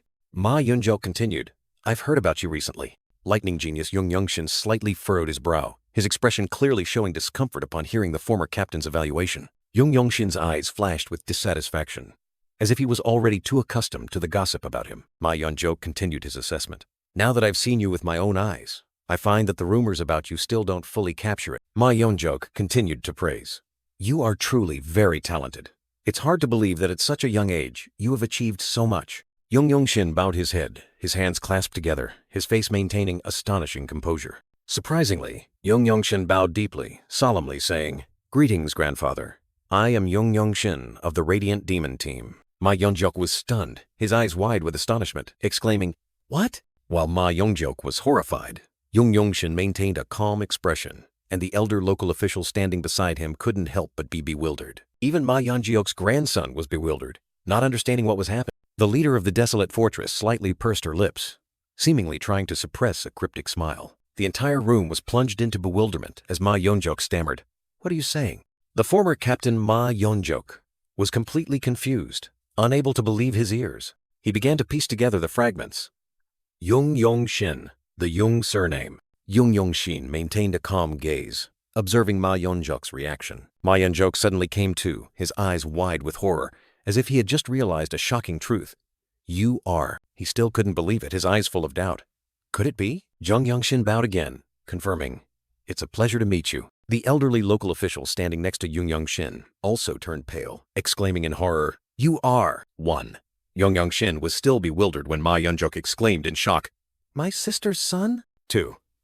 Ma Yeonjeok, with an extremely tense expression, couldn't believe his ears, repeating, "Sister?" 3. The entire room fell into an inexplicable silence as everyone tried to process this shocking information. 4. Yeonshin maintained a calm, thoughtful expression, while Ma Yeonjeok was still trying to understand. "Ma-jin is my mother's brother?" 5. Yeonshin looked directly at Ma Yeonjeok, boldly confirming, "You are my uncle?" 6. After a moment of silence, Yeonshin bowed slightly, honestly explaining, "I apologize. I'm not very sure about my mother's side of the family relations." 7. The young man continued with a slightly bitter tone, "Even those on my father's side of the family who were destroyed have almost given up on me." 8.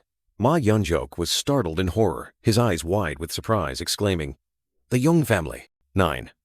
He clenched his fist, his expression completely changed, asking in a low, harsh voice, "What did you just say? What was destroyed?" 10. Yeonshin maintained a calm expression, looking directly at Ma Yeonjeok, asking again, "You just said the Yeong family was destroyed?" 11. The lightning genius thought to himself, observing the expressions of those around him. Based on their reactions, it seems they don't know the Yeong family has fallen. 12. Ma Yeonjeok and his grandson both clearly showed expressions of shock, unable to believe Yeonshin's words. 13. Ma Yeonjeok turned to the leader of the desolate fortress, his expression serious, and spoke, "Fortress leader." 14. He looked at Yeonshin, then turned back to the leader with a meaningful gaze, suggesting, "May I speak with him privately?" 15. Ma Yeonjok's eyes were complex, filled with shock, worry, and a hint of determination. 16. The leader of the desolate fortress maintained a calm expression, her deep green eyes subtly glancing, seemingly considering. 17. Yeonshin subtly took a step back, showing a polite refusal. 18. The young man frankly refused Ma Yeonjok's offer. My mother is not a member of your family, so I do not belong there. 19. Yeonshin continued, his tone resolute. As a warrior of the desolate fortress, I respect your achievements here, but I am not comfortable with any further private conversations. 20. Ma Yeonjok fell silent, his face clearly showing disappointment and helplessness at Yeonshin's blunt refusal. 21. Yeonshin stood tall, his gaze firm, confidently declaring, the lightning genius of the radiant demon squad. 22. The leader of the desolate fortress subtly smiled meaningfully, her eyes sparkling with amusement, silently praising, I like your spirit. 23. Yeonshin bowed slightly, an action showing respect while maintaining his stance. 24. Ma Yeonjok's grandson could not accept Yeonshin's attitude, his eyes full of indignation, growling, I will not acknowledge this. 25. He angrily shouted, Impossible! How can someone like him be my grandfather's direct descendant? 26. Yeonshin maintained a cold expression, seemingly unconcerned by Ma Yeonjok's grandson's anger. 27. Ma Yeonjok's grandson continued to criticize, turning to his grandfather saying loudly, Furthermore, how can he be so disrespectful to the former captain of the Divine Sword Squad? 28. Yeonshin replied coldly, his eyes sharp, I don't need your recognition. 29. The lightning genius confidently asserted his position. Furthermore, I am not a member of the Ma family of the desolate fortress. I am the lightning genius of the radiant demon squad. 1. Ma Yeonjok's grandson exploded in anger, growling at Yeonshin, How dare you? 2. He tightly gripped Ma Yeonjok's sleeve, pleading to duel Yeonshin to prove, Please allow me to duel him. I will prove he is not worthy of being your kin. 3. Yeonshin, with an indifferent expression, coldly declared, However, I don't need to agree. 4. The lightning genius. Yeonshin's eyes were cold, full of arrogance, completely disregarding the challenge. 5. He continued to speak bluntly, his arrogant attitude unmatched. However, if you request an exchange for learning, I will agree. But I don't need to prove my worth to your family. 6. Ma Yeonjok was stunned, cold sweat trickling down his forehead, unable to believe the words he had just heard. 7. Ma Yeonjok's grandson was so furious he gnashed his teeth, about to lunge at Yeonshin, growling, You brat. 8. His iron gauntlets became visible, suggesting he had learned the Ma family's fist or palm techniques. 9. Yeonshin decisively cut him off, his gaze unwavering. Enough. 10. The leader of the desolate fortress, with a calm yet authoritative expression, spoke. Yeonjok is an old friend who has journeyed with me for a long time. 11. She continued, her eyes gentle yet profound. And the lightning genius is a promising subordinate. 12. The powerful leader offered a compromise, looking directly at Yeonshin. Any conflict between the two of you would put me in an awkward position, so I want it resolved in a warrior's way. Bet what you want from each other. 13. Yeonshin silently pondered, a calculating glint in his eyes. 14. The leader of the desolate fortress looked at Yeonshin, making an offer that couldn't be refused. Lightning genius, I know this is not to your advantage, but as Yeonjok's friend, regardless of the match's outcome, I will grant you one request. 15. Yeonshin looked up at the leader, his gaze sharp as if to penetrate all intentions. 16. He couldn't help but be surprised, blurting out, Even that? 17. The leader subtly closed her eyes, smiling mysteriously. That is currently impossible. Stood up. She clearly explained the reason, her expression remaining calm. Even Yeonjok cannot make that request, because he has already received another reward for his contributions, as the captain of the Divine Sword Squad. Although, 19. The leader of the desolate fortress continued, making an offer that astonished everyone. I can teach you one of my life energy techniques. 20. Yeonshin was stunned, his eyes wide with astonishment at the incredible offer. 21. In Ma Yeonjok and Ma Jin's minds, a terrifying thought suddenly flashed. She will teach him martial arts? He will learn from the fortress leader, who is known as the strongest in the world. 22. Ma Yeonjok's grandson flashed a cunning smile, his eyes gleaming with extreme excitement. 23. He thought to himself, full of ambition and disdain, I can learn the fortress leader's martial arts. He looks like he'll ask to learn martial arts, instead of obeying my grandfather's wishes if he wins.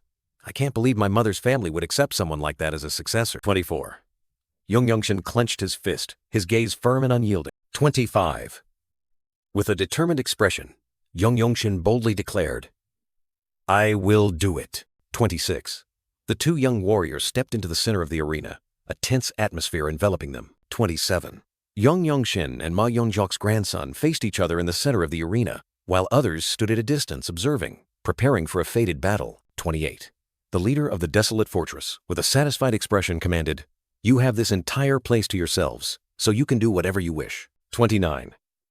Yeonshin stood tall, his gaze firm and full of confidence, ready to face the upcoming challenge. Ma Yeonjok's grandson clenched his fist, his aura as taut as a bowstring, signaling an impending battle. With fiery eyes and clenched teeth, he was ready for the dramatic confrontation. In contrast to his opponent's anger, Yeonshin merely curled his lips slightly, his eyes indifferent yet full of confidence. From a distance, Ma Yeonjok and the silver-haired bearded man silently observed, a tense atmosphere pervading. Yeonshin looked up at his opponent, a challenging smirk appearing on his lips. Ma Yeonjok's grandson gestured, inviting him to attack, ready to receive any blow from his opponent. Yeonshin responded with an arrogant flick of his finger, coldly saying, "Come at me." Yeonshin's challenge was like adding fuel to the fire, making Ma Yeonjok's grandson roar, "You bastard!" Without hesitation, he charged like a storm, his fist glowing with energy, aiming directly at Yeonshin. But Yeonshin merely tilted his head slightly, effortlessly dodging the powerful punch. Immediately, he spun around, unleashing a powerful palm strike that made his charging opponent stagger. Yeonshin's eyes remained unusually calm, as if every one of his opponent's attacks was within his prediction. Yeonshin glanced at his relentlessly attacking opponent, thinking to himself, "He must have used a high-grade elixir. His energy is more abundant than I imagined." Ma Yeonjok's grandson still didn't give up, his fist glowing brighter and brighter, determined to defeat his opponent. Yeonshin no longer maintained an indifferent attitude. He began to apply the limit-release technique, and his aura suddenly erupted. The battle became more intense than ever as Ma Yeonjok's grandson continuously launched attacks. But Yeonshin calmly countered and retaliated powerfully. Every strike from Ma Yeonjok's grandson carried terrifying power, causing the ground beneath his feet to crack. Yeonshin raised his hand to block the powerful kick, a burst of energy erupting between the two. Ma Yeonjok's grandson's fist still blazed, his gaze firm and unwavering. Enraged that his opponent didn't draw his sword, he roared, "Why aren't you drawing your sword?" Despite giving his all, Ma Yeonjok's grandson still couldn't touch Yeonshin, who continuously dodged skillfully. Yeonshin calmly replied, his tone slightly teasing, "Because your fist technique is quite good." Yeonshin's implied compliment further enraged Ma Yeonjok's grandson, who gritted his teeth. You brat." Ma Yeonjok's grandson launched himself into the air, delivering a fatal blow, but Yeonshin managed to block it with his leg, causing the ground beneath him to crack. He continued to press, unleashing a barrage of punches, but Yeonshin steadily parried and then unexpectedly counterattacked with an extremely powerful punch. A massive surge of energy erupted, sending Ma Yeonjok's grandson flying into the air. His body soared through the air, unable to control its direction. Yeonshin landed lightly, his expression unchanged after the powerful attack. He looked down at Ma Yeonjok's grandson, struggling to get up.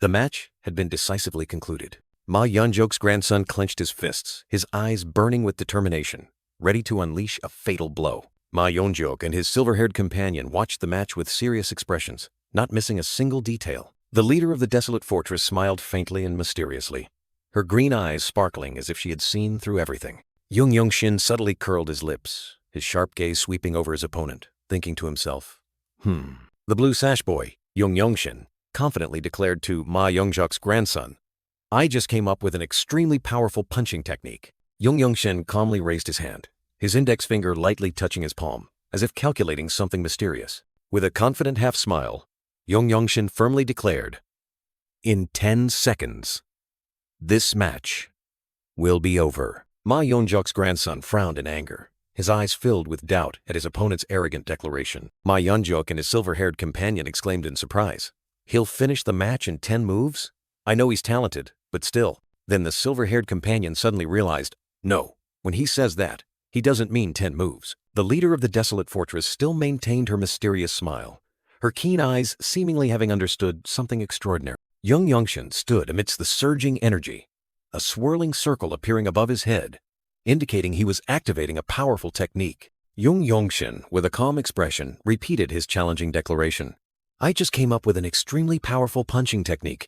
In 10 seconds, this match will be over. The leader of the desolate fortress still smiled meaningfully, her green eyes sparkling as if witnessing a miracle. Ma Yeonjok and his silver-haired companion continued to watch intently, their expressions serious and thoughtful. Ma Yeonjok's grandson still frowned, his eyes filled with indignation and determination, unable to believe what he had just heard. Yeonshin looked directly at his opponent, his gaze unwavering, his expression terrifyingly calm. Ma Yeonjok's grandson gritted his teeth, his entire body erupting with energy, shouting, "In the 10 moves you speak of, I will give my all." Energy exploded around Ma Yeonjok's grandson's fist, transforming into brilliant golden streams of light, ready to crush everything. Ma Yeonjok's grandson stood firm on the arena floor, his entire body bathed in brilliant golden light, powerful energy surging. Ma Yeonjok's grandson's eyes blazed, energy concentrated in his fist. He growled, "This is unified fist and foot." Yeonshin subtly curled his lips, his sharp gaze sweeping over his opponent, thinking to himself, "Very good." Yeonshin looked at his opponent, whose energy was surging, and silently assessed. Instead of being provoked by my words, he calmed down. Also, from the core energy flows I'm sensing. Yeonshin continued to provoke his opponent. "Although you said you'd use fist and foot techniques, you can use palm techniques too if you want." Yeonshin maintained his calm expression, replying to his opponent, "I don't need your advice. Just give it your all. You'll show me many things." Ma Yeonjok's grandson's face turned red with anger, his eyes sparking. He growled, "You really are a—" Ma Yeonjok's grandson unleashed an extremely powerful kick, the ground cracking beneath his feet, creating a terrifying tremor. Yeonshin easily dodged Ma Yeonjok's grandson's powerful kick with just a slight sway of his body. Yeonshin maintained his calm expression, his sharp gaze focused on his opponent, ready for the next blow. Yeonshin's kick struck the ground, creating a powerful energy vortex, demonstrating his terrifying strength. Ma Yeonjok's grandson unleashed an extremely powerful punch, energy exploding as if to tear the air apart. But Yeonshin stood firm as a rock. Ma Yeonjok's grandson gritted his teeth, his entire body sweating, exclaiming in astonishment, "What is his power?" Yeonshin lightly shifted his feet, easily dodging his opponent's powerful attack, as if it were just a passing breeze. The lightning genius, Yeonshin, smirked confidently, his sharp eyes flashing with a brilliant light, ready for a counterattack. Ma Jin, with a stern expression, his eyes filled with surprise and contemplation, seemed to have noticed something unusual in this match. As expected, Yeonshin did not lose energy. On the contrary, he accumulated more power, astonishing his opponent. Yeonshin slightly tilted his head, his gaze cold yet calculating, the surging lightning energy within his body accumulating to its peak. Yeonshin's fist erupted with light, ready to unleash a second powerful attack. Ma Yeonjok's grandson tensed, putting all his strength into the punch, but his face clearly showed helplessness and panic before his opponent. Yeonshin delivered a direct punch to his opponent, the exploding energy stunning Ma Yeonjok's grandson, who cried out in pain. Yeonshin took a step back, his fist still lingering with light, his eyes still calm and confident. Ma Jin frowned, his face filled with worry and doubt, wondering if the impossible was happening. Ma Jin was stunned to realize that Yeonshin had drawn inspiration from his opponent's own unified fist and foot technique to create his final attack. Ma Yeonjok's grandson gritted his teeth, sweat pouring out, his eyes filled with indignation and astonishment as he realized his opponent had become much stronger. Ma Yeonjok's grandson's eyes widened, filled with horror and disbelief at Yeonshin's power and ability. Ma Yeonjok stood beside another man, his expression still calm but his eyes holding deep contemplation as he witnessed the match. Ma Yeonjok's grandson clenched his teeth tightly, his jaw set, anger and determination surging but also mixed with helplessness. Yeonshin still stood firm, receiving his opponent's powerful punch lightly, as if unharmed. Yeonshin subtly curled his lips, his sharp eyes looking at his opponent calmly saying, "Very good, show me more. I know you can still do it." Ma Yeonjok's grandson roared in anger, putting all his strength into the punch. "You are too arrogant!" Ma Yeonjok's grandson unleashed a continuous barrage of powerful punches, but Yeonshin calmly received them, unwavering. Yeonshin lightly shifted his feet, skillfully dodging his opponent's attack, moving like a ghost. Lightning energy once again erupted from Yeonshin's fist, ready for a third powerful attack. Yeonshin unleashed a powerful punch, surging lightning energy enveloping his fist, preparing to deliver the decisive blow. The two opponents lunged at each other, their fists colliding to create a dazzling burst of energy. The battle was reaching its climax. Ma Yeonjok's grandson clutched his arm, his face contorted in pain, a groan escaping his lips as Yeonshin counterattacked. Yeonshin looked directly at his opponent, his gaze sharp and confident, completely controlling the match. Ma Yeonjok's grandson recoiled, his face astonished and fearful as Yeonshin continued to unleash relentless attacks. Yeonshin delivered a palm strike, his eyes flashing with amusement and calmness, remarking, "A palm strike? Interesting." Yeonshin subtly curled his lips into a confident smile, his eyes flashing with an indescribable provocation. While Ma Yeonjok and Han Chulmok showed serious expressions, the leader of the desolate fortress smiled mysteriously, watching the match. The lightning genius, Yeonshin, unleashed a powerful blow, energy exploding dazzlingly, uttering a provocative remark. "You country bumpkin!" Ma Yeonjok's grandson braced himself, his face contorted in pain as his opponent's accumulated energy struck him. He was knocked back a long distance, creating a long skid mark on the arena floor. Yeonshin's fourth punch had landed irresistibly. Ma Yeonjok and Han Chulmok were utterly astonished, their eyes wide in disbelief at what was unfolding before them. The leader of the desolate fortress still maintained her calm smile, her eyes slightly closed, as if deeply sensing what had just transpired. Yeonshin closed in, unleashing a rapid barrage of blows, completely overwhelming Ma Yeonjok's grandson with fierce energy explosions. Ma Yeonjok's grandson coughed up blood, collapsing onto the arena floor, his face filled with agony and helplessness before the overwhelming power. Ma Yeonjok's grandson's eyes were filled with despair and panic, completely suppressed by his opponent. Yeonshin stood upright, surrounded by an aura, calmly looking down at his kneeling opponent, his face devoid of emotion. A close-up of Yeonshin's face, his eyes deep, exuding absolute confidence, as if everything was within his calculations. Ma Yeonjok's grandson looked up with a horrified gaze, realizing the insurmountable gap in power. Yeonshin stood tall in the arena, his opponent having fallen, while Ma Yeonjok, the leader of the desolate fortress, and Han Chulmok watched with thoughtful expressions. Ma Yeonjok and Captain Ma Jin realized that Yeonshin's martial art grew stronger with each strike, unable to believe he had created a new martial art in such a short time. A martial art that grows stronger with each strike. Unbelievable. He actually created a new martial art in such a short time. Yeonshin stood amidst the mystical light, his eyes closed, as if sensing the new power that had just been born.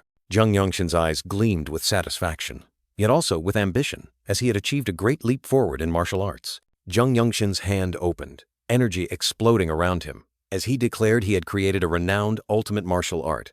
"I have finally created a martial art that can be called a renowned ultimate technique." Yeonshin stood in the arena, his reflection in the small puddle showing the majesty and solitude of a newly enlightened genius. Yeonshin turned to face Ma Yeonjok and the leader of the desolate fortress, calmly saying, "That was a truly good match." The leader of the desolate fortress smiled, her eyes full of admiration, exclaiming, "To think I would see someone create a martial art." Yeonshin humbly replied, "I am ashamed.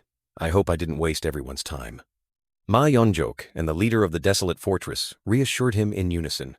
"Not at all. You are too humble." The leader of the desolate fortress curiously asked, "Have you decided on the name of the new technique yet?" Yeonshin looked straight ahead, his eyes firm, and loudly replied, "It is called Wujin Jiwa Kwanji." The leader of the desolate fortress slightly curled her lips, her eyes thoughtful, muttering, "A fist technique that blossoms endlessly, huh?" She smiled contentedly, exclaiming with praise, "What a perfect name." Han Chulmok approached Yeonshin, congratulating him warmly.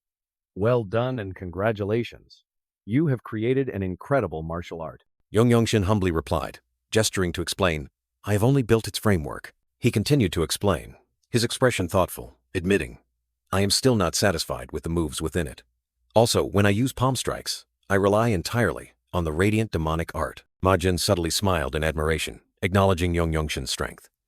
"Even with that much, there aren't many white-robed individuals who could withstand your attacks." The lightning genius Yeonshin looked straight ahead, his eyes firm, replying, "I always try not to be surprised, but I couldn't help it when you developed so rapidly." He was silent for a moment, seemingly considering his next words. Amidst the circle of leaders, Yeonshin calmly declared, "It's still not fast enough." The lightning genius turned his back and walked away decisively, leaving behind astonished gazes. Ma Yeonjok, the former captain of the Divine Sword Team, his face full of remorse, could only utter a single "I." The silver-haired old man bowed, earnestly asking Yeonshin, What must I do to receive your forgiveness? Captain Han Cholmok was stunned, unable to believe the sight before his eyes. Ma Yeonjeok's grandson lay slumped on the floor, his eyes panicked and helpless as he looked towards his opponent. Jeong Yeonshin maintained his calm expression, looking directly at Ma Yeonjeok, without saying a word.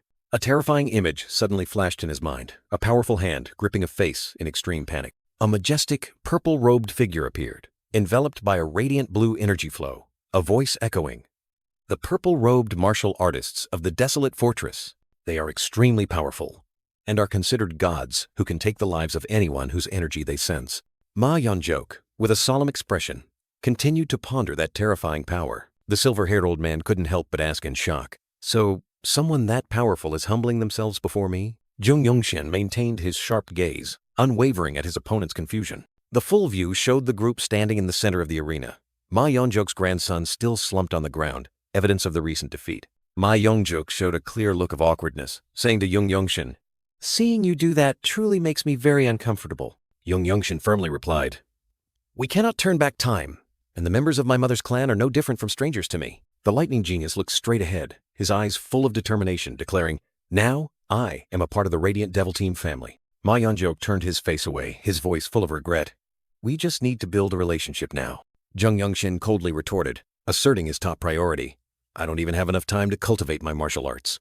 Ma Yeonjeok's eyes widened, completely stunned by his opponent's brutal frankness. Han Chulmok looked at Jeong Yeonshin in surprise, as he continued to speak of his victory. "I won against your grandson in the match he impulsively requested." Jeong Yeonshin decisively requested Ma Yeonjeok, "Therefore, please respect that as a martial artist." The leader of the desolate fortress, with a gentle smile, stepped forward and announced, "Since the lightning genius has won, it's time to bestow the reward." She extended her hand, promising an extremely generous reward. "I will teach you a martial art of the type you need whenever you wish, and you can make a request to the Ma family." Jeong Yeonshin listened, his eyes thoughtfully calculating. He replied, showing respect for his captain, "I will convey that through my captain when I wish to make a request." Ma Jin stood behind, his face clearly showing surprise and a hint of being speechless as Jeong Yeonshin casually intended to make him a messenger. Captain Ma Jin and the lightning genius Jeong Yeonshin strode up the stone steps, beginning a mysterious journey. Suddenly, Ma Jin turned his back and called out with authority, "Hey!"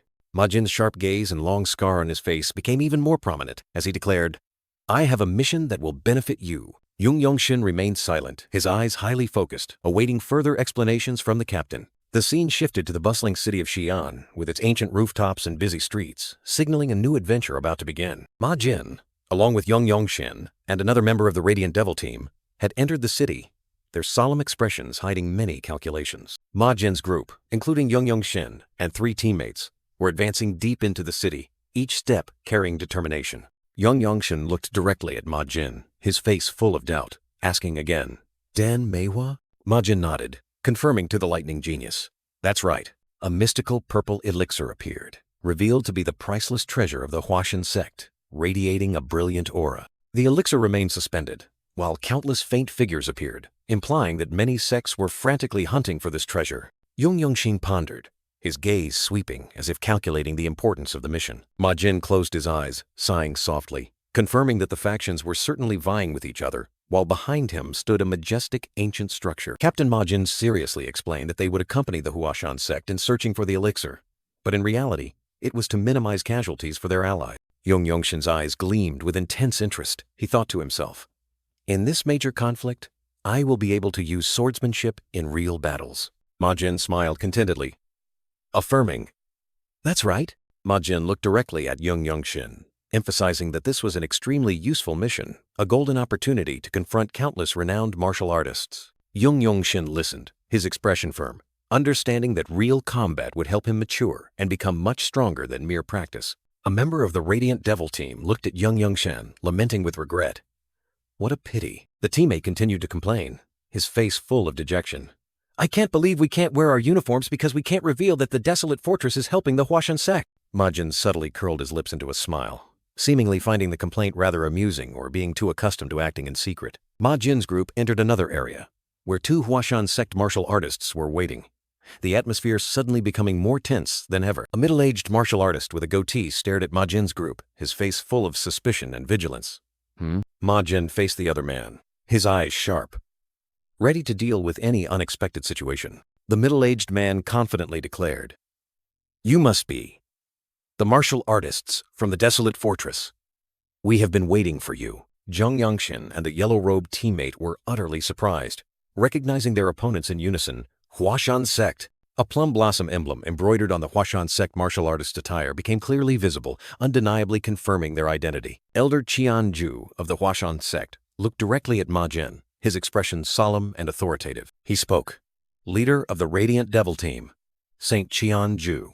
Yeonshin, with a sharp gaze, thoughtfully looked towards the horizon, ready for the upcoming challenges. Elder Cheonju of the Hwashan sect, one of the top martial artists, appeared majestically, introduced as the leader of the Plum Blossom Swordsmen. To match Cheonju, Captain Ma Jin, in his black cloak, was also present, making Yeonshin recall the feeling of first meeting this captain. Cheonju continued to introduce the key members of the Hwashan sect, including the wave swordswoman Baek Mirio with a cold expression, and also Wanchang, the blue devil-eyed swordsman, who offered a friendly smile that held a hint of mystery. Elder Cheonju affirmed that he already knew the identities of Ma Jin's group, so no introduction was needed as they had fought side by side before. Yeonshin and Wanchang looked at each other, and the young man exclaimed in surprise, "Demon swordsman?"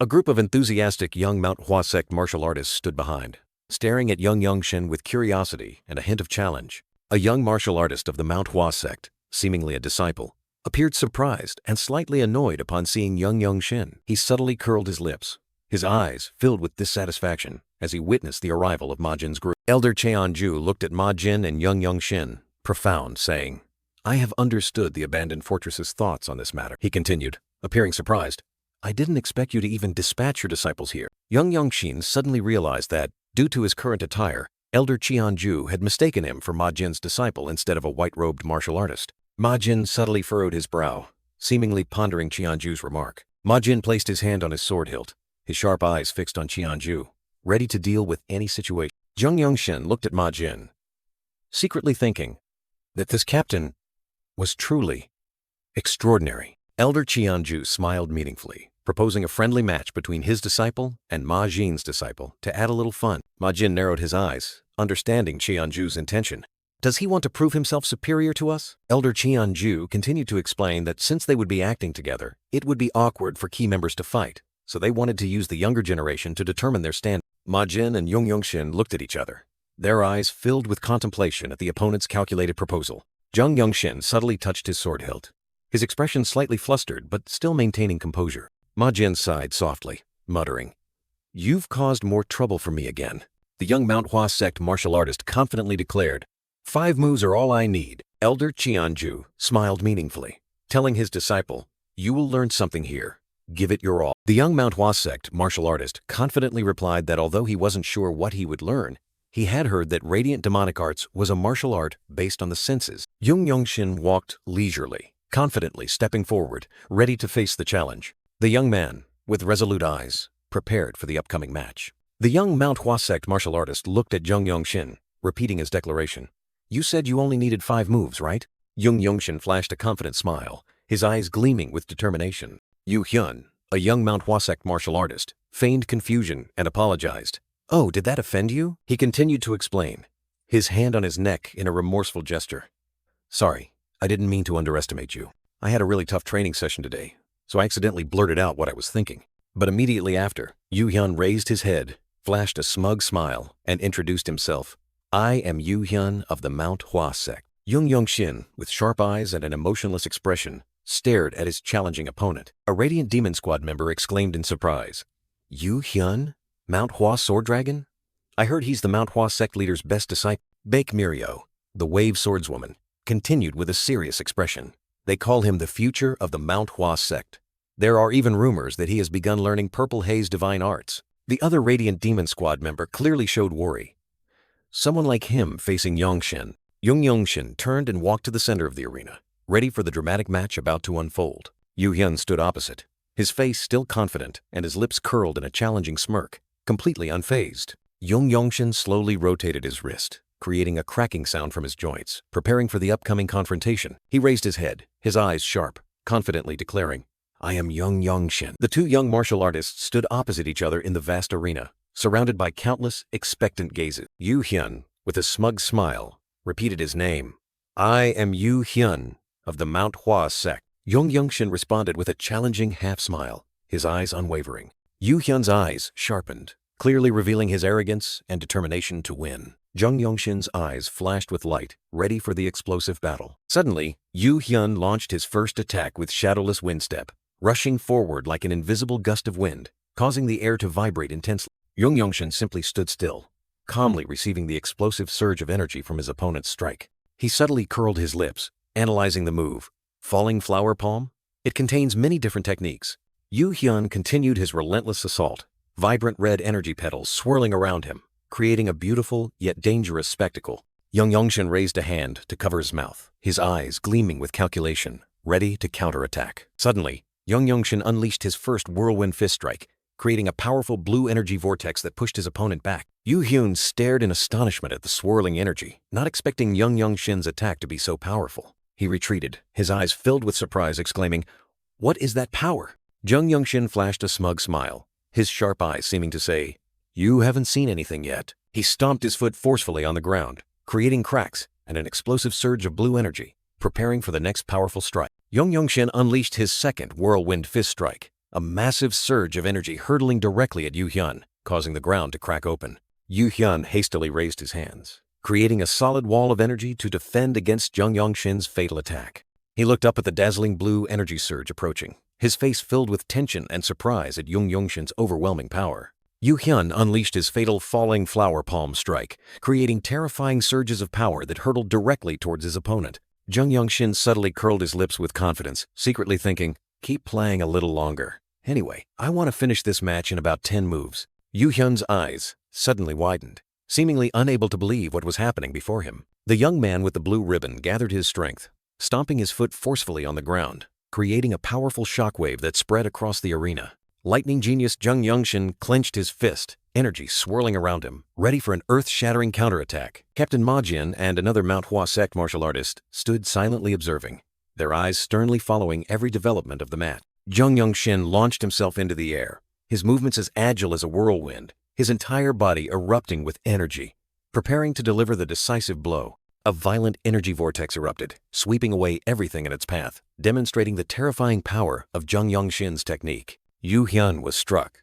His body staggered, and shattered energy fragments scattered everywhere in his daze. Manhwa sword dragon Yu Hyun collapsed, his face contorted with pain and shock, a faint groan escaping his throat. Yu Hyun was completely defeated, his body collapsing onto the arena floor, leaving a faint energy trail that dissipated into the air. The Manhwa sect martial artists, especially the man with the goatee, all clearly showed extreme astonishment and worry at this unexpected outcome. Yeonshin stood proudly looking down at the fallen Yu Hyun.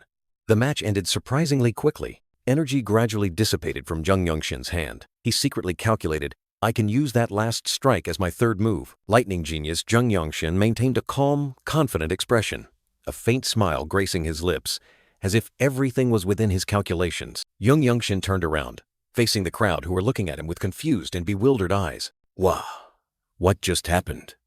The Manhwa sect martial artists whispered in astonishment. That was only his third move? How could such a talented disciple of the Manhwa sect lose so quickly? Cheonju and the other Manhwa sect elders stared at Yeonshin, their minds filled with questions. Who is that young man? A Manhwa sect martial artist quickly ran over, bending down to help the motionless Yu Hyun on the ground. The martial artist carefully helped Yu Hyun up, while Yeonshin still stood there, calmly observing. Cheonju turned to Ma Jin, his tone full of surprise. "It seems the abandoned fortress has nurtured a dragon. Do you still want to gain more control over the martial world?" Captain Ma Jin subtly curled his lips, his eyes profound, replying, "That's an overstatement." Ma Jin calmly explained the abandoned fortress's stance. "The abandoned fortress will not do anything that harms the people of the country." Cheonju looked at Ma Jin with a skeptical expression, subtly snorting. "Still making excuses that sound plausible, huh?" Cheonju called Yeonshin. "Yeonshin, right?" The young man replied, "Yes." Elder Cheonju looked at Yeonshin with sharp eyes, praising. "That was a very good martial arts display." Cheonju pondered Yeonshin's technique. "Although it seems similar to falling flower palm, I doubt you've learned any Manhwa sect martial arts before. I never thought there would be another martial art so similar." Cheonju looked at Yu Hyun, who was being helped up, and thought to himself, That should be enough motivation for the sect leader's disciple who has been lazy in his training. Cheon-ju unexpectedly extended a respectful invitation. If anything causes you to leave the desolate fortress, the Manhwa sect will welcome you as an honored guest. Ma Jin, along with Won Chang and a member of the Radiant Demon Squad, were observing the tense situation after the match, their eyes full of contemplation. Captain Ma Jin, with his scarred face full of sternness, spoke a warning. "Hey, you've gone too far." Elder Cheon-ju showed no mercy, delivering a thunderous slap to Yu Hyun's face, leaving the Manhwa sword dragon stunned. Yu Hyun bowed his head, his voice full of remorse. "I admit I was too greedy. I apologize for that." Lightning genius Yeonshin stood there, his sharp eyes thinking to himself, "It can't be helped when there's such an outstanding genius here." Yeonshin continued to think, reminding himself of his nickname. Lightning genius, Ma Jin, Baek Mirio, and another Manhwa sect martial artist all looked worried, observing Yu Hyun's condition after the match. Wave swordswoman Baek Mirio looked at Yu Hyun with a face full of concern.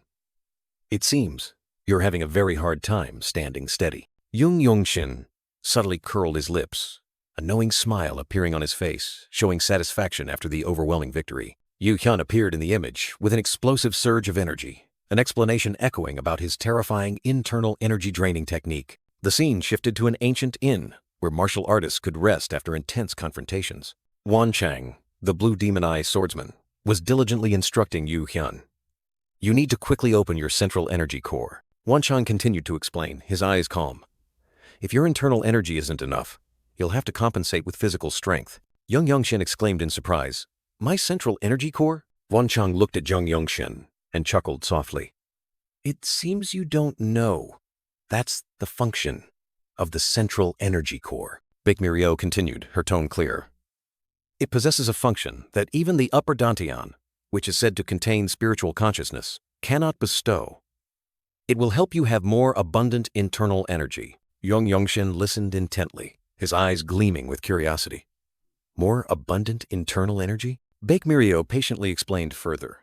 "That just means higher efficiency. Have you ever heard of martial artists who don't get tired even after fighting for 7 days and 7 nights? Yeonshin nodded and replied, "Yes." A vivid illustrative image appeared, showing a martial artist cultivating with focus, his central energy core glowing brightly. A scene of 2 martial artists fiercely sparring appeared, the explanation continuing about how the energy core helps stabilize the flow and maintain power. Yeonshin pondered deeply, his eyes full of focus. After hearing the important explanations, Won Chang smiled faintly, continuing the surprising story. "That's also why Chung Myung could fight against the strongest swordsman of Namgung." Yeonshin's eyes widened, his face clearly showing surprise and curiosity about the newly revealed information.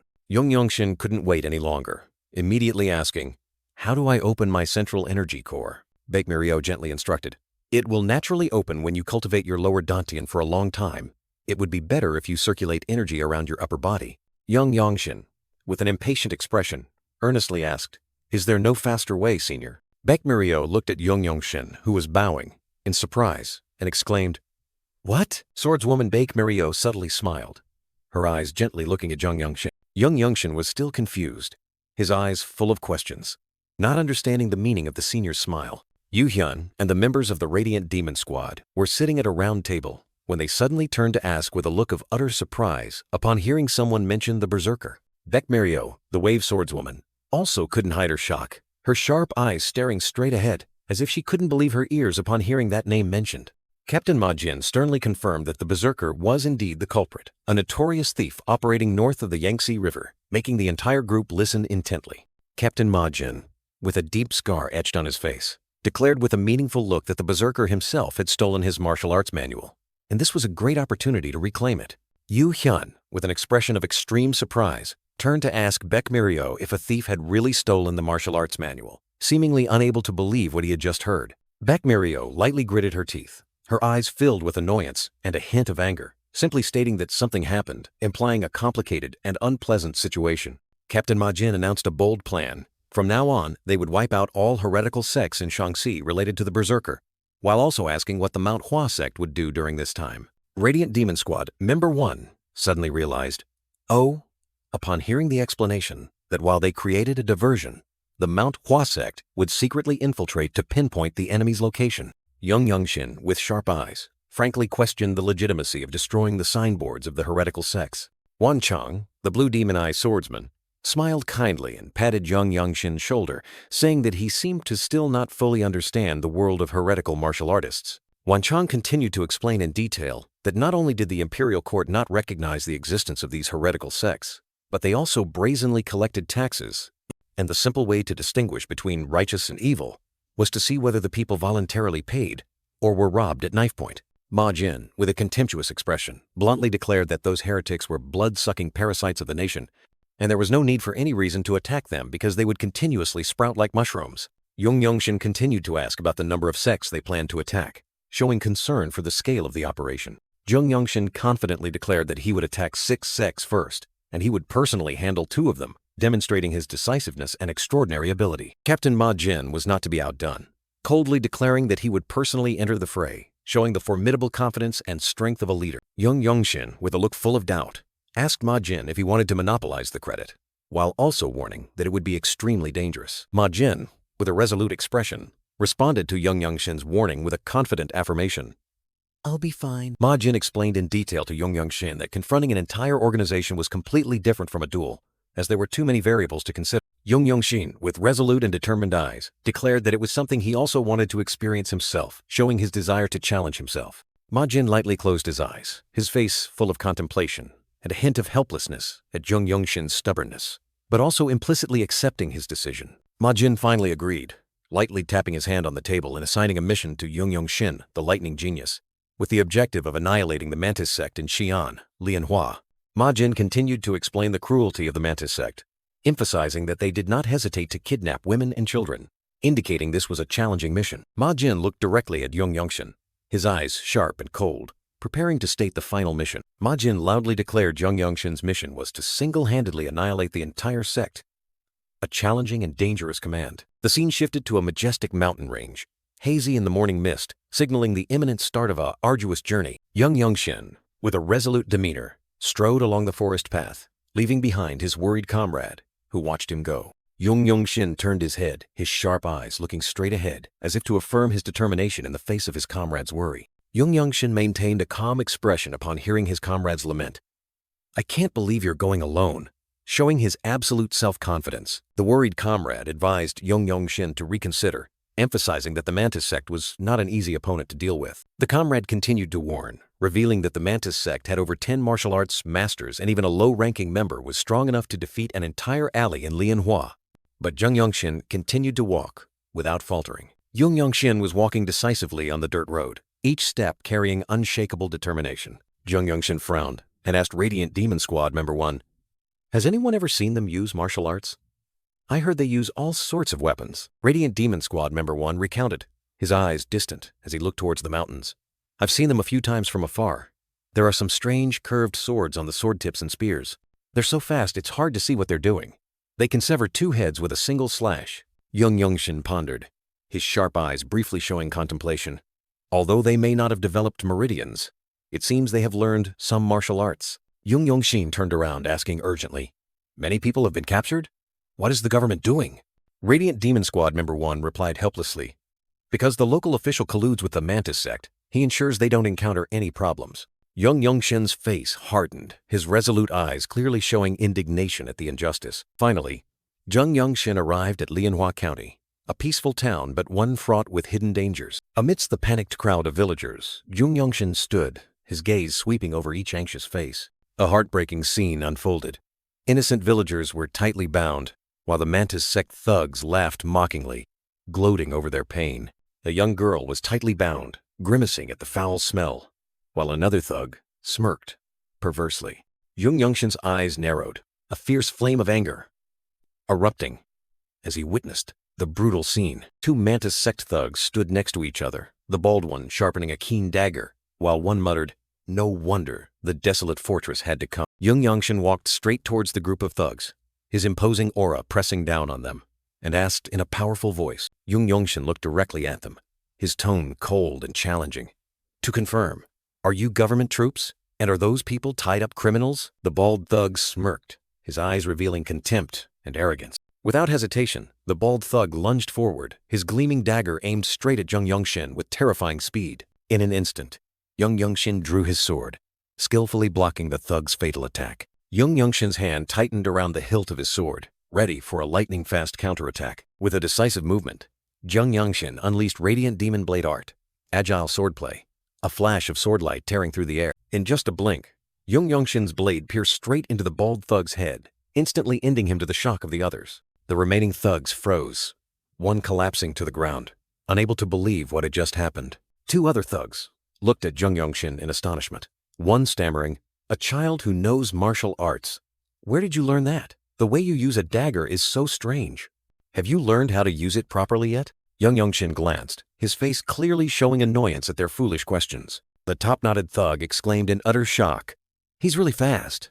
What martial art did you just use?" Yeonshin slowly drew his sword from its sheath, the gleaming blade reflecting the light. Yeonshin coldly looked down at the thugs, disdainfully saying, "There's no need to name such trivial tricks." The top-knotted thug flashed a cunning smile, an idea already forming in his mind to seize Yeonshin's sword and present it to their sect leader. The smile on the top-knotted thug's lips vanished, his eyes wide as a blinding blue light flashed past. Without a shred of mercy, Yeonshin swung his sword, striking straight into the top-knotted thug's head, ending his life in a flash. The remaining thugs stood stunned, utterly terrified by Yeonshin's power and ruthlessness. Yeonshin, with sharp, cold eyes and full of determination, was ready to deal with anyone who stood in his way. Using the agile sword art of radiant magic, the blue ribbon boy unleashed a lightning-fast attack, so swift that the naked eye could barely follow. The Mantis sect thugs had no time to react, blood splattering as they were pierced by Yeonshin's sharp sword aura. The lightning genius landed lightly, leaving behind incomplete corpses, proof of his terrifying power. The villagers witnessed the horrifying scene, their faces pale with fear but also unable to hide their astonishment. Yeonshin stood in the courtyard, surrounded by the fallen unfortunate ones, while the villagers were still too stunned to move. The rescued villagers hastily called out, "My wife and Nyan!" As Yeonshin stood there, his expression still eerily calm. Though still trembling, the rescued villagers continuously bowed, stammering, "Thank you, thank you." One villager was still in shock, his eyes full of fright as he looked towards Yeonshin, seemingly unable to believe what had just happened. Yeonshin turned his head, his sharp eyes looking towards the villager, and directly asked, "Where is the Mantis sect?" The villager flinched, stammering, "Ah," seemingly still afraid of his aura. He trembled and pointed forward, stammering, They're over there." Yeonshin said nothing more, simply looking silently in the direction the villager pointed, his eyes already locked onto the next target. The blue ribbon boy walked decisively, each step affirming his unforgiving nature. Yeonshin advanced, leaving behind the still bewildered villagers, heading straight for the enemy's lair. A large door appeared, with a clear signboard hanging on it, "Mantis Sect," signaling Yeonshin's final destination. Without hesitation, Yeonshin stood before the main gate of the Mantis Sect, ready for the upcoming confrontation. A powerful kick from Yeonshin, decisive and full of might, struck directly at the sturdy door. The Mantis Sect's door burst into pieces, dust flying everywhere, creating a dramatic entrance for Yeonshin's arrival. Amidst the swirling dust, Yeonshin's majestic figure emerged, stepping inside like a god of war. Yeonshin's footsteps echoed through the space, advancing deep into the headquarters of the Praying Mantis Sect. A crowd of Praying Mantis Sect members appeared, their faces fierce and scarred, ready to confront the intruder. Yeonshin looked up at the crowd, his gaze still cold and slightly bored, as if these people were not worth his concern. The lightning genius stood in the center of the courtyard, alone facing an entire army of the Praying Mantis Sect, his overwhelming aura making the atmosphere tense.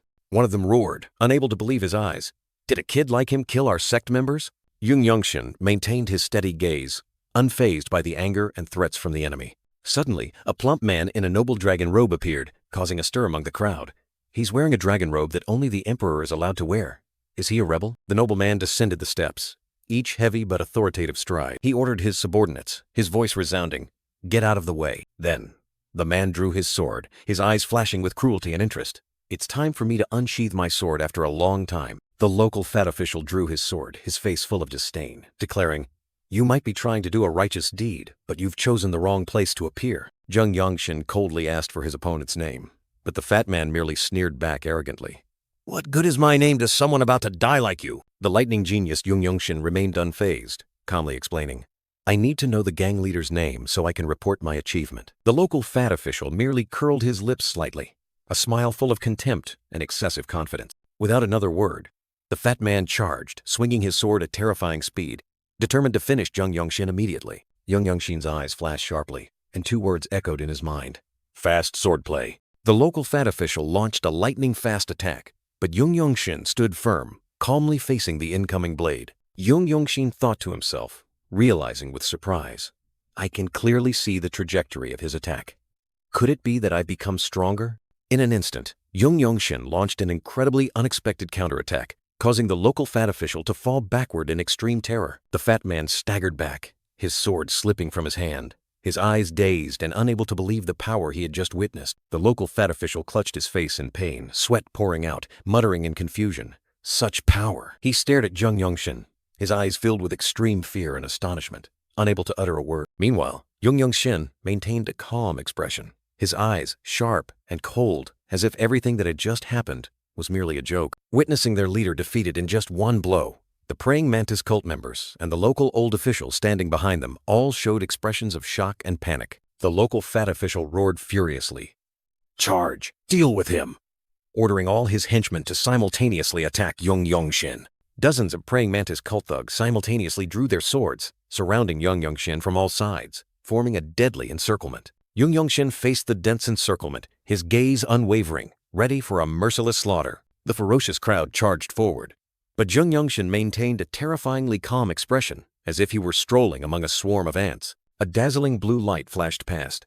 Yeonshin had vanished from his original position, his speed far exceeding all limits. Two praying mantis cult thugs collapsed in pain, unable to comprehend what had happened as Yeonshin swept past. Yeonshin's sword transformed into streaks of blue lightning, continuously swinging, each strike carrying destructive power. The lightning genius was like a whirlwind on the battlefield, striking down each enemy coldly and efficiently. A thug's eyes widened in horror, only catching a glimpse of the blue sword light before he fell. Yeonshin moved like a ghost, his blade gliding through the air, leaving deadly blue streaks of light. Yeonshin's face remained unusually calm, but his eyes blazed with the determination to sweep away all obstacles. Yeonshin's eyes glowed brightly, his pupils dilated, as if he could see through every movement, every intention of the enemy. Amidst the battlefield littered with enemy corpses, Yeonshin stood firm, power erupting around him, and he confidently declared, I can see the trajectory of all their attack. Yeonshin continued the slaughter, each step trampling the defeated, turning the battlefield into his personal hell. Yeonshin's blade swung up, creating a storm of sword energy, sweeping away those who dared to block his path. Finally, Yeonshin stepped on a fallen enemy, asserting his absolute dominance on the battlefield. Yeonshin unleashed a lightning-fast sword strike, piercing the first enemy with terrifying speed, accompanied by a cold command, "Attack them!" He glided like the wind, leaving behind sharp sword trails that tore through the air, no enemy able to touch him. The lightning genius continued to charge forward, passing through a series of opponents as if they were air, his gaze fixed on the ultimate goal. Another enemy fell miserably at Yeonshin's feet. His sword plunged into the ground, signaling the end. Yeonshin leaped high, his body enveloped in a stream of emerald energy, powerfully declaring, "And go all the way." The praying mantis cult members were utterly terrified, their eyes fixed on Yeonshin's figure charging towards them like a nightmare. The blue ribbon boy appeared directly in front of the local fat official, preparing to deliver the decisive blow. A close-up of Yeonshin's razor-sharp, unwavering eyes facing the enemy. The local fat official's face changed color, his eyes wide with extreme fear as he faced death. Yeonshin stood proudly amidst a sea of blood and scattered corpses, a testament to his destructive power. The local old official and his companions watched the brutal scene in horror, unable to believe their eyes as they saw Yeonshin standing among countless bodies. He exclaimed, "What in the world is this?" Yeonshin subtly curled his lips, his eyes flashing with smugness and defiance, as if mocking the enemy's weakness. The local old official arrogantly declared, his eyes full of disdain, "I was ordered to subdue him right in front of his entire sect." Yeonshin tightened his grip on the sword hilt, energy erupting around his hand. He told himself, "I will treat the sword in my hand as a fist." A powerful strike from Yeonshin cracked the ground, creating a formidable, invisible energy wall. The lightning genius darted like lightning, creating brilliant streaks of light, making everything around seem to slow down. In just an instant, Yeonshin appeared right behind the local fat official, his sharp sword pressed against his neck. He raised his sword high, his eyes resolute, preparing to finish off the plump official. The local fat official's face contorted in horror, his eyes wide and bloodshot reflecting despair. Yeonshin unleashed the final blow, a stream of emerald sword energy tearing through the air, carrying destructive power. The local fat official was sent flying into the air, his body shattering like crystal, unable to resist. He fell to the ground, blood splattering, his body horribly disfigured, still groaning. You brat. Yeonshin stood watching the local fat official lie motionless, while two other praying mantis cult members approached. The blue ribbon boy turned his back, facing the large building, declaring defiantly, "Today, I will destroy the praying mantis cult signboard." Yeonshin's eyes flashed with a cold killing intent, his resolve to destroy the praying mantis cult already set. Two praying mantis cult members, including the local old official, were utterly terrified by Yeonshin's arrogant declaration of war, one stammering, "What in the world is this? That crazy kid." The local old official frantically ordered, "Swordmaster, bring him here immediately," while another asked in surprise, "Swordmaster?" Yeonshin looked directly at the enemies, his eyes sharp as if to pierce their very souls. He questioned, "Are you talking about the Blood Lion, Swordmaster? Is the Blood Fire cult behind you?" The local old official and his companions fell silent, their faces filled with extreme panic, not daring to answer Yeonshin. He still maintained a horrified expression, unable to utter a single word in response to Yeonshin's powerful question, the atmosphere becoming suffocatingly tense. The local fat official was being choked by Yeonshin, his face red and purple from pain and extreme fear. Yeonshin coldly tightened his grip on his neck, ordering decisively, "Speak." The local fat official gasped in pain. "Yes, he's probably sleeping in an annex building right now." Yeonshin narrowed his eyes suspiciously, muttering, "He's sleeping? If they are truly Bloodfire Swordmasters, there's no way they wouldn't have detected a battle of this scale." Yeonshin's sword flashed, ready to deliver a fatal blow. With a lightning-fast swing of his sword, Yeonshin easily sent the local fat official flying, making him soar away like a puppet. Yeonshin's blade plunged into the ground, creating a deep crack, a testament to his terrifying power. Yeonshin's sharp, cold eyes looked straight ahead, filled with determination and no mercy. The local fat official's body flew high into the air after Yeonshin's terrifying slash. Yeonshin stood firm, while the local fat official had collapsed, no longer able to resist. The plump local official lay motionless on the ground, blood-soaked, while Yeonshin stood upright, his sword still held firmly in his hand. A stranger with fiery red hair, the Blood Lion swordsman, appeared, smirking smugly and saying, "You're quite skilled," he continued, surprised. "I didn't expect you to be able to block that attack." Yeonshin silently observed the Blood Lion swordsman, his eyes remaining cold and extremely vigilant. The Blood Lion swordsman looked up at the sky, proudly declared, "Bloodfire Swordsman." Yeonshin faced him, asking directly, "Blue-robed warrior?" and received the answer, "That's right." The Blood Lion swordsman sneered, his eyes full of challenge. He raised 5 fingers, saying, "5. The Blood Lion swordsman explained in more detail, "If you defeat about 5 Bloodfire swordsmen, you can be recognized as a blue-robed warrior, regardless of age." The Blood Lion swordsman turned his back and walked away, leaving Yeonshin standing there with an unreadable expression. Yeonshin watched his retreating back, muttering, "I was lucky." He looked up, his eyes gleaming with determination. "Now, I only have 3 more to go." The Blood Lion swordsman suddenly turned back, his eyes blazing with murderous intent. Both opponents walked forward. The atmosphere between them became extremely tense, signaling an impending battle. Yeonshin stomped his foot hard on the ground, shattering the tiled floor, demonstrating an explosive burst of inner strength. The Blood Lion swordsman charged forward at terrifying speed, creating an explosive surge of momentum. Yeonshin was not to be outdone. He unleashed a powerful slash, confronting the enemy head on. Yeonshin's gaze was resolute. He told himself, "I must end this now." He continued to ponder, realizing the dangerous situation. This is the center of the Mantis sect.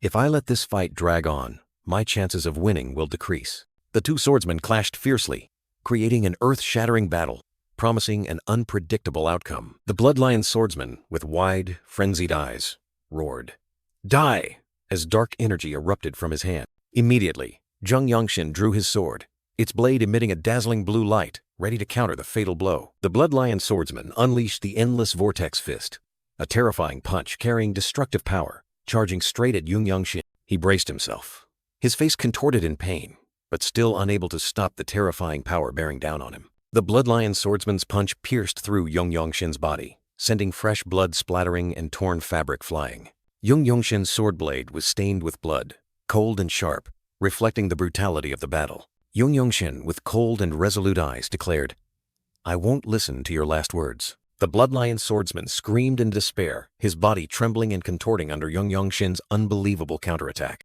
Jeong Yeonshin unleashed a lightning-fast sword strike, tearing through the air and piercing straight through his enemy, sending fresh blood splattering. The Blood Lion swordsman was sent flying into the air, his body spinning aimlessly, completely crushed by Jeong Yeonshin's power. Jeong Yeonshin coldly turned his back and walked away, leaving the fallen Blood Lion swordsman behind, a shimmering blue sword light still lingering as a mark of victory. He subtly curled his lips, his eyes sharp and full of confidence, showing a terrifying calmness after finishing off a powerful enemy. The surviving subordinates of the Shui Huo Jiao trembled in fear, kneeling amidst a sea of corpses, desperately exclaiming, "It's over!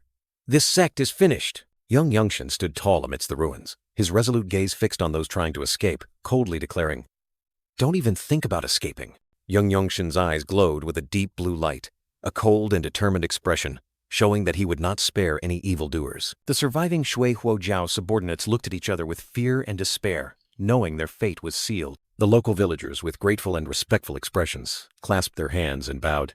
"Sir, thank you very much." They expressed deep gratitude to Jeong Yeonshin, saying he had helped them avenge the deceased. A grieving father tightly embraced his deceased daughter, choking back tears, thanked Jeong Yeonshin for bringing peace to his daughter's soul. Jeong Yeonshin merely listened silently, his eyes pensive and tinged with sorrow as he witnessed the people's pain. The father, holding his daughter, wondered, not understanding why such a horrific event could happen in Xi'an, which was originally the territory of the Zhongnan Pai. He sighed helplessly, his face clearly showing worry and despair at the chaotic situation. The father explained that the Zhongnan Pai was clashing with the Tyrant Sword Clan, a fierce battle currently underway. Jeong Yeonshin was surprised to hear about the war, images of fierce clashes between sects appearing in his mind. The father continued to explain that because of the war, all martial arts schools under the Zhongnan Pai had ascended Mount Zhongnan to participate in the battle. Jeong Yeonshin walked thoughtfully along the mountain path, pondering what he had just heard. He realized that if the Zhongnan Pai confronted the Tyrant Sword Clan, it would be a life and death struggle, not just a matter of a few martial artists falling. A man held a little girl, his eyes full of worry, showing the heavy impact of the war on the lives of innocent people. Jeong Yeonshin looked into the distance, his lips pressed tightly together, his gaze resolute, as if he had made a final decision. He muttered to himself, "I need to go to Zhongnan," determined to plunge into the fierce battle ahead. Jeong Yeonshin, the lightning genius, was walking on a dirt road, his mind filled with thoughts about the forces in the martial arts world. He continued his journey through the forest, as night gradually fell, creating an eerily silent scene. Suddenly, Jeong Yeonshin stopped, his sharp eyes looking forward as he wondered, have traces of the berserker been found yet?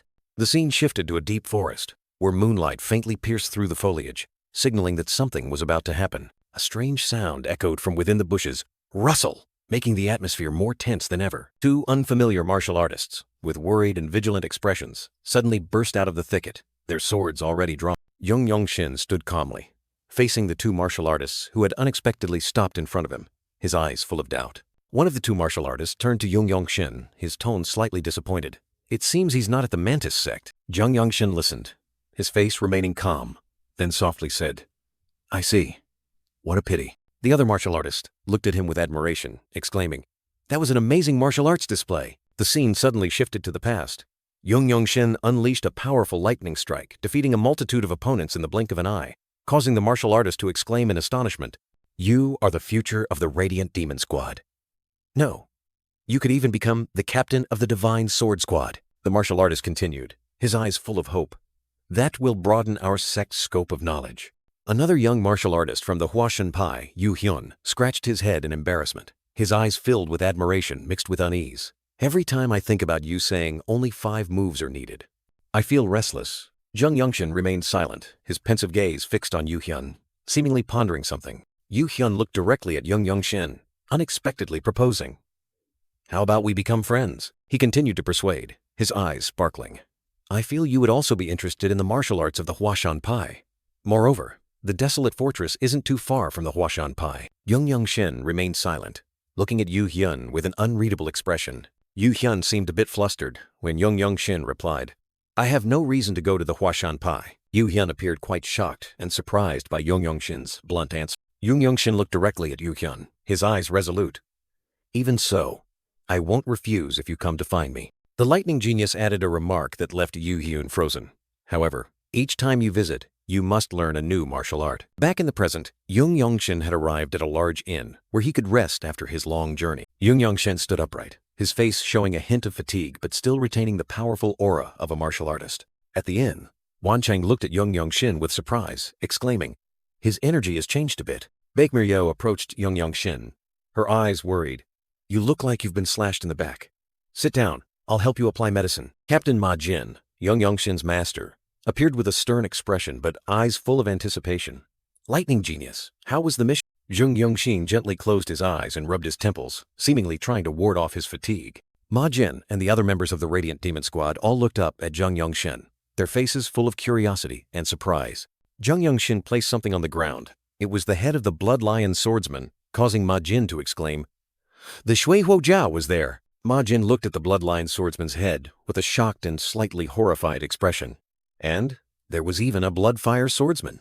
Wanchang smiled meaningfully, patted Yeonshin's shoulder and said, "Well, you just proved that what happened in Genping County wasn't just luck." Baek Miryeo and Ma Jin pondered, noting that the Bloodfire sect had made new moves, even deploying the Blood Lion swordsman in rarely seen places, which was certainly not normal. Ma Jin looked down at the head of the defeated Bloodfire sect leader, praising Yeonshin for accomplishing a great feat, even though problems seemed to cling to him. Captain Ma Jin continued, asserting that Yeonshin had resolved all troubles and brought back extremely useful information for the Wuling. The lightning genius Yeonshin maintained a calm expression, his deep eyes concealing many thoughts. Yeonshin suddenly spoke up. "I have something to say," making Ma Jin curiously ask back, "What is it?"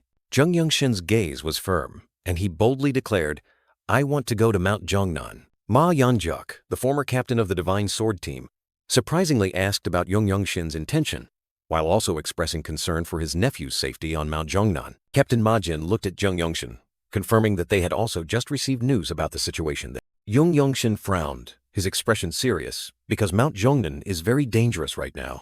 A horrifying scene appeared, showing that the Tyrant Sword Clan was completely different from the Bloodfire sect. They were not an ordinary evil faction, but fanatics. Baek Miryeo explained to Yeonshin that the Tyrant Sword Clan used both traditional martial arts and magic, making them extremely unpredictable. She continued to warn, emphasizing that they could be considered those who had gone mad from the desire for power, a terrifying obsession. Ma Jin nodded in agreement, his sharp eyes confirming Baek Miryeo's words were accurate. Yeonshin maintained an indifferent expression, stating that they had not received any related missions and only needed to do well what they were assigned. Wanchang mischievously raised his hand, adding that a captain could also issue a mission if deemed necessary, subtly teasing Ma Jin. The whole group fell silent, looking towards Ma Jin and Wanchang, and the atmosphere became tense. Ma Jin looked directly at Yeonshin, gravely saying, "Honestly, I cannot send you to Mount Jongnan without knowing if you can return." Yeonshin was surprised, his eyes wide as he asked back, "What?" Ma Jin explained that anyone at the desolate fortress who knew of Yeonshin's talent would be worried about it, as he was a valuable asset. Wanchang interjected, pointing out that it was inevitable for everyone to want to recruit Yeonshin, and that his blood ties and the invitation from the Huashan sect also complicated the situation. Baek Miryeo and Radiant Demon Team Member 1 nodded in agreement, their faces full of thought at Wanchang's words. Yeonshin took a deep breath, his sharp eyes looking directly at Ma Jin, determined not to back down. He questioned Ma Jin, his tone full of dissatisfaction. "Captain, why can't you separate personal matters from work?" Yeonshin continued asserting, "Furthermore, is that all the trust I've built with the Radiant Demon Team?" Yeonshin pointed at the Blood Lion swordsman's head, firmly saying, "I have clearly demonstrated my abilities. Please let me go. Also, please record this as a solo mission." Yeonshin's gaze was terrifyingly firm, determined not to yield to Ma Jin's obstruction. Wanchang smiled triumphantly, declaring, "It seems that's a checkmate." Ma Jin pondered, admitting, "You are right." Yeonshin looked directly at Ma Jin, his eyes flashing with challenge, awaiting a compromise. In return, Ma Jin stood majestically, his sharp eyes looking straight ahead, declaring grandly, "Take one of my blows." Yeonshin, with a resolute expression and determined eyes, was ready to face the upcoming challenge. Baek Miryeo and Wanchang exclaimed in surprise, "Captain!" upon witnessing the unexpected development. Captain Ma Jin slightly curled his lips, the scar on his face becoming even more fierce, emphasizing, "Just one blow." Ma Jin turned his back to Yeonshin, stating coldly, "If you can block or dodge it, I will let you go." Baek Miryeo looked at Ma Jin worriedly, while Ma Jin continued, "Even so, to stand at the pinnacle of the martial world, one must at least possess such ability." Ma Jin looked straight, his eyes full of challenge, promising, "If you can withstand one of my blows, I promise to reward you personally." Yeonshin did not hesitate, decisively replying, All right. Outside the ancient building, the atmosphere gradually grew tense, signaling an important event about to unfold. A group of martial artists stood gathered, their eyes fixed forward, awaiting the upcoming display. Ma Jin and Han Chulmak stood in the middle of the courtyard, Han Chulmak bowing his head and saying, "Thank you for allowing us." Other martial artists stood around, silently observing, a solemn atmosphere pervading. Han Chulmak gravely instructed Gu Ikwan, "Remember this. This is a precious opportunity to witness the techniques of the captain of the Radiant Demon Team." Gu Ikwan wondered, "Isn't the black-robed martial artist of the desolate fortress also of the same rank as you?" And Han Chulmak confirmed, "That's right." Ma Jin continued to explain about the opponent. "Furthermore, he is especially strong in close combat, even more so than me." Jeong Clan was surprised. "What?" Ma Jin's eyes flashed with power as he revealed, "The nickname of the captain of the Radiant Demon Team is Hell Butcher. That means he completely dominates the battlefield." The image showed Ma Jin standing amidst scattered corpses, and he continued to recount, "Quite a few renowned elders of various clans were killed by him after committing false crimes." Han Chulmak emphasized the danger. For someone with his skill, even a small hand movement carries immense significance, because that single attack can instantly end a life. Gu Ikwan listened with a serious expression, realizing the terrifying nature of the upcoming match. Han Chulmak continued to analyze. "Unlike us, the martial artists of the 9 great sects who seek the ultimate principles of swordsmanship, his martial arts are trained solely for the purpose of combat." Ma Jin pondered, his eyes full of thought, muttering to himself, "Even Yeonshin will have difficulty. I doubt anyone his age could withstand a blow from a master like me." Jeong Clan clenched his fists, his gaze firm, ready to face the life-or-death challenge. Jeong Clan requested, "Can you give me a moment?" And Ma Jin replied, "Feel free." Ma Jin gravely instructed, "Since I will use a move that white-robed martial artists cannot withstand, you need to sharpen your senses as much as possible." Jeong Clan looked straight ahead, muttering to himself, "At the desolate fortress, there are fewer than 30 black-robed martial artists." Ma Jin's eyes were as sharp as knives, the scar on his face further enhancing his terrifying appearance, showing intense focus. Jeong Clan closed his eyes, took a deep breath, and reassured himself. "However, there's no need to worry." Jeong Clan's entire body erupted with brilliant blue energy, and he whispered, "I just need to show what I've learned." Jeong Clan's eyes suddenly turned a brilliant blue, concealing astonishing power. Ma Jin stood opposite, his entire body also exuding an overwhelming aura, his eyes flashing with satisfaction. "I can see it now." Jeong Clan stood opposite Ma Jin, confidently declaring, "I will let you strike first." Ma Jin slightly curled his lips, his sharp eyes full of self-satisfaction. Jeong Clan maintained a resolute expression, his eyes burning with determination to face the challenge. Ma Jin channeled all his strength into his fist, a surge of blue energy exploding around him, signaling an earth-shattering attack. Jeong Clan assessed that the opponent's move could penetrate even sturdy fortress walls, muttering to himself, "A palm technique of that level would be able to break most fortress walls. I need to dodge it." Ma Jin stomped his foot hard on the ground, creating a terrifying propulsion, preparing to charge into attack. In an instant, Jeong Clan dodged Ma Jin's thunderous punch, leaving only a faint blur in the air. Ma Jin's eyes glowed red, pouring all his killing intent into the destructive attack, leaving no opening for the opponent.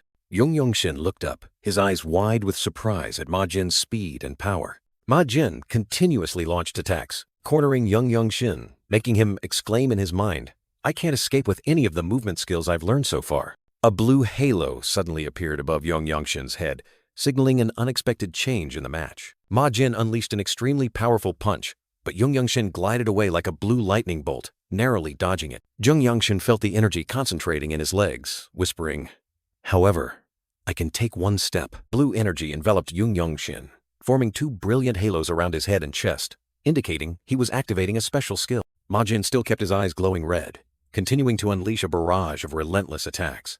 Jeong Clan's eyes suddenly flashed with a brilliant blue light, as if he had seen through something extraordinary. Jeong Clan stomped his foot on the ground, creating a powerful shockwave, signaling a groundbreaking move. In a fleeting moment, Jeong Clan glided past Ma Jin, leaving his opponent in utter astonishment. Ma Jin's powerful punch missed its target, while Jeong Clan had appeared right behind him, completely dodging the dangerous blow. The spectators in the arena, including Won Chang, Baek Mir-yo, Gu Ikwan, and Han Chulmak, all simultaneously widened their eyes in astonishment at Jeong Clan's incredible speed. Ma Jin tilted his head, his eyes revealing utter astonishment and disbelief at his opponent's recent movement skill. Ma Jin braced his hands on the ground, seemingly having to stop to regain his balance after Yeonshin's excessively fast dodge. Ma Jin looked at Yeonshin, his tone full of surprise. What kind of movement skill was that? Yeonshin turned his face away, his expression confident and slightly mysterious.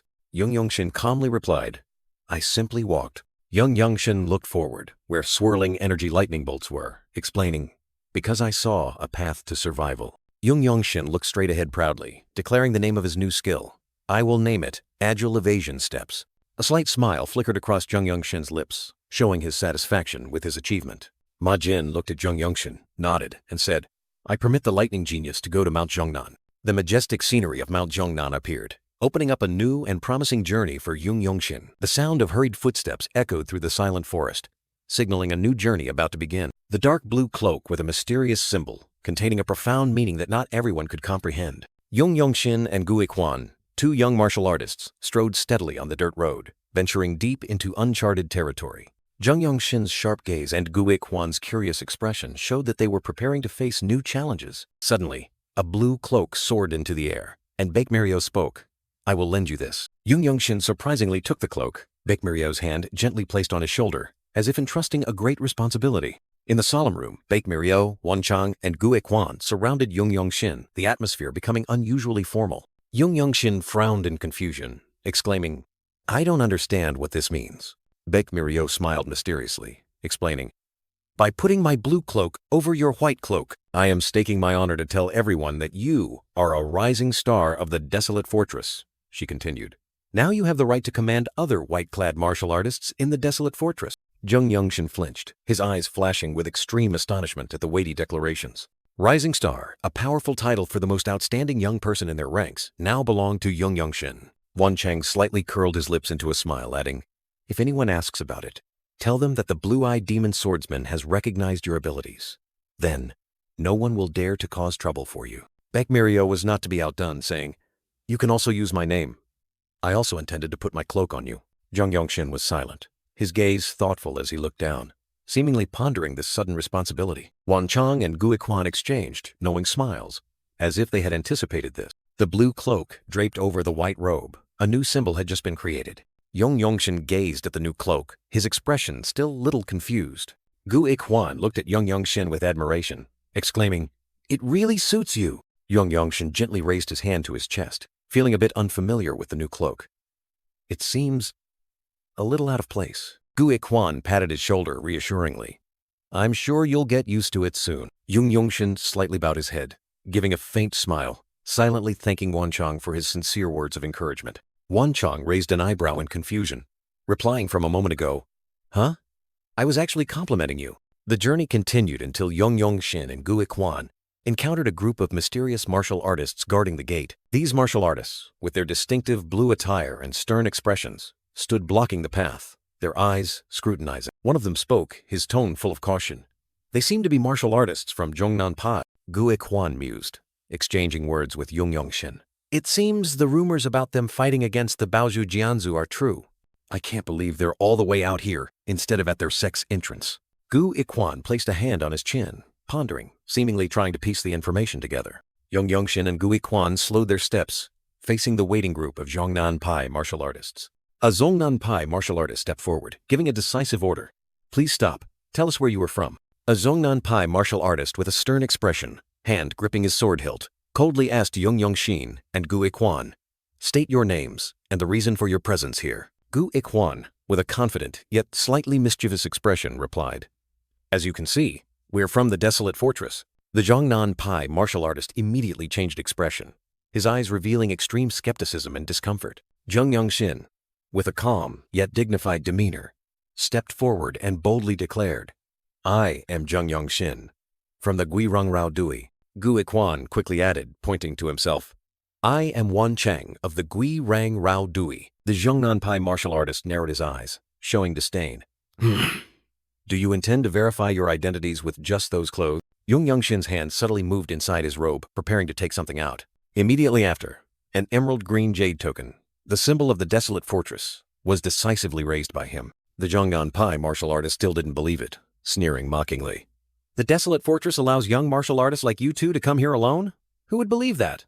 Gu Ikwan and Yeonshin looked at each other, their expressions puzzled by the opponent's overt disdain. Another Jeong martial artist with a scowling face raised his hand, decisively ordering, "Stop!" Another Jeong martial artist leaned against the wall, his eyes vigilantly observing their every move. The main Jeong martial artist began to explain, his tone full of dissatisfaction. "Unfortunately, our sect is currently in a time of war.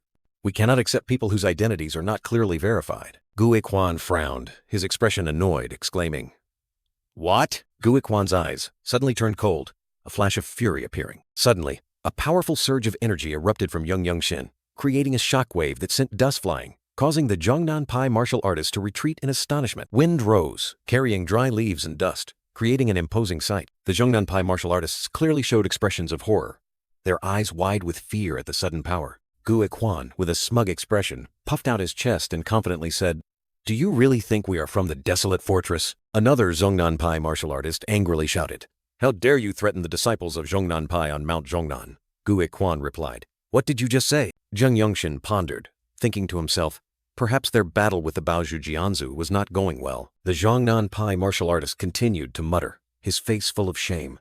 Their pride as one of the 9 great sects is being damaged, and now young martial artists brazenly claim to be from the desolate fortress. I suppose it's inevitable that they feel insulted. Gu Kwan sighed in exasperation. Yeonshin maintained a calm expression, but his eyes were full of thought. The Jeong martial artist continued to doubt. "It's unbelievable that 2 young people like you are from the desolate fortress. That's just how the situation is now." He continued to question, his tone full of sarcasm.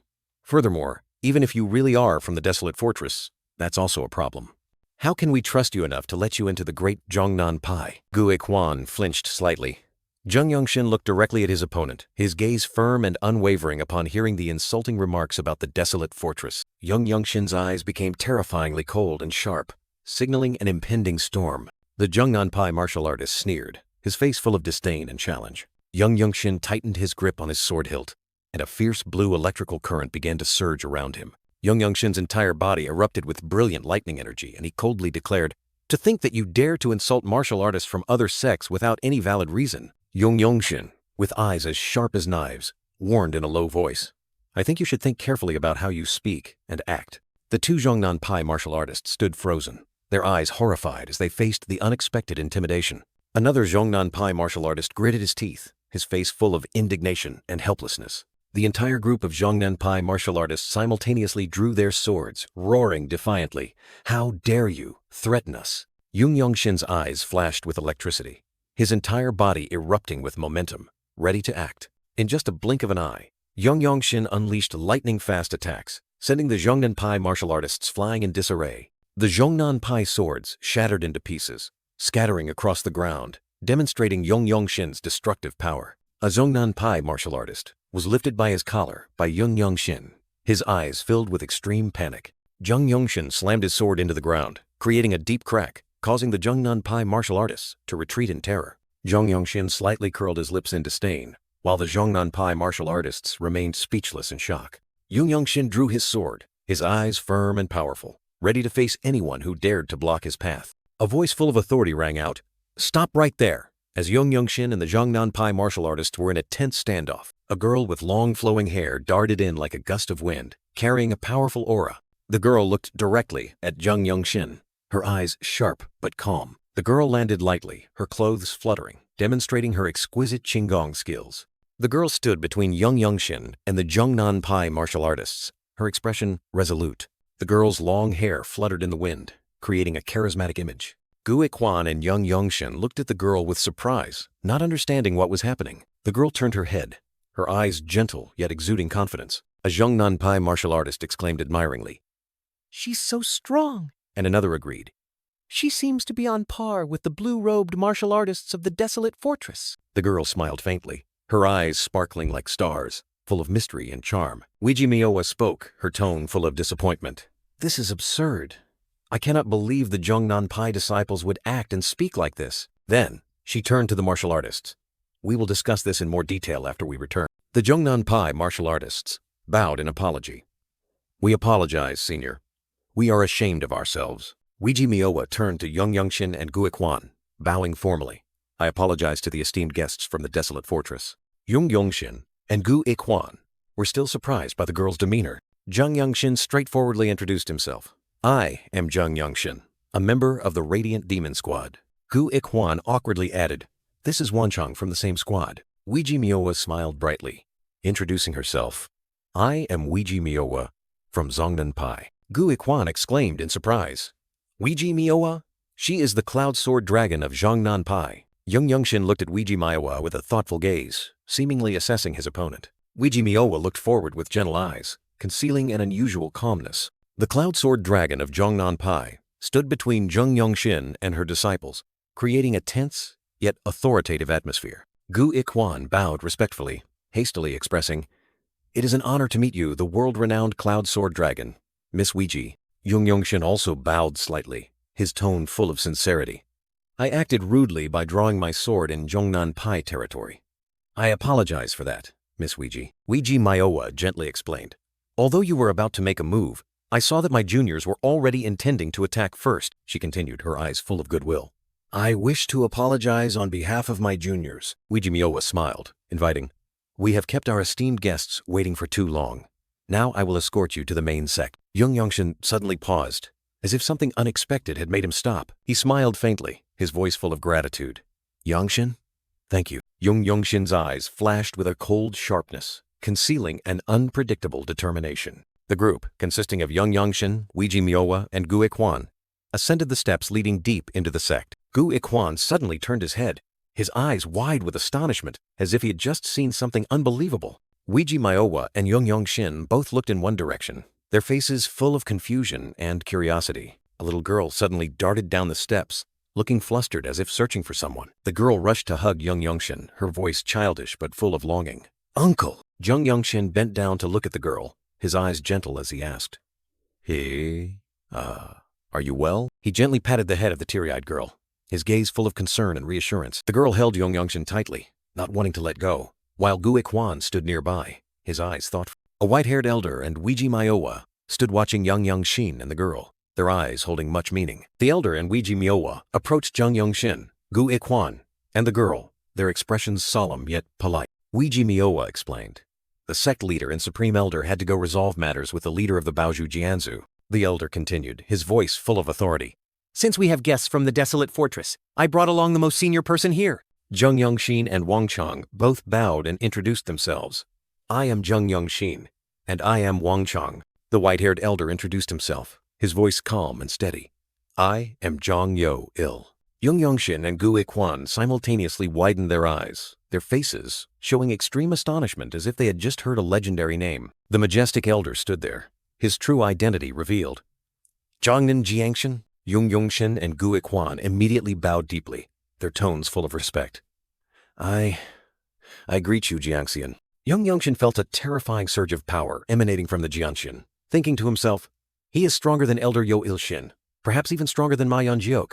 Jeong Yo-il looked at Jeong Yeonshin, his sharp eyes asking, how old are you? Jeong Yeonshin, still holding the girl, calmly replied, I am 16 this year. Jeong Yo-il stared at Jeong Yeonshin with a meaningful gaze, making the young man wonder. The old Jiangxian Jeong Yo-il suddenly spoke, inviting Jeong Yeonshin take a look, with a mysterious expression. Jeong Yeonshin looked up at the towering cliff, where strange sword slashes stretched across, as if the entire mountain had been torn apart by a terrifying force. The lightning genius Jeong Yeonshin observed intently, his sharp eyes concealing intense focus as he faced the mysterious sight before him. Weiji Miowa looked surprised and confused, asking Jeong Yo-il, Elder Jeong, what are you asking an outsider to do? Weiji Miowa explained that the sect's long-held desire was to restore the lost martial art called Rishi Juyang. Jeong Yo-il continued, revealing that Jianzu was not a member of their sect, but a guest invited by the ancestral master after they became friends. The image of Jianzu unleashing an earth-shattering sword move, deeply carving his martial arts steps onto the Zhongnan mountain cliff,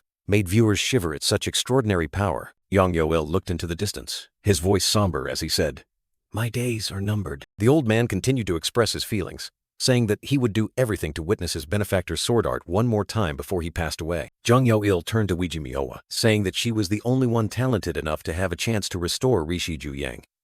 But he did not want her to bear his final regret. Weiji Miowa still couldn't understand, she said in confusion.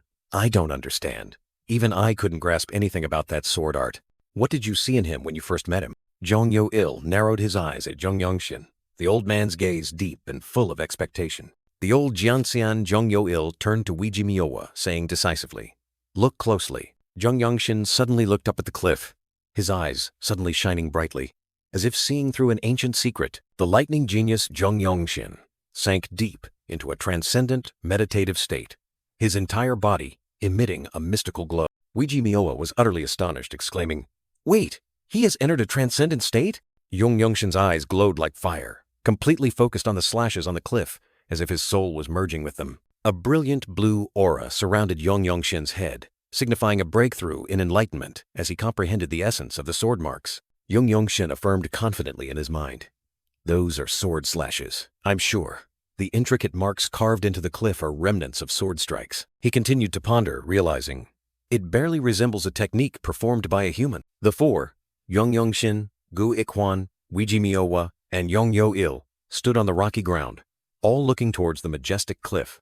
Jeong Yo-il revealed that Jianzhu had passed away 50 years ago, and it was he who carved those sword marks onto the cliff, causing Gu Ikwon to exclaim in astonishment, "Jianzhu U Yang Tian." Jeong Yo-il further explained that it was where Jianzhu was once a disciple and was later expelled from the Baozu Jianzhu, and these sword marks contain the essence of all their sword techniques. He added that the only one who could perhaps rival this was the leader of the desolate fortress. Gu Ikwon gaped in astonishment, repeating Jeong Yo-il's words. "A martial artist comparable to the leader of the desolate fortress?" Jeong Yo-il looked up at the sky, reminiscing about the past.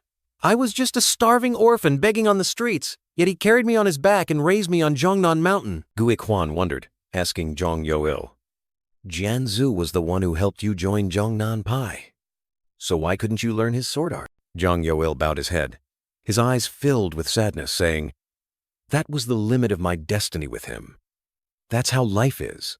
I also wasn't talented enough." A Zhongnan Pai swordsman unleashed a sword move at the cliff, but Jeong Yo-il explained that Jianzhu's sword art could not be learned through ordinary knowledge, experience, or skill alone. Gu Ikwon, the young martial artist of the Heavenly Squad, was utterly surprised, his eyes wide with disbelief. The scene shifts to towering cliffs, where ancient secrets are hidden. Gu Ikwon still wore an astonished expression, seemingly unable to believe what was happening. Ancient inscriptions carved on the cliff face appeared powerfully. "Whoever responds appropriately shall achieve all these things." Jeong Yongshin and the elders of the Zhongnan Pai stood amidst the cracked land, listening to the explanation. "It truly depends on each person's talent." Cloud Sword Dragon Weiji Miowa gazed into the distance, her eyes filled with emotion. "All the hopes of our sect rest on Miowa. Even if she doesn't show it, she must be under a lot of pressure." Weiji Miowa's face clearly showed anxiety, the heavy burden of responsibility weighing on her shoulders. Suddenly, a brilliant blue aura erupted from Jeong Yongshin, signaling that something extraordinary was about to happen. Lightning genius Jeong Yongshin looked up at the sky, ethereal blue light petals gently falling around him. Jeong Yongshin closed his eyes, letting out a soft sigh, seemingly sinking deep into a strange, meditative state. Jeong Yongshin's eyes suddenly flashed with a brilliant blue light, full of power and mystery. Jeong Yo-il, the sword immortal of Zhongnan Pai, looked at Jeong Yongshin with astonishment, asking urgently, "What did you see?" A faint, meaningful smile briefly appeared on Jeong Yongshin's lips, making viewers curious. Jeong Yongshin slowly drew his sword from its sheath, his movements decisive and powerful. Weiji Miowa was stunned, unable to believe her eyes, exclaiming, "Don't tell me?" Jeong Yongshin swung his sword, and a brilliant blue light erupted from the blade, signaling a powerful attack. Jeong Yongshin's azure eyes flashed with killing intent, as if he had completely merged with the sword's power. In the blink of an eye, an enemy fell beneath Jeong Yongshin's blade, exclaiming in despair, "I lost to a cursed brat." Weiji Miowa and Gu Ikwon froze, utterly astonished by Jeong Yongshin's breakthrough power. Jeong Yongshin stood there, his sword still imbued with an ethereal blue light, exuding an overwhelming aura. Sword immortal Jeong Yo-il was also stunned, his eyes clearly showing astonishment and admiration. Warning bells echoed throughout the area, signaling an approaching danger. Both the Zhongnan Pai group and Jeong Yongshin stood solemnly, listening to the urgent bells, which signaled an emergency. Weiji Miowa looked ahead, her eyes filled with worry as she recognized the threat. "The Tyrant Sword Clan?" Gu Ikwon asked back in a panic, unable to believe his ears. "Are you saying the Tyrant Sword Clan is at Mount Zhongnan?" Sword immortal Jeong Yo-il turned his back, his expression serious, as if he had anticipated the situation. Jeong Yongshin turned to instruct the Zhongnan Pai members. "Guests of the Zhongnan Pai, please wait here." Jeong Yo-il called Weiji Miowa, his eyes full of meaning before they faced the danger. Weiji Myowa turned back to look at the little girl, Haya, with affectionate but worried eyes, instructing, "Please take care of Haya." Guikwan decisively replied, "Yes." His gaze firm, standing beside the little girl Haya and a Jeongnan Pai member. Sword Immortal Jeong, Yo-Il of Jeongnan Pai, and Cloud Sword Dragon Weiji Myowa dashed away swiftly, their terrifying speed kicking up dust. The four blurred figures of the swordsmen gradually disappeared, leaving behind a mysterious and promising feeling about the upcoming battle. Jeong Yeonshin frowned, asking in confusion, "It feels like this has happened before. Will they really fight like that?" Gu Ikwan shook his head, his voice full of unease. "We don't know where the battle will take place, or how they will fight." Amidst the majestic mountain scenery, a narration revealed that martial artists often disperse to withstand attacks, and the Jeongnan Pai was in such a difficult situation that even the Jeongnan Sword Immortal had to stay to protect the sect's honor. Yung Yongshin looked at Gu Ikwan, his eyes full of thought. "An unexpected incident happened right when we arrived. Shouldn't we lend a hand?" Gu Ikwan shook his head vigorously, his face serious. "Even if you say so, we can't. Interfering with the honor of the martial artists of the 9 great sects will cost you your life. Didn't you see what just happened?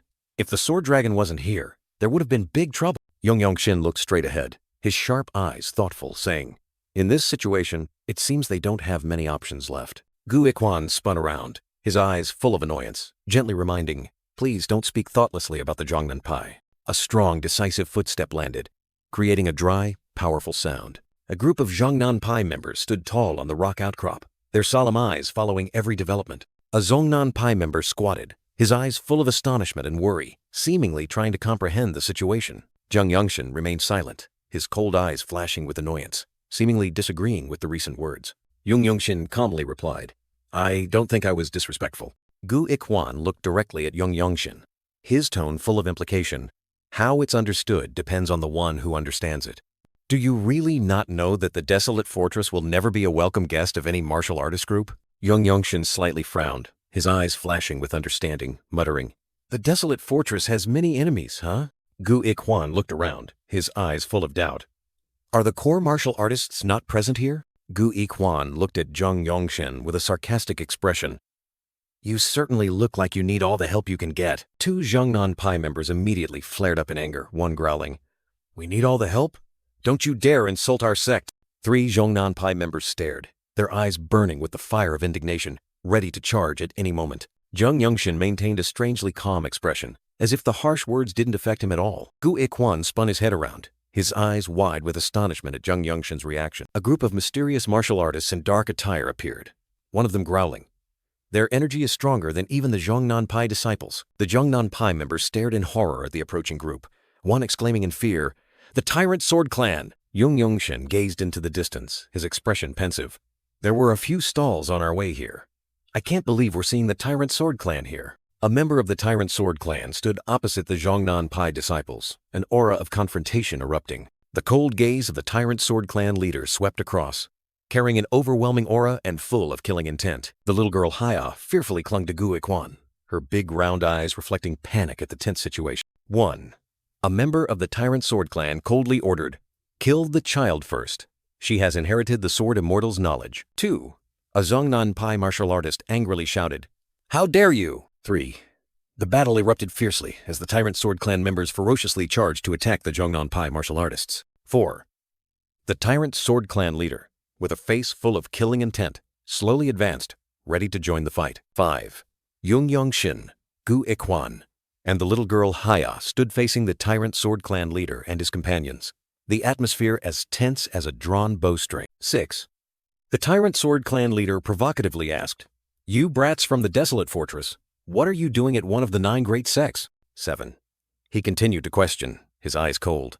"Have you come here to balance the situation when the Tyrant Sword Clan seems to be gaining the upper hand?" 8. Yung Yongshin pondered, realizing the enemy's sinister intention. "These guys caused the battle to create an opening to harm Hai. Ah." 9. He turned to Gu Ikwan, saying decisively, "Please support me." 10. Gu Ikwan smirked confidently, replying to the request, "I will support you." 11. Yung Yongshin nodded, his eyes flashing with determination. "Very well, then." 12. 2 powerful opponents, Yung Yongshin and the Tyrant Sword Clan leader, stood facing each other on the battlefield, preparing for a decisive battle. 13. The Tyrant Sword Clan leader sneered contemptuously, seemingly looking down on his opponent. 14. Yeonshin stomped his foot forcefully, causing the ground to crack, signaling that an earth-shattering battle was about to begin. 15. With brightly glowing eyes and an explosive aura, Yeonshin charged straight at the enemy, like a flash of lightning. 16. Yeonshin's blue eyes burned fiercely, showing intense concentration and extraordinary power. 17. Two streams of power collided terrifyingly as Yeonshin unleashed a lightning-fast sword strike against the Tyrant Sword Clan leader. 18.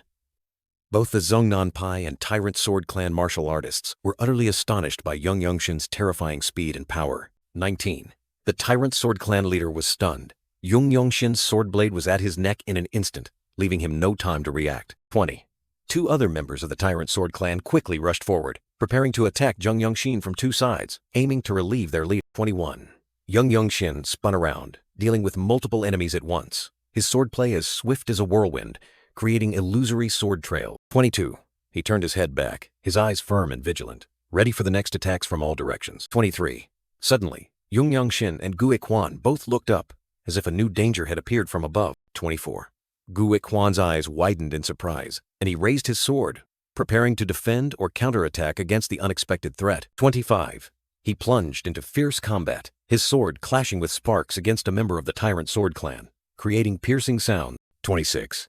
Gu Ikwan narrowly dodged a fatal attack, his eyes still full of vigilance and intense focus. 27.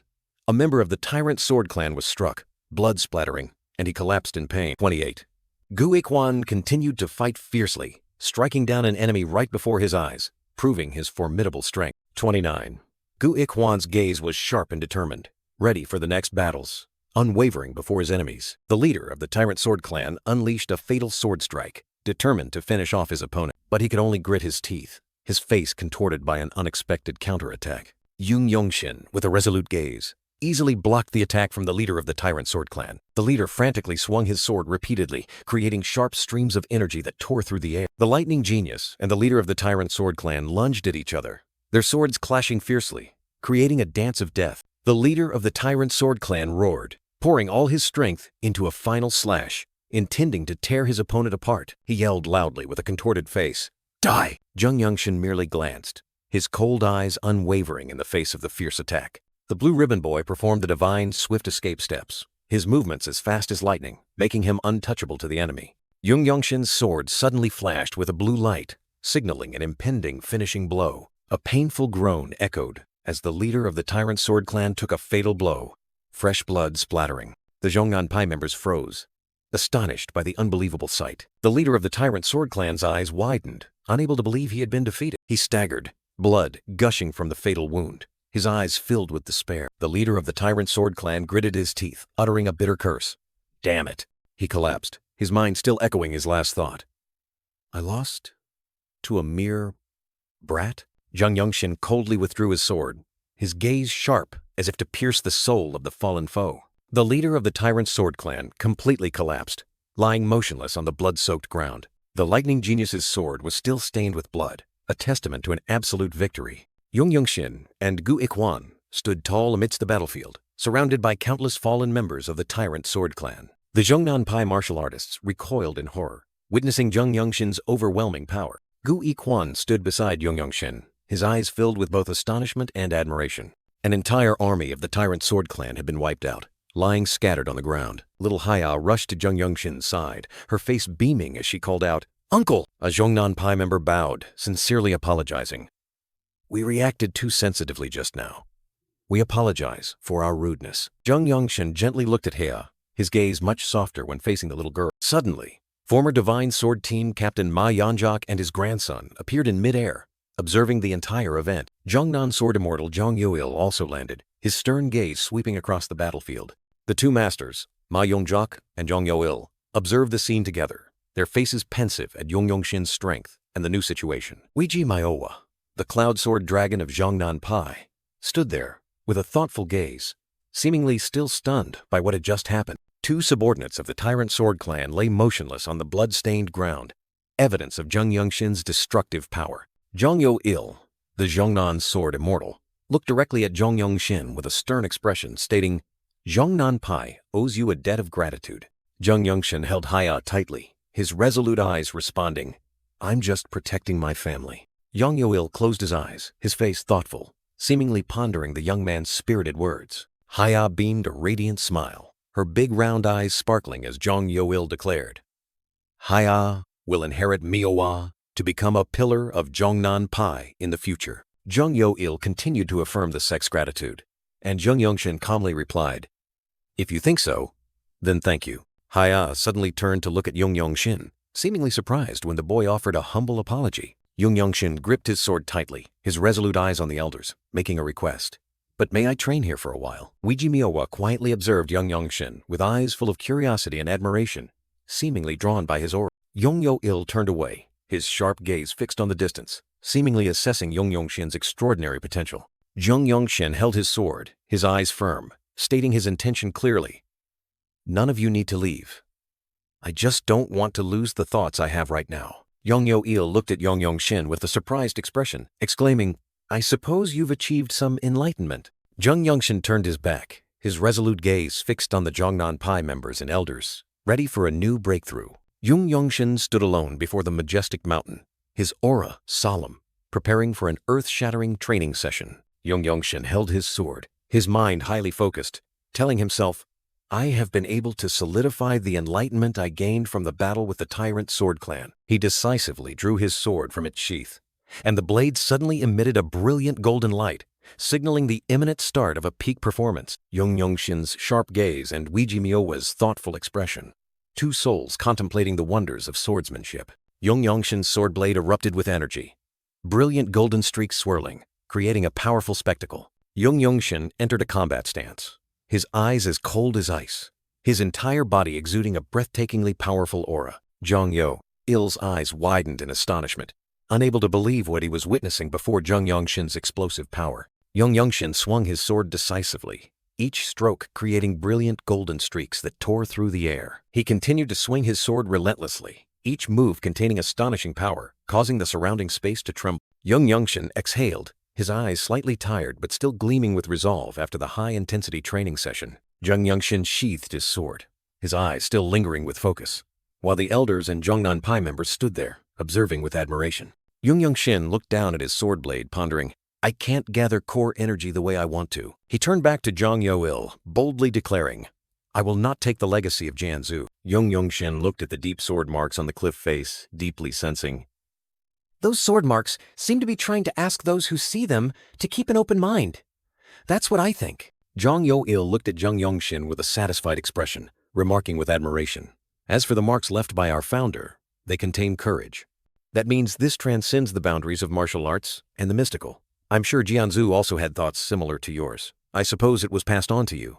You are blessed by heaven with both luck and talent." Jeong Yeonshin gazed thoughtfully ahead, his sharp eyes concealing deep reflections. Jeong Yeoil asked Jeong Yeonshin about someone who had joined Jeongnan Pai in their later years, and he replied, "Yes." Jeong Yeonshin sharply analyzed that the person must have befriended the Jeongnan Pai martial artists, but this sex swordsmanship was not suitable for him.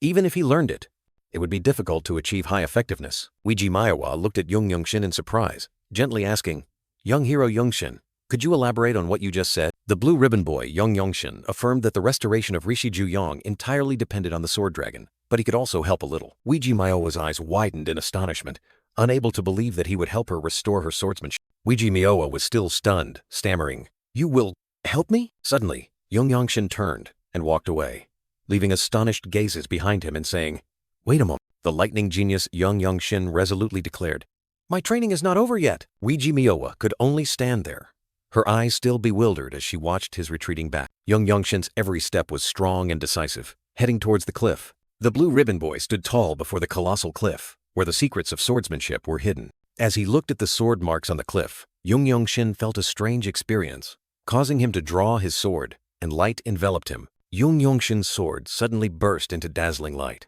as if converging all things in heaven and earth into a single ray. The lightning genius closed his eyes tightly, completely immersed in the feeling of enlightenment, his mind focused to the extreme. Suddenly, Jeong Yeonshin's eyes burst open, flashing with an ethereal blue light, signaling an earth-shattering breakthrough. With a powerful sword swing, Yeonshin felt everything around him become an endless source of inspiration for his swordsmanship.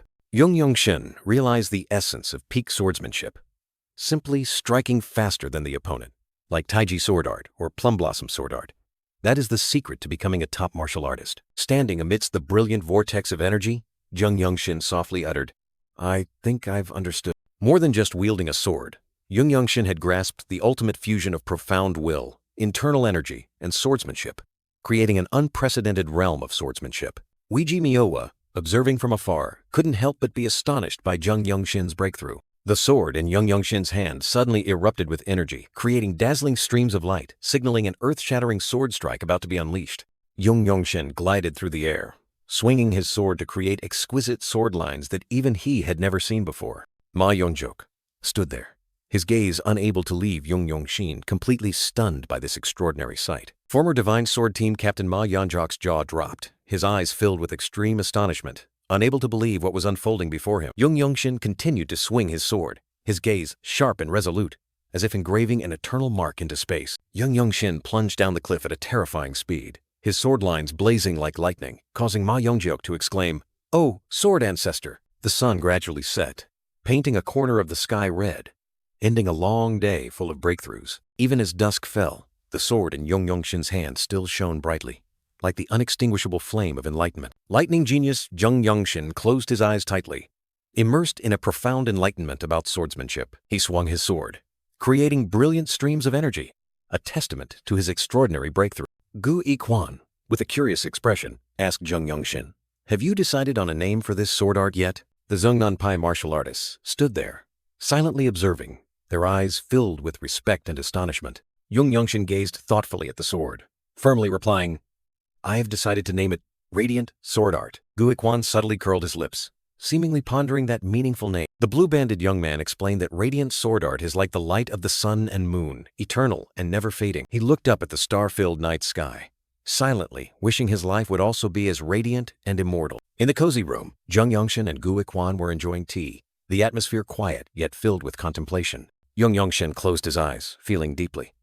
"I have gained much from this place, saved my niece, and created my own sword art." Gu Ikwan took a sip of the golden tea, smiling brightly as he said, "On the way back, I want to bring some of this golden tea with me." He continued, full of gratitude.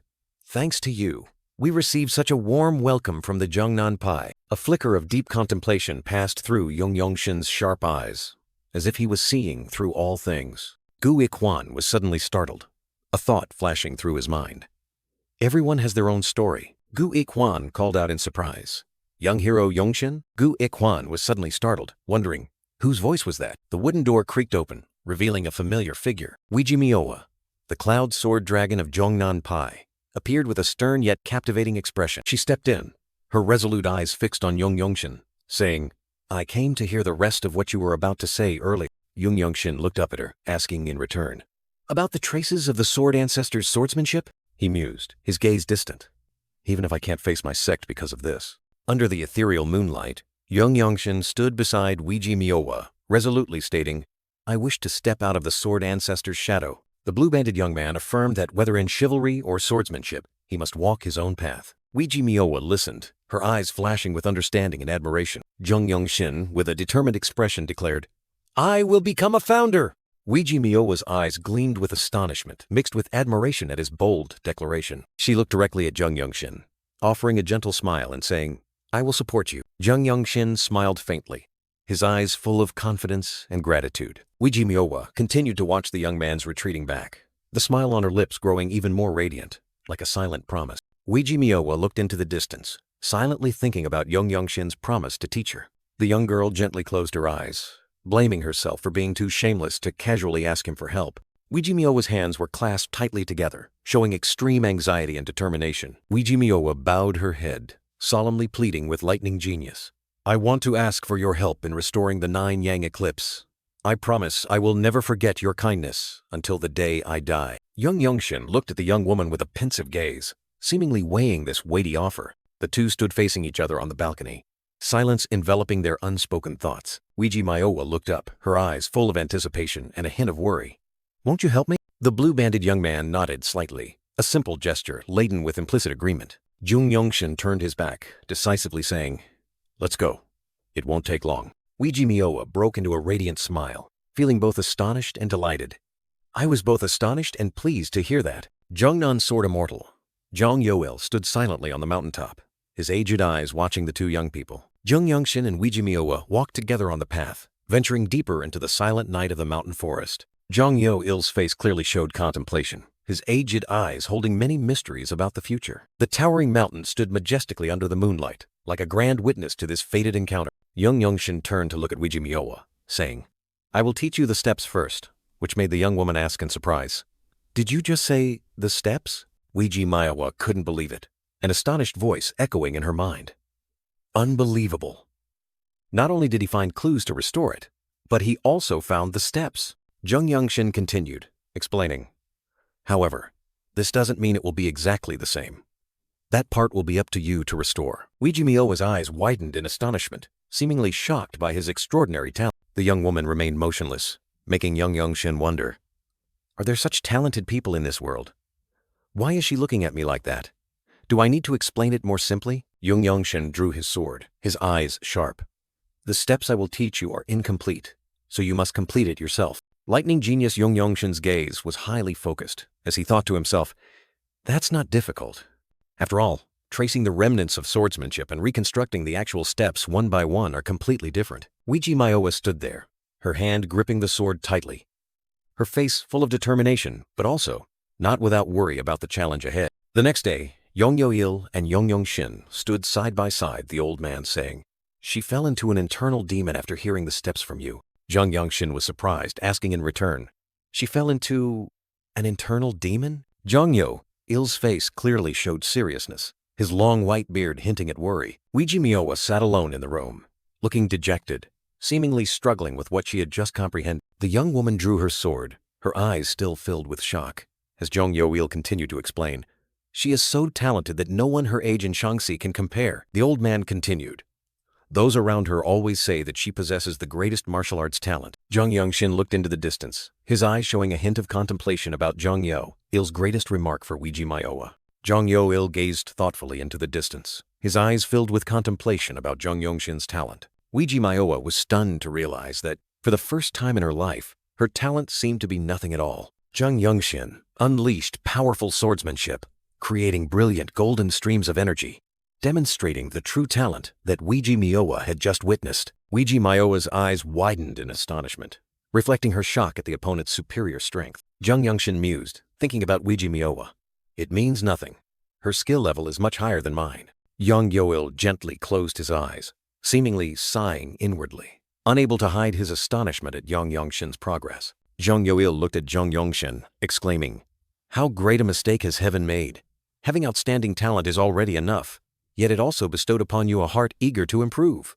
Yeonshin humbly replied, I feel ashamed to hear that. Yeongil and Yeonshin looked up as Ouija Mioa unexpectedly appeared, greeting them.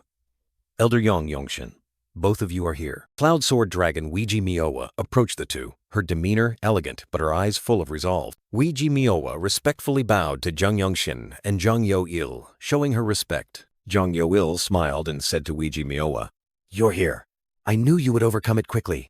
Yeonshin also called out, hey, Sword Dragon. Ouija Mioa swallowed, her eyes revealing tension and determination before making her request. Ouija Mioa looked at Yeonshin and asked directly, Yeonshin, since you know the steps, you can also use that sword art, right? He calmly replied, that's right. Ouija Mioa decisively suggested, can you learn 9 Suns Eclipse with me? If we learn together and help each other fill in the missing parts, we will definitely become stronger faster than practicing alone. Yeonshin looked at the young woman, his deep eyes showing no clear emotion, which made Ouija Mioa anxious. Yeonshin flatly refused, shocking Ouija Mioa greatly. Sorry, but I don't have enough time to practice my own sword art. Ouija Mioa lowered her face, her eyes filled with sadness and disappointment at the lightning genius's unexpected refusal. However, Yeonshin unexpectedly turned the situation around. However, since they have similar styles, I think it would be enough if we observe each other practicing our own techniques. Ouija Mioa looked up at him, her eyes shifting from disappointment to surprise, and a glimmer of hope appeared. Ouija Mioa couldn't believe her ears. You're allowing me to watch you practice? Yeonshin nodded. That's right. You can also practice 9 Suns Eclipse. Cloud Sword Dragon Ouija Mioa couldn't hide her excitement, secretly exclaiming in her heart, I can't believe he's letting me watch him practice the radiant sword art. Weijimiowa happily said, I think you're the greater martial artist here. But Young Yoil sternly reminded Yeonshin, one should not be too generous. That's how this world works. Yeonshin tilted his head in confusion, not expecting to be reminded so seriously by Elder Young Yoil. Jeong Yoil continued to explain, you are not allowed to watch others practice martial arts. Yeonshin asked in surprise, what? He suddenly realized, I forgot this because we always observed each other practicing in the Radiant Demon Squad. In Yeonshin's memory, Captain Ma Jin appeared, sternly warning, watching others practice can make them fight you to the death. Wang Chang, an old teammate, also appeared in Yeonshin's mind. As a reminder of the past, Yeonshin recalled practicing with the members of the Radiant Demon Squad, and Wang Chang's question, but didn't the captain of the Radiant Demon Squad also show us his martial arts to teach us? Moreover, we all practiced together. The female swordswoman Baek Mirio also appeared in his memory, explaining the difference. It's different when martial arts can be demonstrated without any consequences. One should not display their personal martial arts practice, nor should one try to look at others' practice. Yeonshin finally understood, telling himself, this is an unwritten rule in the martial arts world that no one is allowed to watch others when they are practicing. Yeonshin sighed softly, explaining to Jeong Yoil and Weijimiowa. It must have caused a misunderstanding. Lightning genius Yeonshin unexpectedly drew his sword, his gaze sharp as if to pierce the air, while Cloud Sword Dragon Weijimiowa behind him also simultaneously unsheathed her sword. Both swordsmen tightened their grips on their sword hilts, preparing for a peak sword art demonstration, their concentration evident in every finger. In just an instant, Yeonshin charged forward, his feet gliding like wind, creating blurry trails on the ground. The two figures clashed, swordlight flashing brilliantly, each sword stroke containing astonishing power. Yeonshin swung his sword, his entire body glowing with dazzling light, as he thought to himself, radiant sword art and endless fist art use core energy in completely different ways. He continued to wield his sword, each movement as fluid as flowing water and drifting clouds. Unlike endless fist art, which destroys everything in one strike, radiant sword art focuses on continuity, without pause. With a resolute gaze, he did not hesitate, each sword stroke carrying absolute determination. His body merged with the sword, feeling everything through the blade, as if it were a part of himself, creating an enchanting sword dance. A mysterious smile appeared on his lips. Yeonshin confidently declared, this is possible because I am the one who created it. With a decisive movement, he raised his sword high, declaring grandly amidst the brilliant light, I am the one who created the radiant sword art. The two swordsmen faced each other, their gazes sharp. The air filled with tension, signaling an imminent, dramatic sword fight. Weijimiowa pondered, recalling, initially, I was definitely more advanced in Nine Suns Eclipse. She watched Yeonshin gliding in the light, secretly remarking, although his sword art looks simple, Weijimiowa was astonished to see Yeonshin catch up to her in an instant.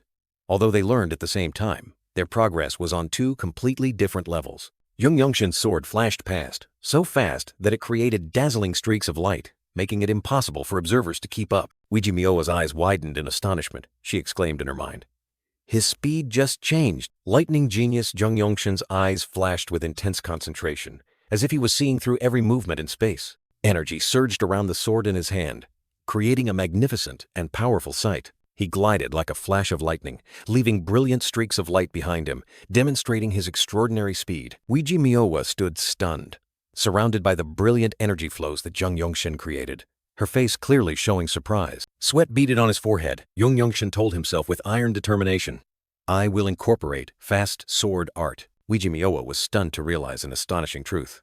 It's not me! A sinewy, fearsome hand with sharp claws reached out, trying to grasp a mystical glowing orb amidst strange tree trunks. Yeonshin was fighting fiercely, and Weijimiowa suddenly realized, the Imugi holding the magic orb is someone else. The scene shifted to an ancient, majestic architectural structure, hidden among towering mountains, evoking a sense of mystery and solemnity. Yeonshin entered a luxurious room, facing two mysterious new figures, one seated and one standing, both with characteristic pointed ears. The two pointed-eared figures, with elegant appearances and thoughtful gazes, seemed to be waiting for Yeonshin. The leader of the desolate fortress sighed softly, her gaze distant, exclaiming with emotion, it's unbelievable how fate works. In the depths of her memory, Weijimiowa was stunned to realize that Yeonshin, the child she once saw in a sea of blood, was the one who had restored her husband's renowned sword art. Yeonshin's gaze was fixed forward, an indescribable contemplative expression evident on his face. A powerful figure appeared,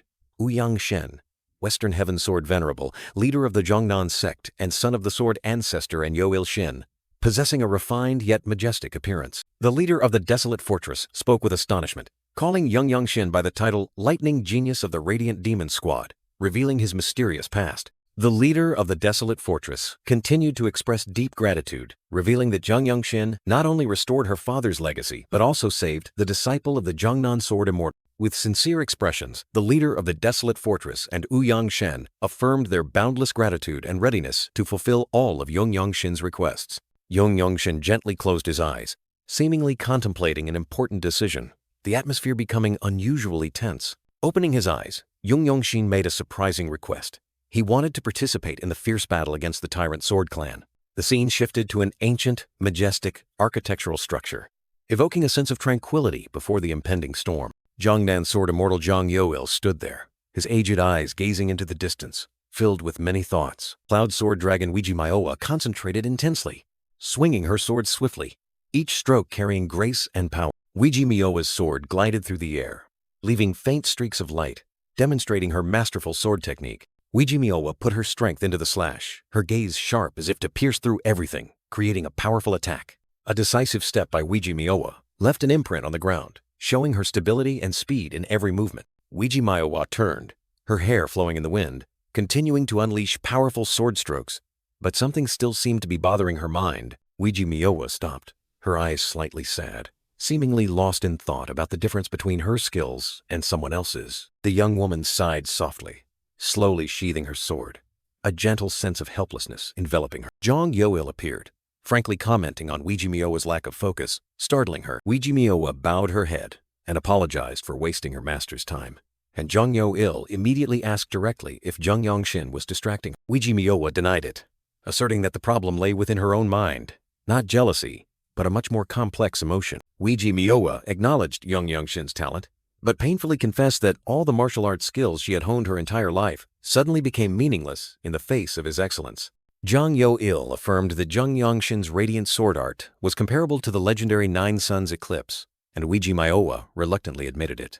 Myowa bit her lip slightly, her eyes full of complexity as she faced the truth about the talent gap between her and Yeonshin. In Myowa's mind, the image of Yeonshin exploding with power, she was astonished to realize that, despite practicing at the same time, he had far surpassed her, reaching the third level while she had not even touched the first level. Myowa continued to ponder, unable to believe that Yeonshin not only created a peak martial art, but also progressed rapidly in a martial art he had never learned, far surpassing her with Nine Suns eclipse. Jang Yoil listened thoughtfully, then nodded in understanding, realizing that Yeonshin had become the ultimate goal for Myowa to strive for. Myowa secretly thought, the talent of lightning genius Yeonshin had reached the level of a founder, a level far beyond all age limits. Jang Yoil explained that Yeonshin's exceptional progress in the martial art he himself created was obvious, because the creator of something is always the most suited to it. Myowa finally accepted the harsh truth. Yeonshin's talent was unique, something that even she, a genius, would find difficult to keep up with. Jang Yoil, the Jeongnan sword immortal, thoughtfully said, living in the same era as a martial arts founder like him can also be a blessing, depending on your perspective. Myowa bowed her head in response, her eyes complex. I have inherited, and I am forever grateful for that. Jang Yoil's face showed deep contemplation, his aged eyes holding many secrets. Jang Yoil turned his back, continuing to speak to Myowa. I originally didn't intend to say this. A brilliant surge of energy appeared, and Jang Yoil explained that Yeonshin's Baihui acupoint was absorbing too much natural energy. The image showed Yeonshin standing on a mountaintop, a powerful beam of light descending upon him from the sky, indicating immense energy that even martial arts masters would find difficult to control. Myowa looked on in surprise, her eyes wide with worry. What are you talking about? Jang Yoil turned his head back, his eyes filled with sorrow, stating a harsh truth directly. He doesn't have much time left to live. Sword immortal Jang Yoil looked up at the sky, his voice full of emotion. Even so, he is still trying his best to leave his mark on this world. Myowa was stunned, her eyes welling up, unable to believe her ears. Jang Yoil and Myowa stood silently, the surrounding atmosphere heavy with the grim prophecy. Jang Yoil concluded, his tone full of respect. Regardless of his martial arts or age, I feel respect for that child. Myowa was speechless, her eyes still reflecting the astonishment and heartache from what she had just heard. The scene shifted to Gwanjong Plain, where a formidable army of Zhongnanpai martial artists was gathered, ready for a major battle. Ouyang Shen, the Western Heaven Sword Venerable, stood amidst the ranks, his sharp gaze sweeping across the vast battlefield. From the opposite side, a fierce crowd of Tyrant Sword Clan martial artists appeared, bringing an overwhelming aura. Ouyang Shen looked towards his opponent, his eyes full of determination. A sword with a purple silk ribbon tied around its hilt was drawn, its cold light reflecting the extreme tension. The leader of the Tyrant Sword Clan appeared, his face full of murderous intent, ready to confront anyone who dared to stand in his way. A member of the Tyrant Sword Clan looked towards the opponent, his eyes full of disdain. Ouyang Shen turned to a companion, saying, "They are definitely enemies." Ouyang Shen's companion, a young martial artist, looked forward with a solemn expression. He turned his face away, his eyes clearly showing vigilance. Ouyang Shen smiled gently, reassuring his friend. "What's wrong? It's nothing." He continued to think about someone who had come here unnecessarily, showing surprise and gratitude. A yellow-robed martial artist of the Tyrant Sword Clan suddenly charged forward, creating a powerful and imposing stomp. He unleashed a terrifying punch, causing the ground to crack, demonstrating astonishing power. The yellow-robed martial artist turned his back, his eyes full of confidence and challenge, as if to say, "This is just the beginning." He raised his staff high, ready for the next attack, signaling that the battle had truly begun with an explosion. 1. Wee Muhyuk, the third disciple of the leader of the Tyrant Sword Clan, bravely swung his sword, proudly declaring, "I am the third disciple of the leader of the Tyrant Sword Clan." 2. Wee Muhyuk sneered, his sharp eyes challenging the entire martial arts world. "Is there anyone who dares to fight me, Wee Muhyuk? Come out now." 3. A deep, contemplative gaze from Ouyang Shen flashed amidst the tense atmosphere, signaling that a momentous decision was about to be made. 4. Ouyang Shen, with a resolute expression, directly requested, "The wish you granted me, I now want to reclaim." 5. Ouyang Shen's eyes suddenly became unusually sharp, harboring an unshakable determination. 6. Ouyang Shen solemnly presented his request to Weiji Mioa and his companion. "I wish to make this request as the one who found the legacy of the Swordmaster, the esteemed senior, the sect leader's father, and the Grand Elder's husband." 7. Ouyang Shen looked straight ahead, resolutely saying, "I wish to represent the Zhongnanpai in battle as an honored guest." 8. Weiji Mioa stood among the Zhongnanpai martial artists, her eyes full of worry and contemplation at this unexpected request. 9. Weiji Mioa looked into the distance, softly uttering Yeonshin's name with a pensive expression, as if sensing something ominous. 10.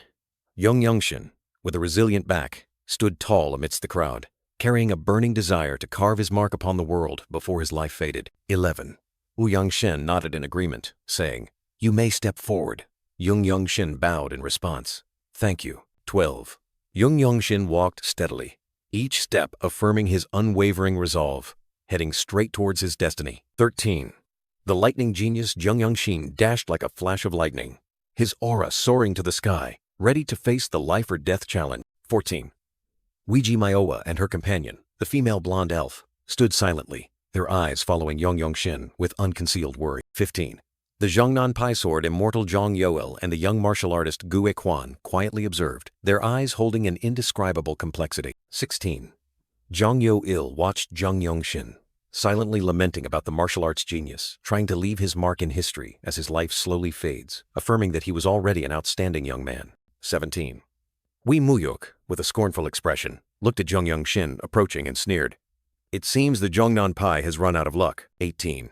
Yeonshin stood upright, his gaze firm and cold, ready to receive any provocation from his opponent. 19. Wee Muhyuk smirked, his eyes filled with complacency and arrogance, as if victory was already in his grasp. 20. Wee Muhyuk burst out laughing, his tone teasing, "Oh, right, you're from Yeong Manor, aren't you?" 21. Wee Muhyuk's smile grew more cunning, and he continued to mock, "You just keep spouting nonsense, don't you?" 22. Wee Muhyuk drew his sword, his eyes full of murderous intent, and he coldly declared to Yeonshin, "I should have killed you right then." 23. Wee Muhyuk flashed a cruel smile, confidently asserting, "I'm glad you've appeared before me again. You're mistaken if you think this time will be like the last." 24. Yeonshin's eyes were sharp as razors, harboring latent power and terrifying determination. Arsha Wu. Wee Muhyuk charged like a storm, his mouth ceaselessly provoking, "I wonder what reason your grandfather, the former captain of the Divine Sword Team, will use to interfere in this life-or-death battle. 26. The black-haired elf, Yangshen's companion, stood amidst the crowd, his eyes wide with astonishment at the unfolding scene. 27. The black-haired elf's expression clearly showed extreme shock and worry, as if he had just witnessed something beyond imagination. 28. Yangshin's eyes suddenly blazed, a powerful surge of energy erupting, signaling that a merciless battle was about to begin. 29. A flash of light emanated from Yangshin's eyes, demonstrating an explosion of power and the will to fight to the very end. A dark bloodstain suddenly appeared, signaling an imminent, uncompromising confrontation.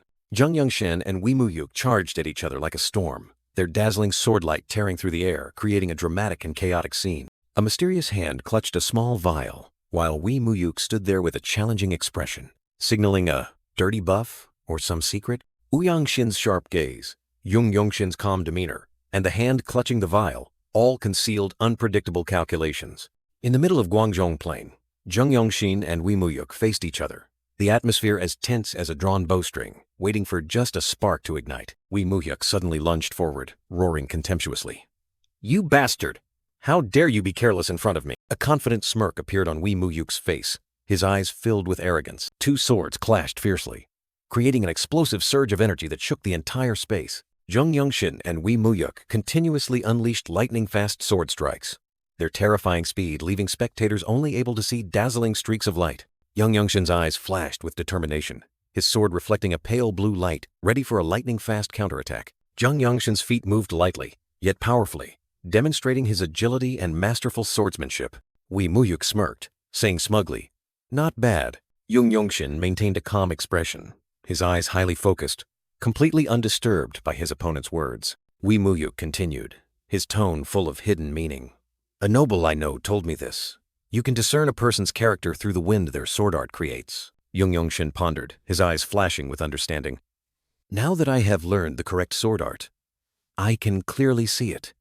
This is what she meant, isn't it?" Muyuk's face changed color, his eyes wide with astonishment, unable to believe what he had just perceived. The radiant sword art stance was unleashed, a radiant surge of power erupting from Yangshin's sword.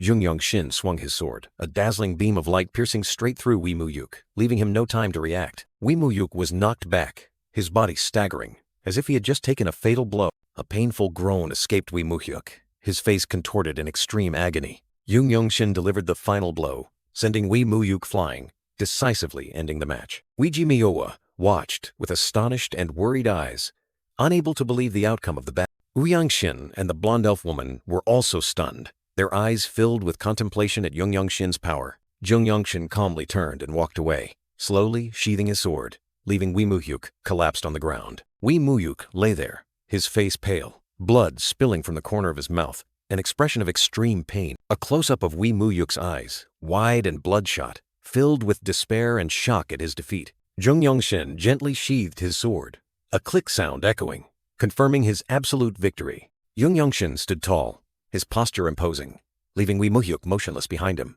a monument to victory. Yangshin's eyes were sharp and resolute, exuding the aura of a sword art genius. Yangshin stood there, his gaze profound, as if he had seen through everything, a mysterious smile fleetingly appearing. Yangshin placed his hand on the sword hilt, a simple yet powerful gesture, signaling his upcoming declaration. Yangshin pointed his sheathed sword towards Muyuk, coldly declaring, "I will take one of your arms." Yangshin subtly smirked, his eyes filled with admiration and satisfaction at Yangshin's performance.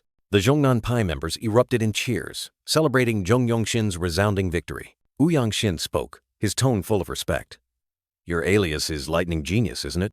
It suits you very well." Yangshin continued to praise, his gaze directed towards Yangshin. "The radiant sword art is just as I heard. It is truly mysterious, beautiful, and also powerful." The Tyrant Sword Clan members stood frozen, unable to believe Muyuk was defeated so quickly. The leader of the Tyrant Sword Clan, his eyes burning with hatred, roared, "Kill them all!" The Zhongnanpai martial artists frantically shouted Yangshin's name, their eyes filled with horror as the situation suddenly changed. On the desolate battlefield, the two opposing factions charged at each other like raging waves, signaling an all-out war. Yangshin stood firm, facing the charging crowd of Tyrant Sword Clan martial artists, his resolute aura unwavering. A silver-haired old man with furious red eyes roared, "You bastard!"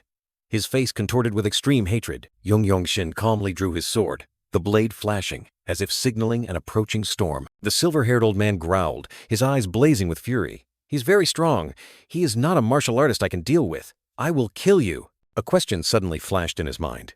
"Is he Wee Muyuk's grandfather?" Yeonshin subtly smirked, his sharp eyes responding.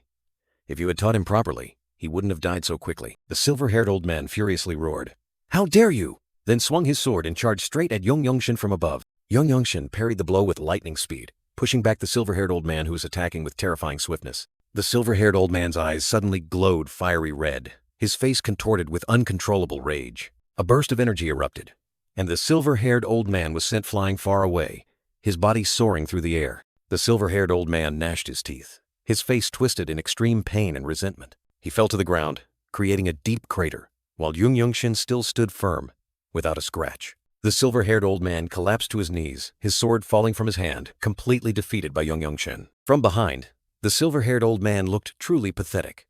While other dark-clad martial artists had already begun to charge, the silver-haired old man's eyes now held only despair and resignation, knowing that fate was sealed. The silver-haired old man suddenly stood up, his eyes flashing with determination.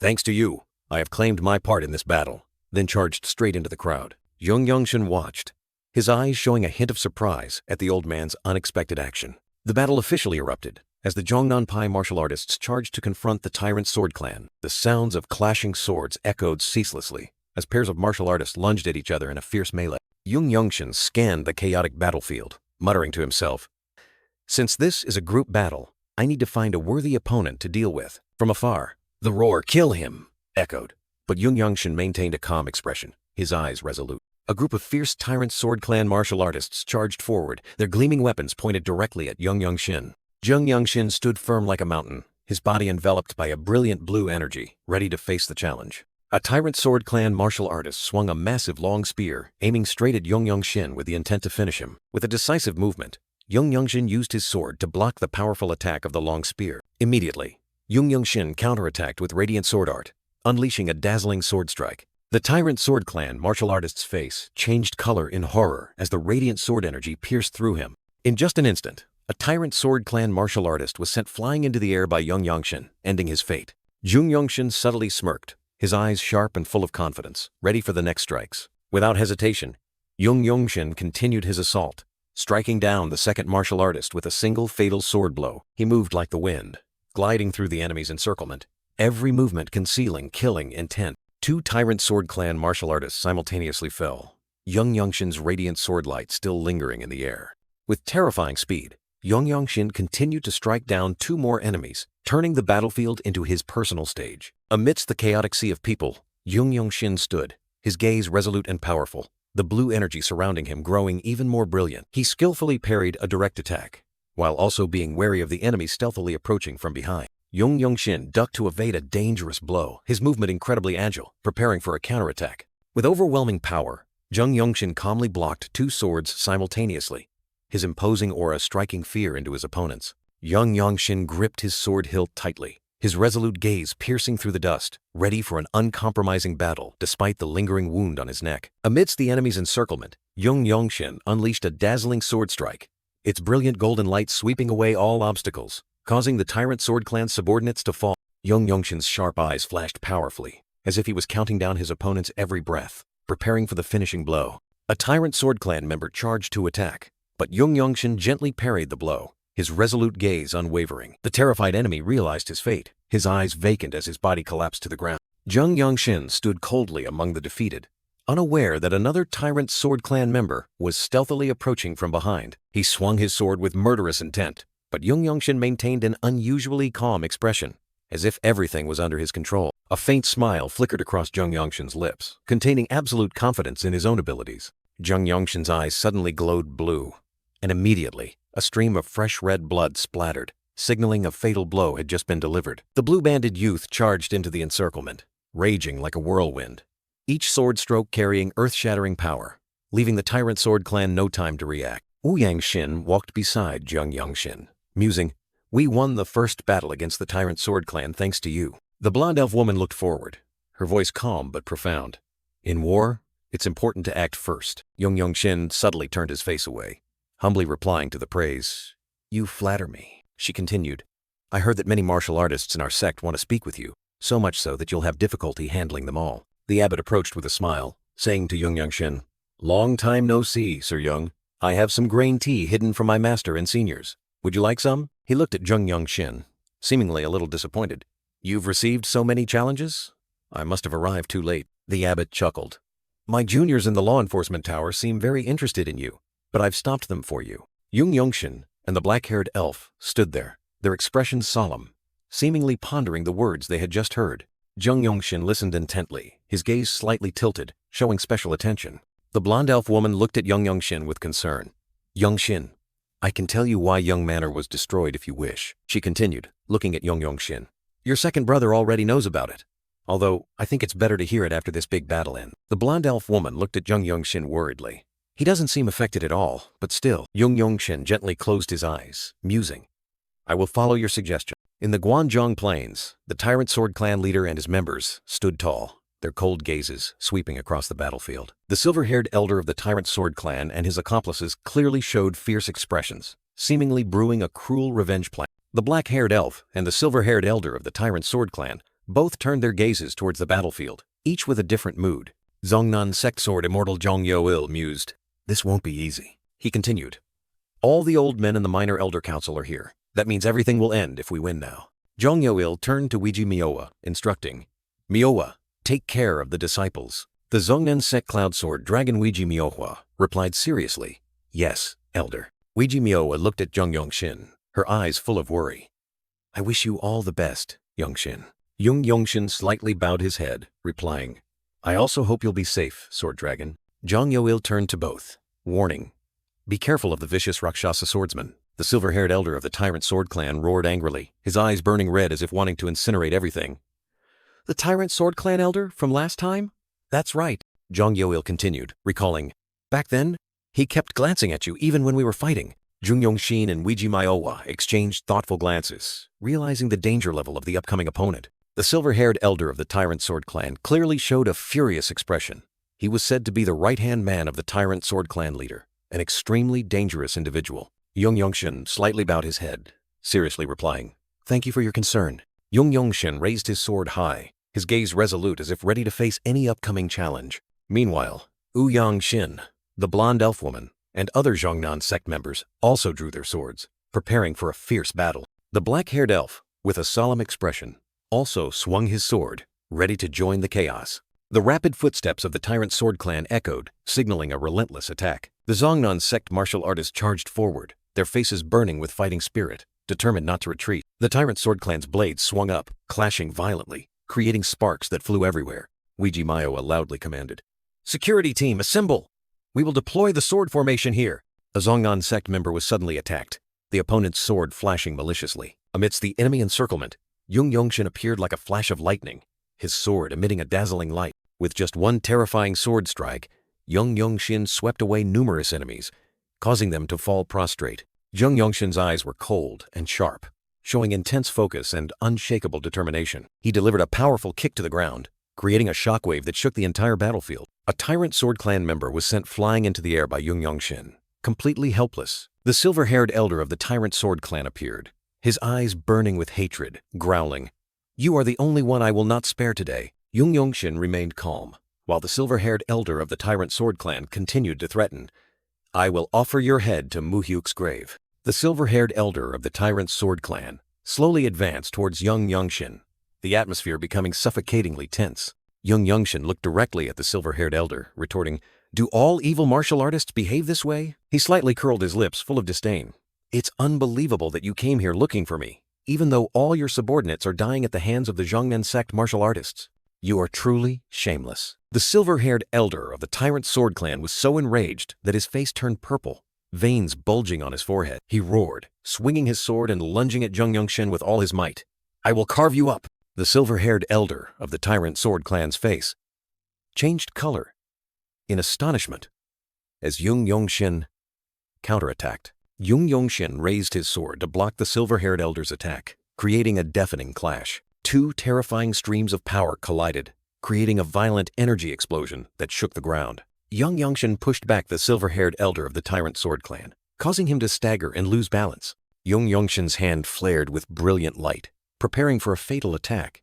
Yeonshin's eyes were intensely focused, all his energy concentrated in his palm, ready to unleash his ultimate move. The silver-haired elder of the Tyrant Sword Clan sneered, still confident in his own strength. With just one lightning punch, Yeonshin sent the silver-haired elder of the Tyrant Sword Clan flying, giving him no time to react. Yeonshin landed softly after the attack, dust swirling around his feet. He stood tall, looking down at the silver-haired elder of the Tyrant Sword Clan lying prostrate on the ground. Yeonshin mused to himself, "That was just one exchange, but I couldn't focus my energy." He activated the Yeong Clan's movement art, his entire body enveloped in blue light, and realized, he is a martial artist I cannot deal with at my current level. The silver-haired elder of the Tyrant Sword Clan gnashed his teeth, his face full of bitterness and determination for revenge. Yeonshin maintained a calm expression, his sharp eyes looking straight ahead, ready for anything. Miowa charged into the battle, swinging her sword powerfully, joining the raging melee. The silver-haired elder of the Tyrant Sword Clan, though defeated, still stood up and charged into the melee with other Jeongnan sect members. Miowa confronted a Tyrant Sword Clan member directly, while the silver-haired elder of the Tyrant Sword Clan prepared to attack. Yeonshin stood amidst the chaotic battlefield, his gaze sweeping over the entire situation, ready for the next developments. A mystical blue light enveloped him. Yeonshin closed his eyes tightly, as if concentrating intensely on something extremely important. Opening his eyes wide, lightning genius Yeonshin's gaze shone with terrifying resolve, his aura exploding, ready for the next battle. Yeonshin stood upright, his sharp gaze sweeping over those who had just been defeated, coldly declaring, "I will analyze the techniques of this brutal Rakshasa swordsman." Not even the smallest detail escaped Yeonshin's eyes, from how the silver-haired elder of the Tyrant Sword Clan held his sword, to every muscle fiber coiling as he channeled energy into the blade. He even memorized the old man's habits and methods of utilizing burst discharge, a powerful energy burst technique. Yeonshin's gaze remained fixed, intensely focused on every defensive movement of his opponent, like a perfect analytical machine. Even the footsteps and movements of the silver-haired elder of the Tyrant Sword Clan were meticulously noted by Yeonshin, without missing any flaws. With a brilliant blue halo around his head, Yeonshin firmly declared, "I will figure out all his moves." The old silver-haired Tyrant Sword Clan elder furiously charged, unleashing vicious sword strikes at Miowa and other Jeongnan Pai members. With terrifying speed, Miowa quickly raised her sword to block, creating a deafening clash between the two blades. Miowa's eyes flashed with resilience. She poured all her strength into each sword stroke, determined not to back down from the enemy. The old silver-haired Tyrant Sword Clan elder gritted his teeth, his face filled with rage as he faced the strong resistance. His teeth ground together, signaling an impending outburst of fury, making the atmosphere extremely tense. Yeonshin's eyes suddenly emitted a brilliant blue light. He had realized something extremely important from his opponent. Miowa charged like the wind, unleashing such a reckless attack that it made people exclaim, "Is that a suicide attack?" Her strike landed heavily on the opponent, creating an explosive surge of energy, demonstrating the extraordinary power of the Cloud Sword Dragon of Jeongnan Pai. The old silver-haired Tyrant Sword Clan elder recoiled in surprise, his face changing color from the unexpected blow.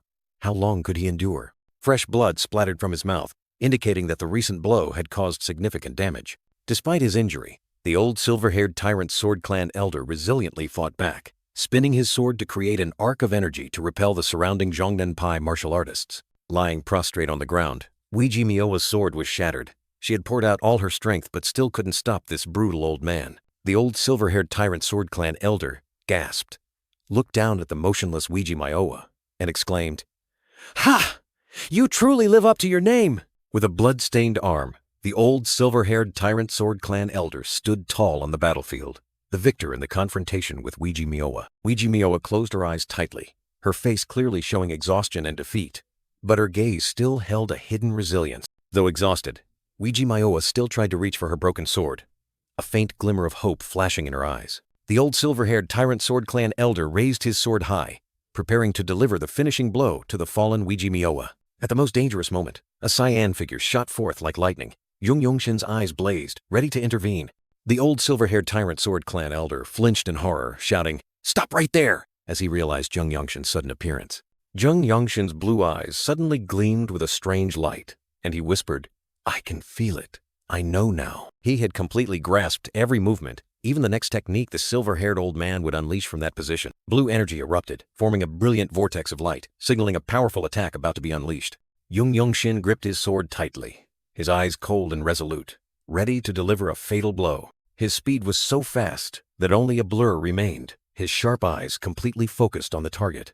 With a lightning-fast slash, Yeonshin neutralized the old silver-haired tyrant Sword Clan elder, leaving him no time to react. Yeonshin's sword pierced through his defense, creating a terrifying clash that echoed across the battlefield. The old silver-haired tyrant Sword Clan elder's eyes widened, his face contorted in pain as he was struck by Yeonshin's blue energy. With a loud thud, the old silver-haired tyrant Sword Clan elder collapsed to the ground, completely defeated at Yeonshin's feet. Weiji Miowa's eyes widened in astonishment, unable to believe the overwhelming speed and power Yeonshin had just displayed. Other Jeongnanpai members were also stunned, amazed by the powerful display of the lightning genius. Yeonshin looked up with a resolute expression, a brilliant halo of energy surrounding his head, signaling an impending burst of power. Yeonshin stood proudly amidst the snowy battlefield, his sharp sword raised, ready to face any enemy who dared to stand in his way. The elf warriors clashed fiercely, their sword energies colliding and sparking in mid-air. An elf warrior with cold eyes and a tense expression, ready for a fatal attack. The old silver-haired tyrant Sword Clan elder lay prostrate on the ground, blood splattered, his face contorted in pain, a testament to a miserable defeat. Yeonshin had a calm expression but thoughtful eyes, while Yeonshin turned his back, the energy light still shimmering around. The Gwangjong Plain battlefield was chaotic with scattered corpses. Factions were still fiercely fighting, but Yeonshin stood firm in the eye of the storm. Yeonshin swung his sword powerfully, his sharp eyes seemingly wanting to pierce through his opponent, and he declared with authority, "Tyrant Sword Clan leader, I said I would take it, didn't I?" Yeonshin continued his threat, pointing his sword directly at his opponent. "Your arm." The Tyrant Sword Clan leader's eyes were filled with resentment and extreme anger, his face contorted by Yeonshin's blatant challenge. Yeonshin looked directly at his opponent, his gaze cold and resolute, preparing for the finishing blow. Yeonshin turned his back, his sword still stained with blood, while another Jeongnanpai martial artist looked at him in astonishment. A young Jeongnanpai martial artist stared at Yeonshin with an expression of extreme astonishment, unable to believe what he had just witnessed. The young Jeongnanpai martial artist's mouth hung open in shock, his face pale, unable to utter a word at the horrific scene that had just unfolded. He shouted in utter shock, "Guest of Jeongnanpai, the lightning genius of Desolate Fortress has beheaded an elder of the Tyrant Sword Clan." Across the battlefield, Jeongnanpai and Tyrant Sword Clan martial artists were still fiercely fighting, but the shocking news of the Tyrant Sword Clan elder's death spread rapidly. Another Jeongnanpai martial artist whispered skeptically, "The brutal Rakshasa swordsman? Is he really talking about that master?" The other Jeongnanpai martial artists were all stunned, their eyes filled with horror and disbelief. How could something like that happen? Yong Yo-il, the sword immortal of Jeongnanpai, stood there with a pensive expression, his gaze distant, as if he had anticipated this turn of events. A Jeongnanpai martial artist pointed at Yeonshin, his voice full of astonishment. Not only that, but it was done by such a young man? The golden-haired elf woman, Weiji Miowa's companion, looked towards Yeonshin with eyes full of astonishment and admiration. Yeonshin truly. The head of Jeongnanpai raised his hand, shouting with a horrified expression, "The brutal Rakshasa swordsman is dead!" The Tyrant Sword Clan martial artists charged into battle with Jeongnanpai, but chaos and horror had engulfed the battlefield. A Tyrant Sword Clan martial artist had a face full of panic and fear, unable to believe what was happening. Another Tyrant Sword Clan member fell to the ground, blood splattered, while a Jeongnanpai martial artist rushed to finish him off. The Tyrant Sword Clan martial artists continued to fall, overwhelmed by Jeongnanpai's fierce assault, while another martial artist prepared to deliver a fatal blow. A Jeongnanpai martial artist delivered a powerful blow, causing his Tyrant Sword Clan opponent to collapse, making the battlefield even more brutal. The Tyrant Sword Clan leader stood amidst the chaotic battle, his eyes cold and calculating, observing the situation with a serious expression. Yeonshin stood there, his gaze firm and full of confidence. It seemed he had completed his mission. The Tyrant Sword Clan leader looked at Yeonshin with a face full of resentment and anger, but also a hint of helplessness. The Tyrant Sword Clan martial artists continued to be overwhelmed and fall, the battlefield stained with blood and despair. Yeonshin and the black-haired elf fought together, their sword energies clashing fiercely, creating dazzling sparks. Yeonshin and the black-haired elf continued to fight fiercely, each sword strike carrying terrifying power, sending dirt and rocks flying. The Tyrant Sword Clan leader, with an expression of extreme anger and worry, looked towards Yeonshin and the black-haired elf who were fighting. Another Tyrant Sword Clan member charged to attack Yeonshin and the black-haired elf, but they were ready to counter. A Tyrant Sword Clan member shouted to his leader, "Leader, their momentum is no joke. This is dangerous. We must retreat immediately and prepare for what's to come." The Tyrant Sword Clan leader pondered, his eyes complex. seemingly considering his subordinate's advice to retreat. A deafening crack echoed as Jeong Yeonshin delivered the decisive blow, making his opponent groan in pain. Yeonshin stood stunned, his cold eyes witnessing Jeong Yeonshin deliver a fatal blow, striking down his opponent right on the brutal battlefield. Jeong Yeonshin's eyes flashed with extreme determination, like a blazing fire amidst a fierce battle. Yeonshin exuded an extraordinary aura, making people exclaim, "He is too transcendent to behold. Just a glance is enough to shake one's soul." However, a figure flashed past, like lightning. Jeong Yeonshin watched with a meaningful gaze.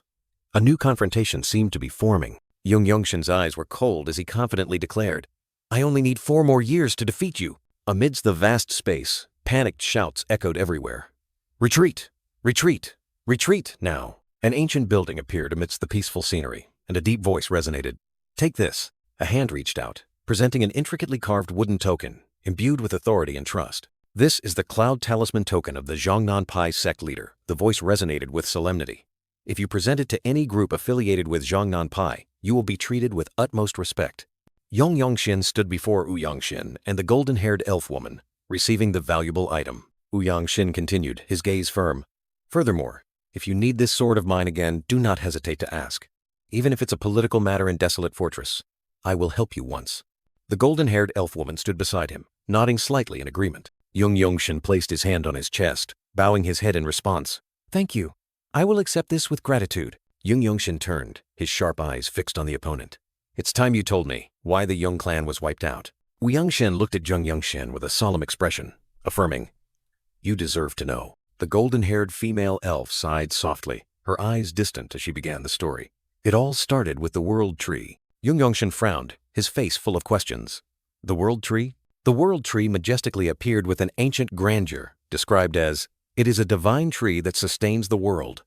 All laws of creation and existence are firmly anchored by the mystical energy of the World Tree." The Jeong clan's land appeared astonishingly fertile. The Jeong clan's land is extremely fertile. The tree's roots even extend deep beneath their territory. Jeong Yeonshin listened in silence, his eyes thoughtful as the secrets were gradually revealed. The golden-haired female elf continued, her voice low. "There are even rumors that the formidable martial power of the leader of the Desolate Fortress is maintained because they consume the fruits of the World Tree." Jeong Yeonshin asked again, his eyes full of anticipation and anguish. "So, what was the reason the Jeong clan was annihilated?" The black-haired elf explained, his voice grave. "The Tyrant Sword Clan and the Bloodfire Cult are both factions completely opposed to the Desolate Fortress. For them, wiping out a small clan like the Jeong clan was entirely justified." A building appeared in the gloomy night, and the black-haired elf continued the heartbreaking story. "Coincidentally, we were nearby when we received a letter from the leader of the Desolate Fortress. It was a request to protect the Jeong clan, although in the end, we failed." Jeong Yeonshin and the others fell silent, the atmosphere growing heavy as the cruel truth was exposed. The golden-haired female elf added, her voice full of bitterness. "Now, Shinya County has become a desolate land at their hands." Jeong Yeonshin looked up at the sky, his eyes filled with pain and remorse. "I feel incredibly guilty towards you, the Jeongnan sect, and Hia." A fresh green branch swayed gently in the wind, like a reminder that life continues. Jeong Yeonshin gently stroked Hia's head, comforting the little girl amidst the Jeongnan sect members. Hia looked up with tear-filled eyes, her expression full of sadness and loss. Jeong Yeonshin looked at Hia with gentle yet firm eyes. "Be stronger and come find me. When you become a martial artist, you will be able to come to the Desolate Fortress yourself." Jeong Yeonshin and Hia stood next to a Jeongnan sect martial artist, who looked at them with a surprised and puzzled expression. A young female martial artist looked at Jeong Yeonshin with expectant eyes. "Next time, would it be all right if I came along too?" Jeong Yeonshin smiled gently. "As long as you don't have other duties, when the time comes, I want to request to train martial arts with you." Jong Yo-il looked at Jeong Yeonshin and the others with a satisfied expression. "The downstream currents of the Yangtze River have finally merged. This is truly gratifying." Jong Yo-il continued, his eyes full of contentment. "For an old man like me, who should be thinking about a peaceful retirement, this brings true joy." Jeong Yeonshin teased Jong Yo-il with a mischievous smile. "You look like you'll live another 100 years." Jong Yo-il looked at Jeong Yeonshin with affectionate eyes. "Yeonshin, I hope your wish comes true." Jeong Yeonshin and the Jeongnan sect martial artist turned and walked away, leaving behind promises and embarking on a new, promising journey. The inn was bustling with martial artists gathering, enjoying meals and chatting lively, creating an ordinary yet vibrant scene. The gossiping man sneered, uttering contemptuous words. So the Huashan sect received secret aid from the desolate fortress? Even the 9 great sects and the desolate fortress are now fading like the setting sun. A skilled hand poured a stream of pure white wine into a jade cup, creating a pleasant sound. The man in purple robe spoke thoughtfully. Listen. While the gossiping man and the gossiping man's companion listened attentively, with a calm expression, the man in purple robe continued. Since this is your first time stepping into the Muram, let me give you a piece of advice. Red Robe Girl 1 and Red Robe Girl 2 were enjoying their meal, but Red Robe Girl 1's eyes suddenly widened in surprise. The man in purple robe sternly emphasized, in the Muram, keeping your mouth shut is the key to survival. The gossiping man suddenly stood up, growling angrily. Who are you calling a novice? The gossiping man swung his sword defiantly, boldly declaring, Did I say anything wrong? The man in purple robe gently closed his eyes, letting out a sigh, as if already too familiar with such arrogant words. The gossiping man and the gossiping man's companion sneered, continuing to gossip with sarcastic expressions. The gossiping man continued to utter harsh words. Otherwise, how could they have failed to defeat the berserker swordsman? He added, I heard that even the blue-eyed demon swordsman of the Radiant Demon Squad lost an eye. The gossiping man and the gossiping man's companion burst into laughter, their faces full of disdain. He continued, A blue-robed martial artist from the desolate fortress? It turns out all they have is an empty reputation. The gossiping man was still laughing, unaware that a sharp object had flown towards him, plunging into the table right in front of him. He flinched, looking at the strange object in horror, while Yeonshin appeared, his eyes as cold as ice. The object, which turned out to be a chopstick, was deeply embedded in the wooden tabletop, vibrating intensely. Yeonshin subtly curled his lips, his eyes full of hidden meaning, as he looked directly at the gossiping man. The man in purple robe and red robe girl too looked up, their eyes full of surprise and curiosity, following the developments. The gossiping man trembled violently, his face pale with fear at Yeonshin's sudden appearance. Yeonshin strode powerfully towards the gossiping man, his imposing aura making the entire inn hold its breath. He stomped his heel forcefully on a shard on the floor, creating a small but powerful sound. Yeonshin stood opposite the gossiping man, his eyes as sharp as razors, making the opponent dare not look up. The gossiping man stammered, his face white with fear. I didn't mean to offend the desolate fortress. Yeonshin maintained a cold expression, his blue eyes flashing with a terrifying glint. He placed his hand on the sword hilt, his voice ringing out with authority. I don't care about that. Yeonshin looked directly at the gossiping man, his eyes blazing, resolutely ordering. Tell me how the blue-eyed demon swordsman lost his sight. The gossiping man and the gossiping man's companion were utterly terrified, stammering, The berserker swordsman! The Bloodfire cult is behind him! He continued to explain. A few blood sword masters and an envoy from the Bloodfire cult clashed with the Radiant Demon Squad. He recounted, I heard that the blue-eyed demon swordsman was injured while protecting a civilian family. In the memory, the blue-eyed demon swordsman Wanchang smiled confidently, his blue eyes shining brightly. Yeonshin frowned, his eyes becoming sharp and full of rage. The gossiping man was so scared that his face was drained of color, sweat pouring down him like rain. Yeonshin still didn't take his eyes off the gossiping man, his gaze seemingly wanting to pierce through the opponent's heart. He maintained a terrifyingly cold expression, making the atmosphere in the inn even more tense. Finally, Yeonshin gently closed his eyes, sinking into deep thought, seemingly trying to piece together the information he had just received. The gossiping man trembled and knelt down, stammering apologies to Yeonshin, who still stood there with a cold, imposing expression. Yeonshin's blue eyes flashed with a cold glint, containing an unshakable resolve. He was so scared that he bowed down, his head almost touching the ground, completely submitting to Yeonshin's overwhelming aura. Yeonshin decisively turned his back, leaving the still trembling gossiping man, and coldly ordered, Keep eating. Also, pay the innkeeper for the table. Meanwhile, in a corner of the inn, the man in purple robe subtly curled his lips into a meaningful smile, taking a sip of wine, as if enjoying a good play. The gossiping man's companion whispered with a worried expression. With that level of martial arts at his age, he could act arrogantly. But clearly, a martial artist from a prestigious sect always maintains their dignity, the man in purple robe continued, his sharp eyes following Yeonshin. The man in purple robe suddenly asked Yeonshin directly, making him turn his head, Is your alias Lightning Genius? With a friendly smile, the man in purple robe approached Yeonshin and the two red-robed girls, saying, I see you are the rising star of the desolate fortress. following in the footsteps of the white Qilin Namgung Huashan. It's a pleasure to meet you. The man in purple robe introduced himself. I am Jin Yul of the Jeong Clan from Shaanxi. Yeonshin replied. I am Yeonshin from the Radiant Demon Squad of the Desolate Fortress. Jin Yul continued with a benevolent expression.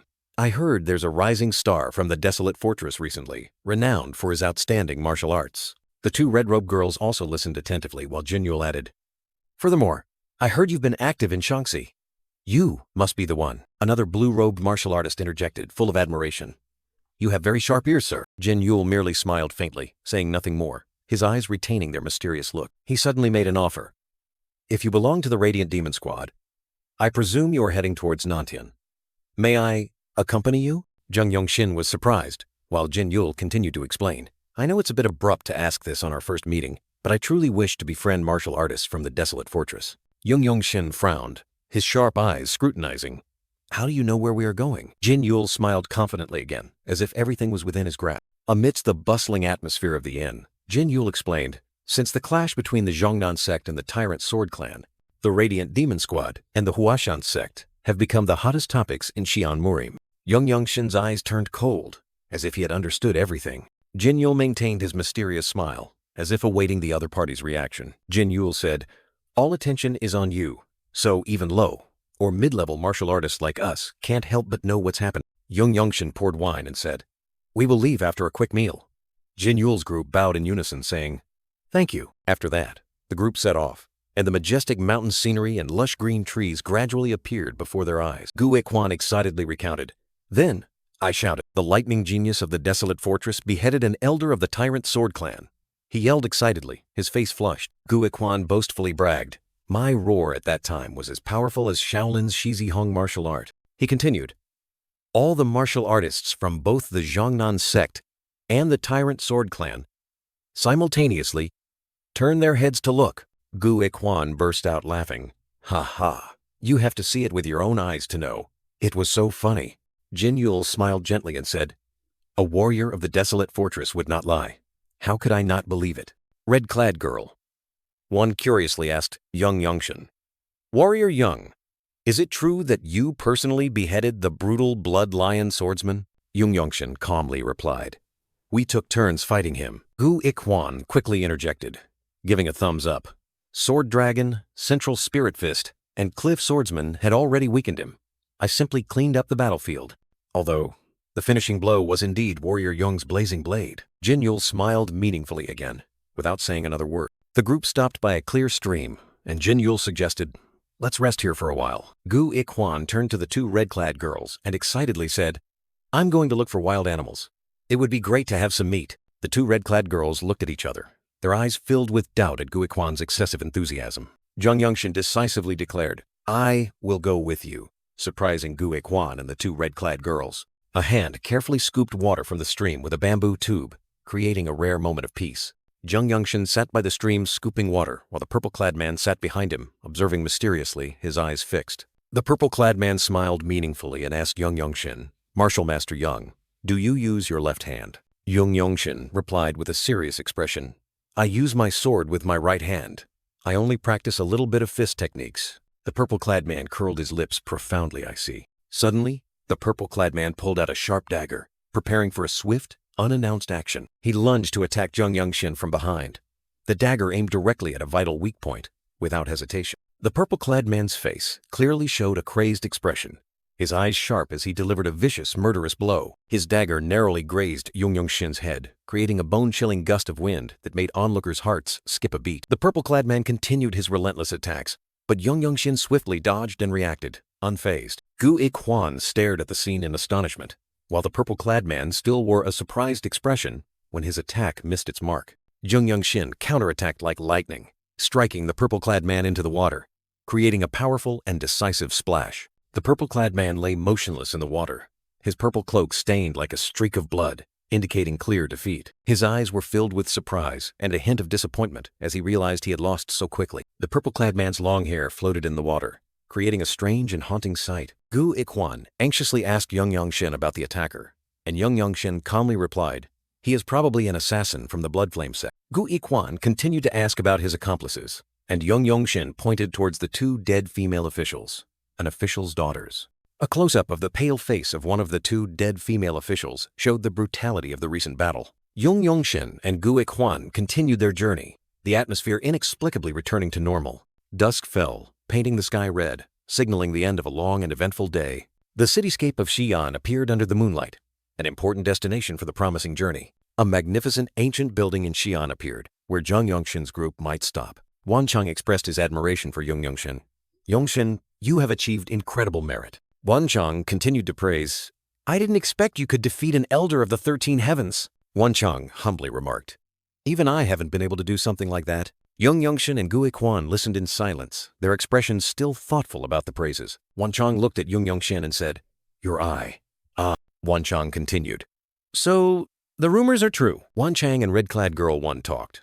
Wanchang said, "While Chungmyung is a problem, you, the lightning genius, are on par with him." Wanchang continued, "Facing an elder of the tyrant sword clan. You are truly reckless." Red-clad girl 1 sighed in relief. Fortunately, nothing major happened. Gu Hwan asked, "What happened?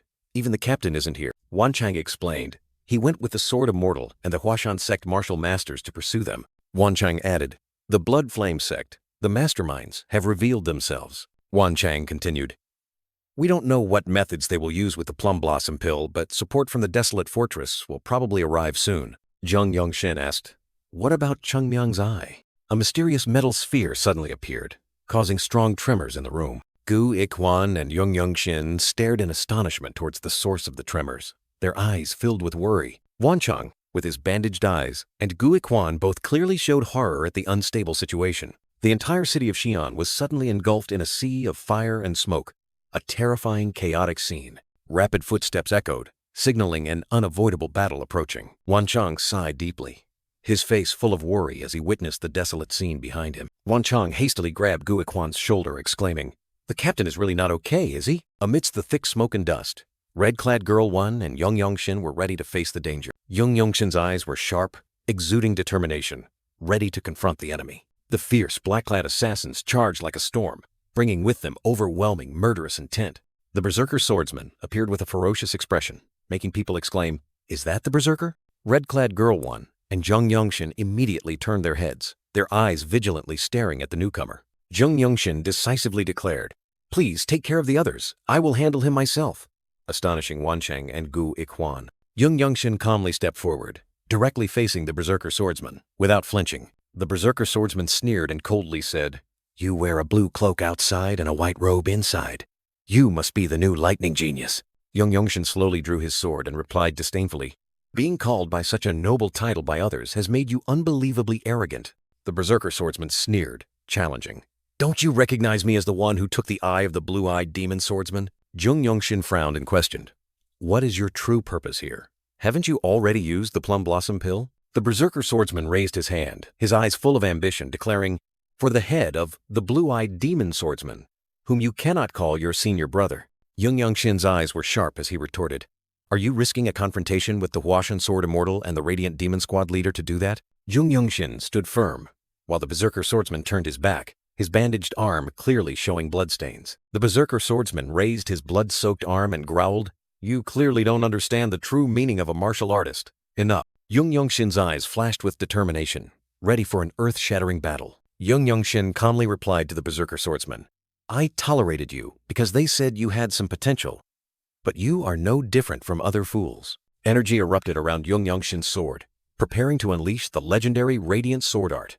Jeong Yongshin unleashed a lightning-fast sword strike, a dazzling light tearing through the air. The berserker swordsman roared, lunging forward with an explosive punch, his eyes burning red with fury. Jeong Yongshin calmly used his sword to parry the berserker swordsman's powerful punch, creating an earth-shattering collision. The berserker swordsman strained to deliver his blow, his face contorted by the frenzied power. Jeong Yongshin remained calm, his hair flowing in the wind, highly focused on the battle. The berserker swordsman's endless vortex flower fist punch erupted, a perfect yet deadly technique. Jeong Yongshin used his sword to block the terrifying punch, creating a fierce energy explosion. The berserker swordsman was pushed back, sliding across the ground, while Jeong Yongshin remained suspended in midair. The berserker swordsman looked up at Jeong Yongshin in astonishment, wondering, "Is that the footwork of a noble race?" The berserker swordsman shook his head, asserting, "Number, that martial art cannot be copied by humans.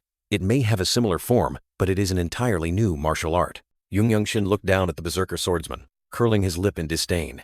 You talk too much. Yeonshin stood there, his eyes arrogant and full of confidence, asserting the status of a genius. The berserker swordsman curled his lip into a savage smile, signaling a far from simple confrontation. He provoked Yeonshin.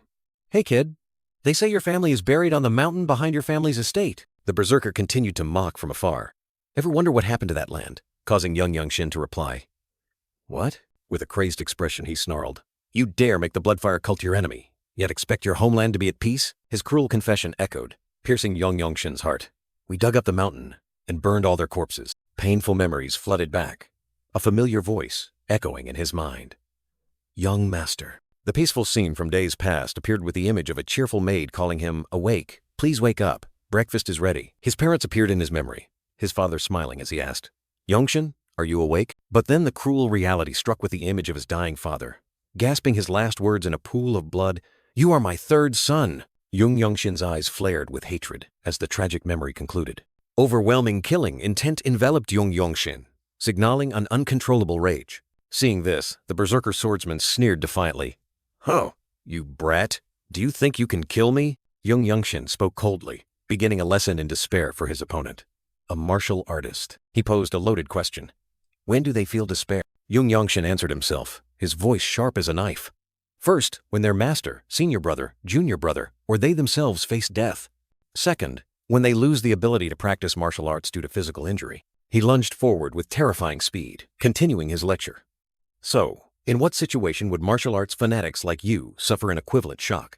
Yeonshin suddenly seized his opponent's wrist, declaring, simply severing his limbs is not enough. His hand tightened, emitting a powerful surge of energy that caught the berserker off guard. In just a moment, Yeonshin had completely subdued his opponent with a masterful grappling technique. The berserker swordsman roared in shock and anger. How dare you use a grappling technique on me? Yeonshin moved with absolute precision, completely overwhelming his opponent in his own specialty. A powerful attack was unleashed, pushing the confrontation to its climax. The berserker's eyes widened, unable to believe what was happening. You? How do you know my technique? Yeonshin replied coldly, his hand still gripping tightly. Your technique? It seems doing it this way would be better. The berserker swordsman completely collapsed, screaming in panic. Unbelievable. You not only stole my secret technique in an instant, but also recreated it in a more perfected form? Yeonshin's gaze was unwavering, harboring terrifying calculation. He revealed his cruel plan. Here it is. This is how to drive these demonic martial artists into despair. For a martial artist, martial arts are their entire life, built through countless years of dedication. We need to deny that and display their own martial art in a superior form. Yeonshin emphasized each word, his eyes sharp. Right before their eyes, he leaned close to his terrified enemy's ear, whispering mockingly, Should I show you the steps? The berserker swordsman could only utter a sound in extreme fear. What? Yeonshin subtly curled his lip, his smile more terrifying than a demon's. The berserker stammered in despair, sweat pouring down him. As if I would tell you. Without another word, Yeonshin delivered the brutal finishing blow. He twisted the berserker swordsman's arm using the latter's own technique, but on an entirely different level. A chilling sound of bone breaking echoed as his arm was mercilessly snapped. The berserker swordsman let out a miserable scream, physical and mental pain merging into one. In an act of extreme savagery, Yeonshin bit hard into his opponent's broken arm, his eyes gleaming with the wildness of a predator.